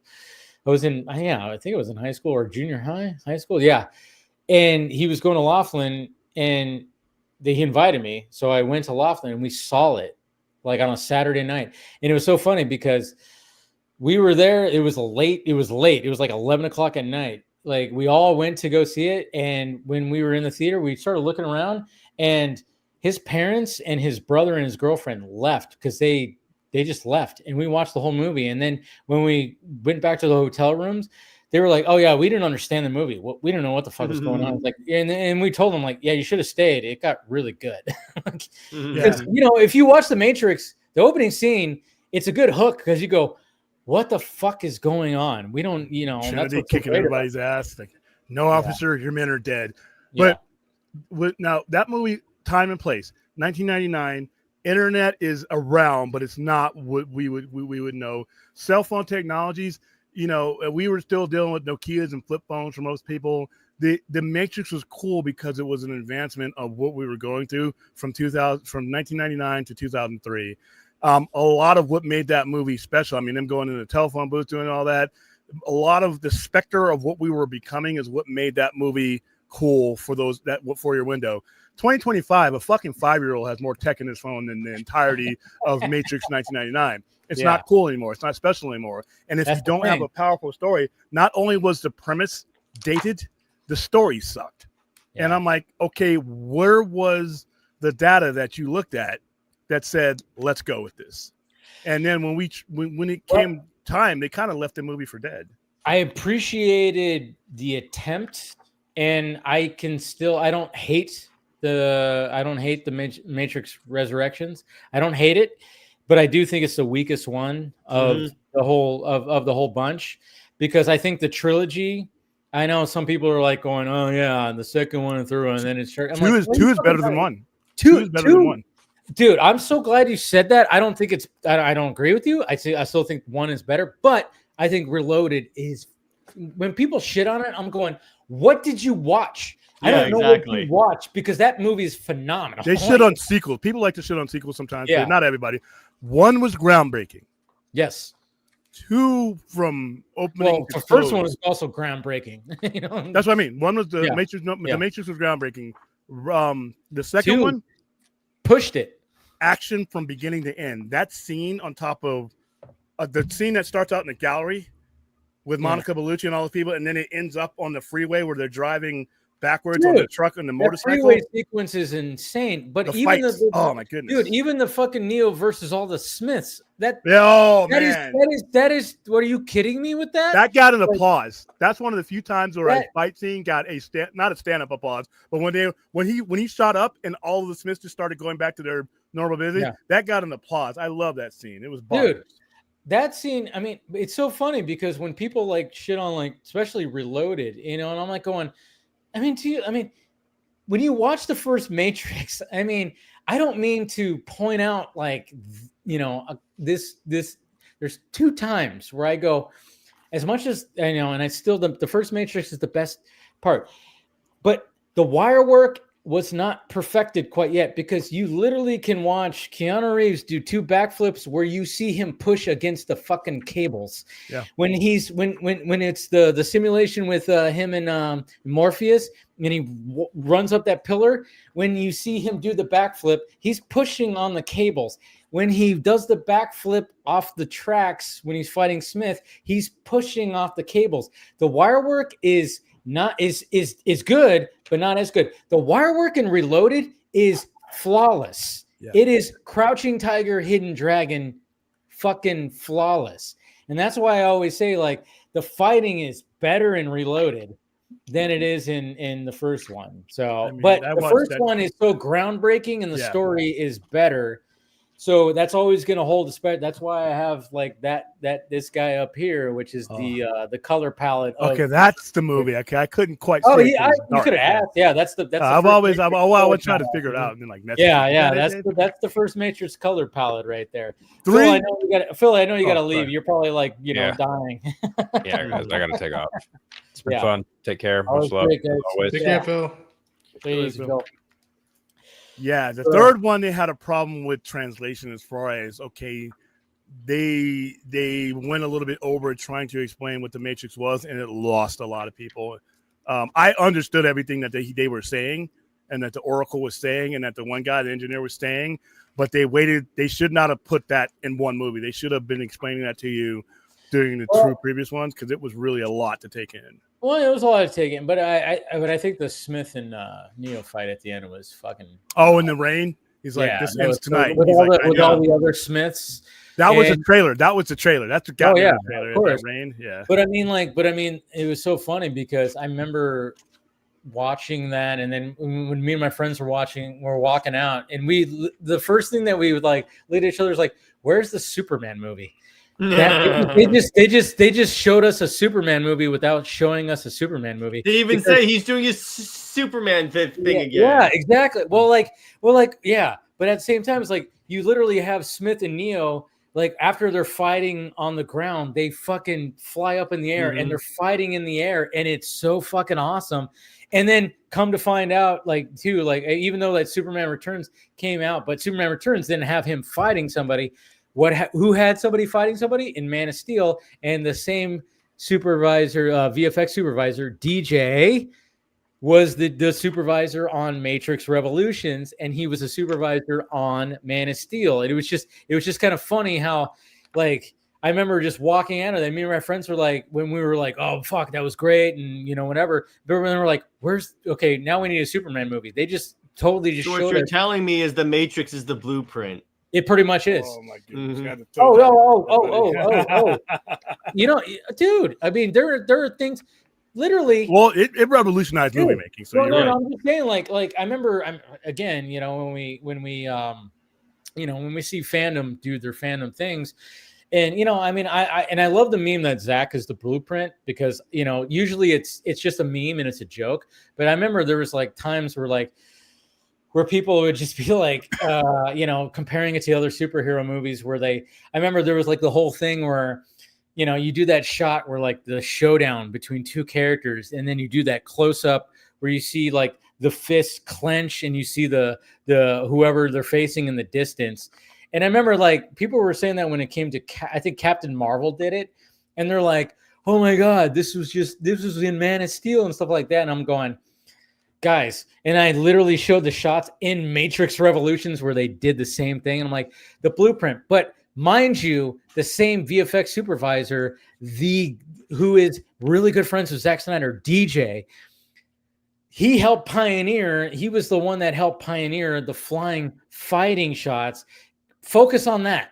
Don't focus on, this stuff. But like DJ he worked on Matrix Revolutions when it came to Neo and Smith fighting, which helped pioneer the Zod and Superman fight in Man of Steel. Like you could see even like some of the stuff like, oh yeah, there's similar things that are there. And then Man of Steel, of course, looks cleaner, because, obviously it's 10 years later, but yeah, I'm just saying, I'm like, but fandom, of course, fandom when it comes to that, but yeah.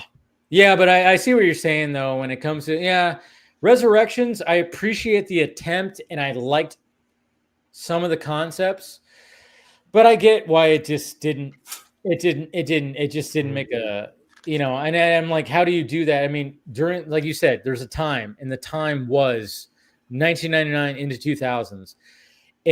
But I think that whichever Wachowski, wrote and directed it, I forget which one. I think, they made a good an attempt to try to modernize it, to be honest. But, there's just, you can't really do much with it. And the only time, if you're going to do another Matrix movie, and I think Drew Goddard was working on something, I don't know. I hope that rumor. If he does something, I don't know, unless he can find a pathway through in this modern age, and maybe he could do something, or he's just going to have to hey, this takes place back in 1999. And that's the thing. Well, like, I remember they were going to do a Morpheus prequel, and I'm like, that could work. Mm-hmm. All right, so it probably won't, but here's why. The Crow. I'm going to use The Crow. No. I'm going to use The Crow. Talk about that new movie, though. Oh my God. Well, let's use the basis of the original one. It wasn't just about the movie itself. It was the atmosphere that the movie was released in. You could replicate that. You could have made a Crow movie that took place back in 1994. Guess what? Guess who's not? Guess who's not in 1994? Us. So you're the people who were making movies of their time and era, and they were taking advantage of the things that were working for them then. It doesn't always work, and it's another thing with Indiana Jones. When I first saw Raiders, I saw Raiders of the Lost Ark in the movies. So the first ones in the movies, right? There was what worked there. The world has changed, and when you're making these movies, you have to understand that the world has changed, and maybe that idea that gave you a warm and fuzzy as a kid may not be the best right now. Maybe you should come up with something different. It pains me to see. I love Harrison Ford. Those last two movies hurt my eyes. Right? It just like you can't. It's not even lightning in a bottle. You're trying to recapture the entire world and what it was at the time this worked. Red Dawn is a Cold War movie. Yeah. Red Dawn is a Cold War movie, and it's dated. It works for the time that it was released. And and I could appreciate that movie. But yeah, the remake, what the fuck? Yeah. You took the Cold War out of a Cold War movie. Yeah. And then it was like Koreans, right? Then it was like Koreans that showed Koreans or China. Because there's no way they could have sold it back then if they wanted to make China the enemy. It's okay not to make a movie. Yeah. It's okay to say no to somebody who skips into your office. Yeah, we didn't need it. We didn't need to remake a Point Break. No, we didn't. Yeah. No. Because that fits. Now, sometimes you can do it. There are sometimes, and you have to analyze all of them. Roadhouse 2024, 2025 works. That worked. But you can't just assume that because something was cool then that it's going to work now. The music scene, The Crow is almost entirely driven by the alternative music scene that was from 1993. That thing was one big long gothic rock music video. Yeah, and the tone, you can't capture that tone. You just can't get because that was on the radio then. That was what was happening then. The soundtrack was, that's when soundtracks were The Big Empty, the Stone Temple Pilots, 21 fucking seconds in the movie. They made their bones on that song. Big time. They made their bones on that song. 9 Inch Nails is in there. Yes.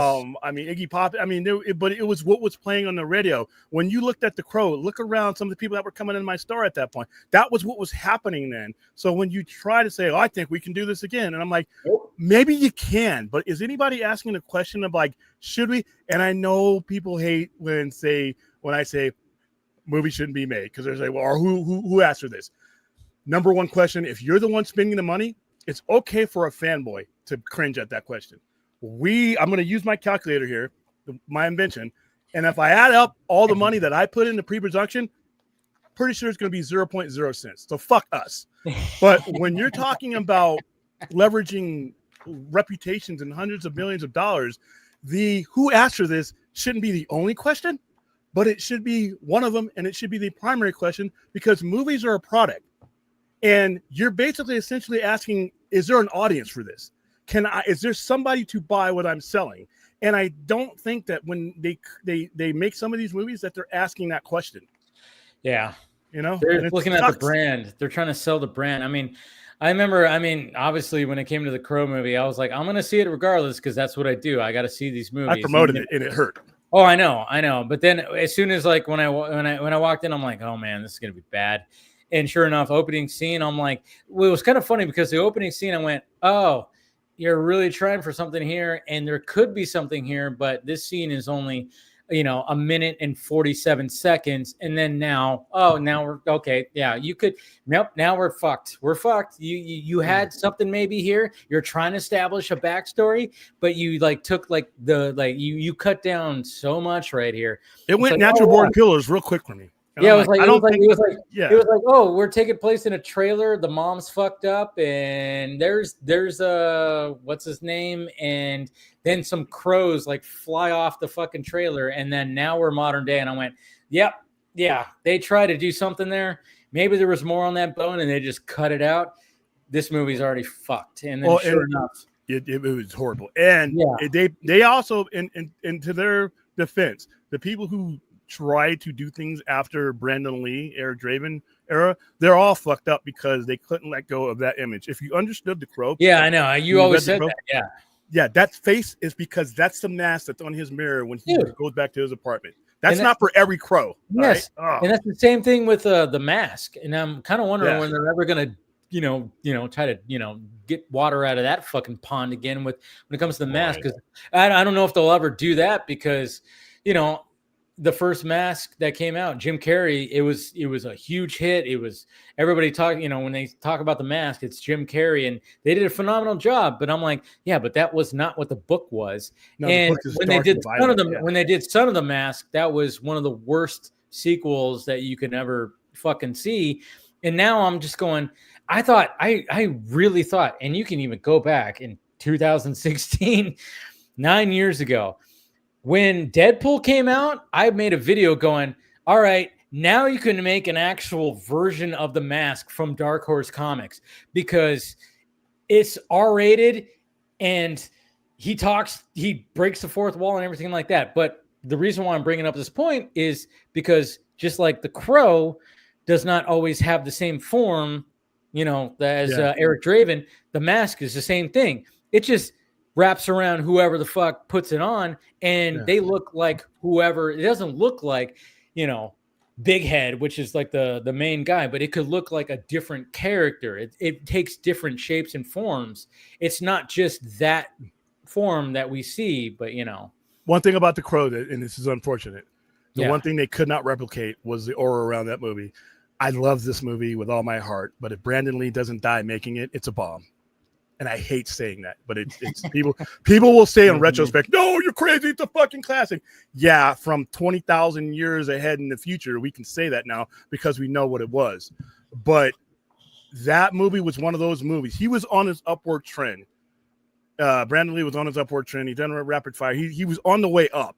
But that movie was a risk to begin with because nobody knew what the Crow was. I knew who it was. I met J.O. Barr at that Comic-Con prior to that. And that's how we found out the movie was even being made prior to him being killed. But there were so many people that got attracted to that movie because in the curse of Bruce Lee and all this stuff.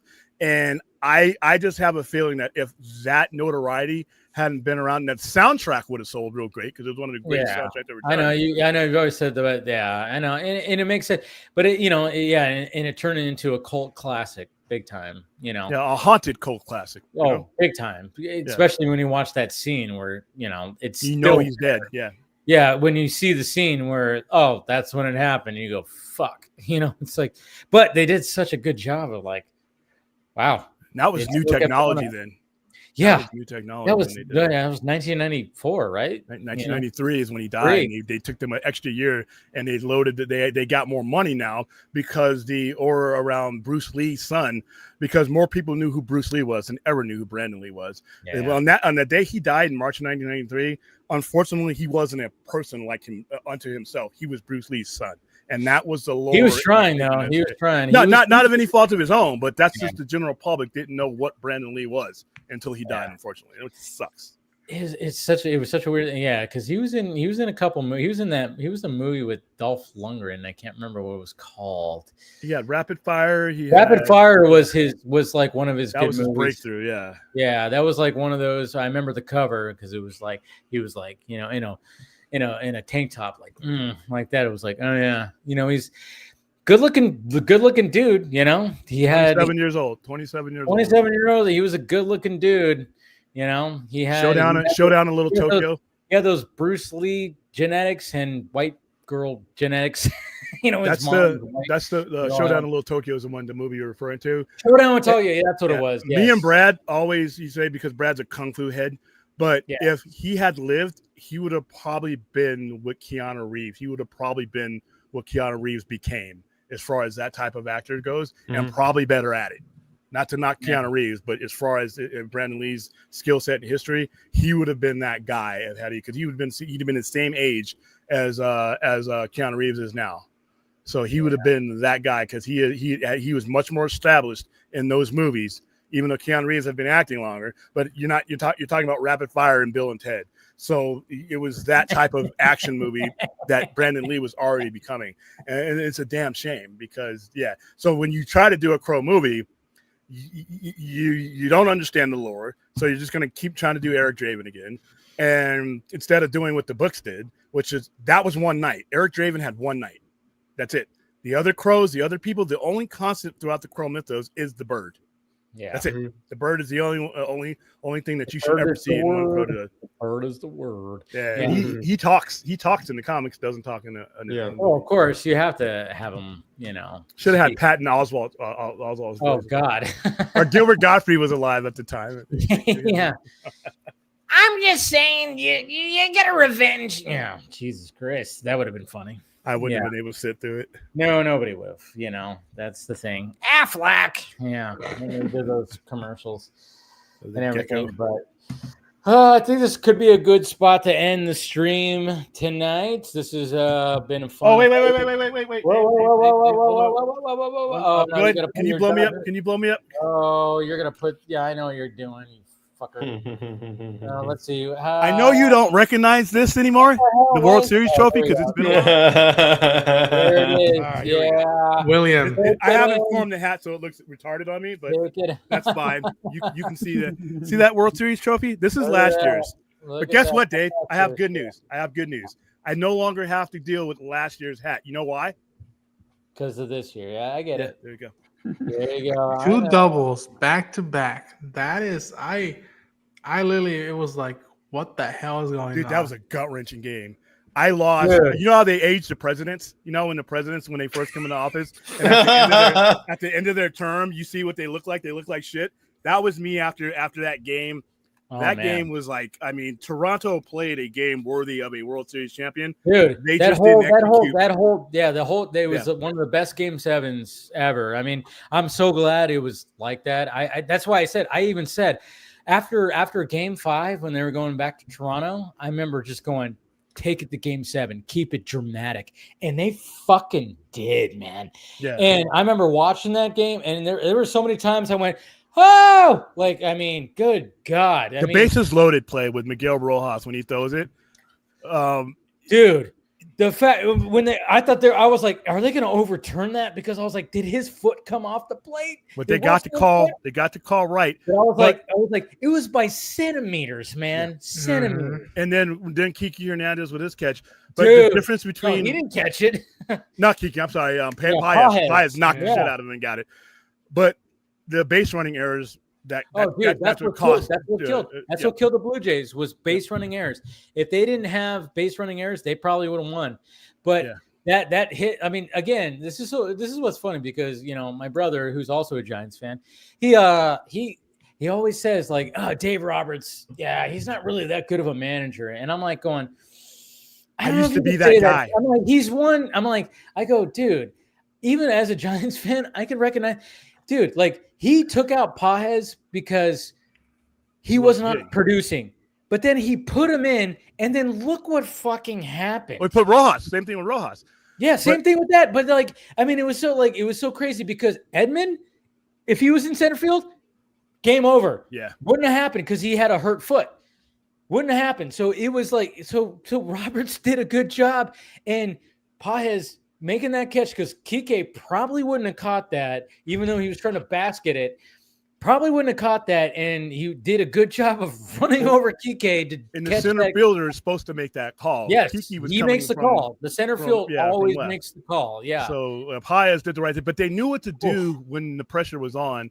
And the night before, they had ran into a double play, and Kiki caught him on it. They caught him on a double play, and then they kept doing base running errors against a team that you just can't do that. One thing about the Dodgers, they don't make those type of mistakes.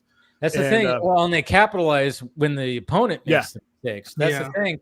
And it was so funny too because that Saturday, it's like because I have my little streaming box that I was like watching it, so there's always a little delay, and it was so funny. It's so funny because there's always a little delay. And I have, of course, living in Southern California, I have Dodger fans. Your neighbor should have exploded and let you know.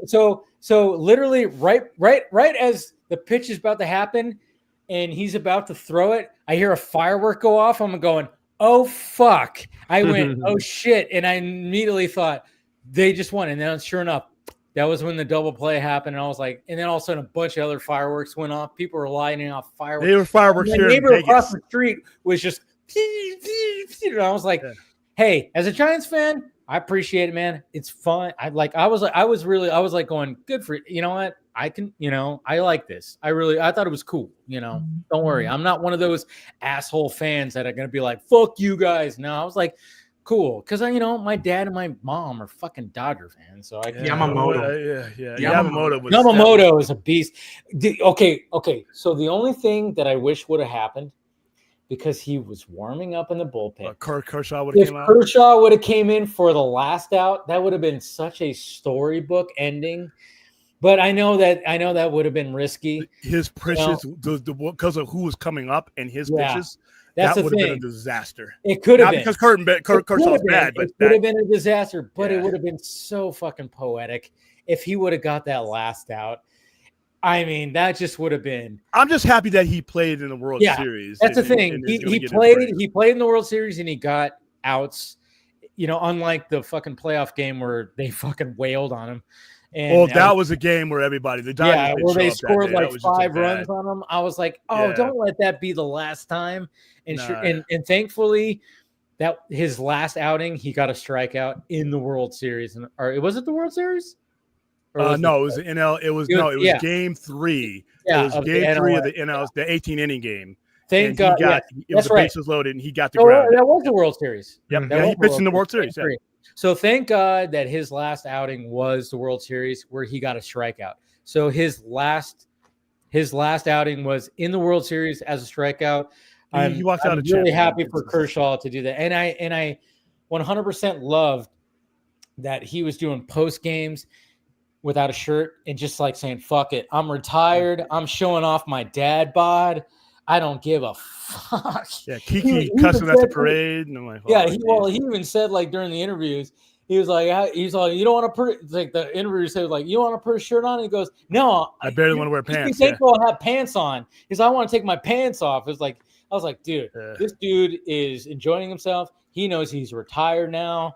Fuck it. And he's, he's still in good shape, but he's just got a little pudginess, you know. And it's like it wasn't bad. He wasn't like sitting there, you know, but he was still in decent shape. He had a good year this year. He was their stopper when they would lose games and have these real miserable spots. Kershaw was always the one that came in and would stop the streak. He got like 11 or 12 wins, had a pretty decent good ERA. But Yamamoto to me is I haven't seen something like that since Oral Hershiser. And to be honest with you, the home run with Kirk Gibson's home run. Somebody was asking on I think Twitter, what was the most important home run in Dodger history? It's Miguel Rojas. It's Miguel Rojas. Here's why. Because barely fucking hit that too. Just it was almost like Gibson. He like almost it was a slider. They caught the same pitch. If Gibson doesn't hit that home run, the Dodgers go down 0-1. They can still win that series. If Freeman doesn't hit that home run last year in Game 1, they go down 1. They can win that series. They won this series after going down 0-1. If Miguel Rojas doesn't hit that, they're done. There's a chance that's it. You only had two out. There was already one out when he was at the bat. And you can't guarantee that Shohei Ohtani was going to tie the game, especially with nobody on. That's why they didn't want to walk Rojas. That's why he got the pitch he got, because they didn't want to walk him, because then it would have been a go-ahead home run situation. Yeah. And they were terrified. Even though Shohei Ohtani didn't have the greatest offensive series, they were still terrified of him. Yeah. He did enough to terrify them. That's what's so funny. It's like, Shohei wasn't like the all-star of the series, but they didn't want to pitch to him because you never knew when he was going to unleash. They saw Game 3 and said, "Fuck that." Oh, dude, on base 9 times. You were on base 9 times and hit 2 home runs a week after you destroyed Milwaukee's soul. Yeah, you literally 3 home runs and 10 strikeouts. So he's like the Jockalopes that nobody wants to jump in there. But yeah, that was a good World Series. It was the most tense 7th game I've ever watched. Just saying, but every team's gonna be like, we can't have the Dodgers 3-peat. Nobody. That's happening. I get a new hat, man. Who knows? I need a hat with 3 of these on it. I have a little bit more confidence in my Giants because they got a new manager and I like his. Wait, the new dude's from what college? What the kids find a high school? What do you? I don't care. No, he's got good energy. He's got good energy. I need old man energy. I need Bochy energy. No. I need this guy's 47. He's young. I want that young, good energy. And I think it could help. Yes. I think it's going to help you to second place.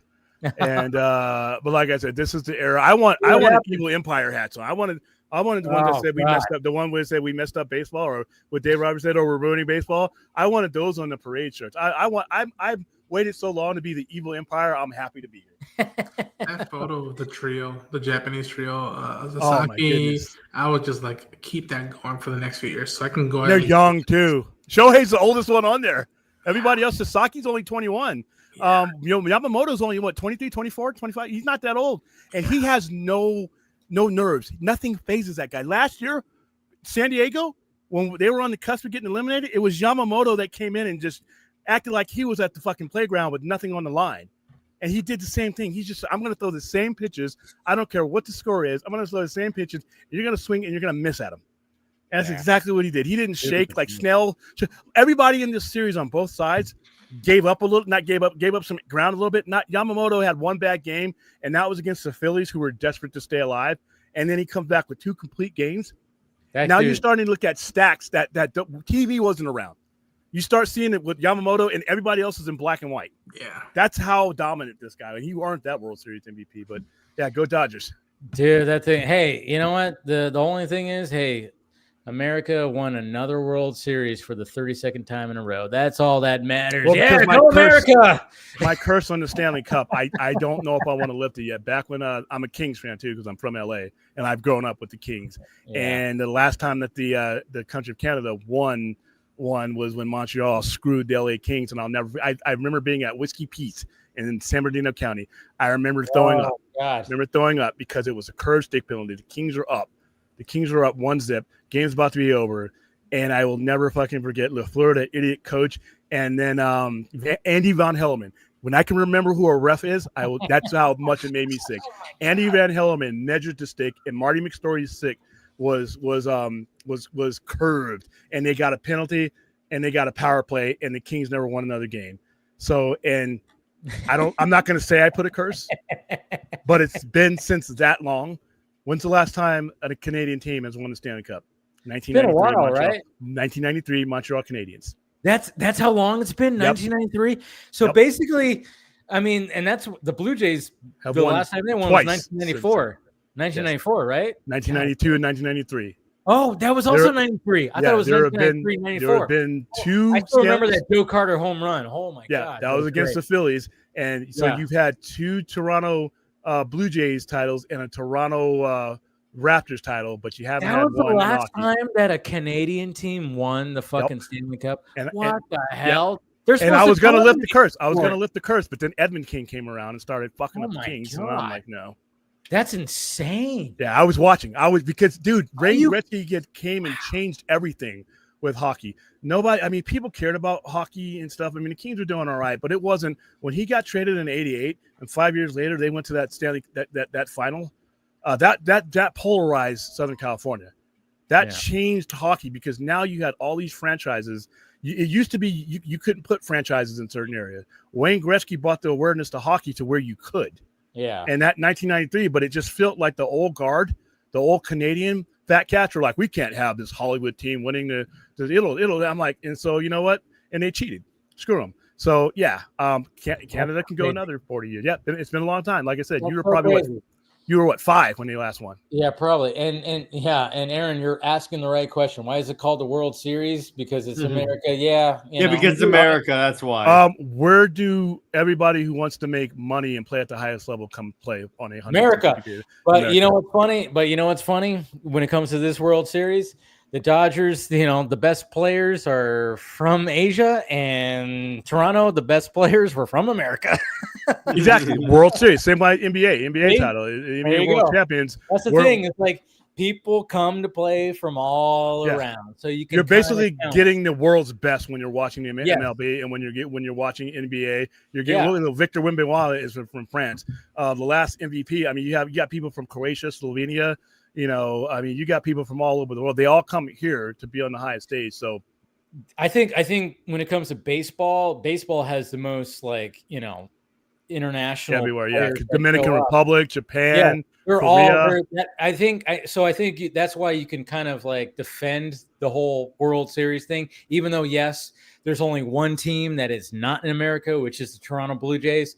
Yeah. But yeah, I think just because every team has somebody they have multiple people that are from just other countries. I mean, and I'm not saying that football doesn't do that or basketball doesn't do that, but baseball just does it. Well, basketball does. Football does not. Yeah, basketball. Yeah, football barely has, people from other, but basketball does. But I think baseball has the majority of, they have so many more players that come from other countries. So soccer and basketball are going to be the biggest ones, simple because. Soccer, it's the cheapest sport to play. You need a ball and you need somewhere to kick it to. Basketball, you need a ball and something to put it in. Hockey, pads, expensive. Everything's expensive. Football is one of the most expensive sports you can play unless you get sponsored. But in baseball, you still need a bat. You still need a ball. You still need a place. That's true. Break out windows. Soccer, you just need Soccer, you need the ball. You need the hoop. You need the ball. You need somewhere. You don't even need a net. You need somewhere to kick it through to count as a goal. And it's anywhere around the world. Third world country, you could be making $1 a month. You could still play soccer. You could still play basketball. True. To make it to the World Cup. Yeah. There you go. There you go. How many third world countries are rolling it up? All right, let's go ahead and end this good sports talk at the end of the Vodka stream right here. I love it. But I want to thank you, Jared, for showing up right here, man. You're welcome back anytime. Great conversation with you. And we said, guys, support the Athena, the goddess of thunder. And if you want to see if I get Tom King to drop a donation, will this change things? I'm going to send him your link. And if he dropped a huge donation, I want to do a split if he fully funds me, I may put the book back on my pull list. I'm just saying. Oh man, you guys are funny. But Jared, go ahead and promote whatever you want to promote right now. Yeah. So besides the Kickstarter, tomorrow I'm doing a stream at 9:00 where my co-host and I are going to compare Superman to Supreme from Image Comics, and on Sunday, I can't steal that. On Sunday, sorry, dude. On Sunday, I'm gonna go through every single issue of Tom King's Wonder Woman and talk about everything he got wrong. And on Thursday, we're gonna actually next Friday, we're gonna do an entire stream about that Dispatch game, because that game is so much fun, by the way. And that's about what and for my Superman stream, we're going to be talking about the Treasury book. I got that. It's really good. But anyway, Dave, thanks so much for having me. Yeah, for sure. Great talking to you, man. I had you too, and I never got to thank you, but I thanked you. I thanked you. Oh, William, jeez. Have your ass on to get now. All right, what do you got, William, to promote?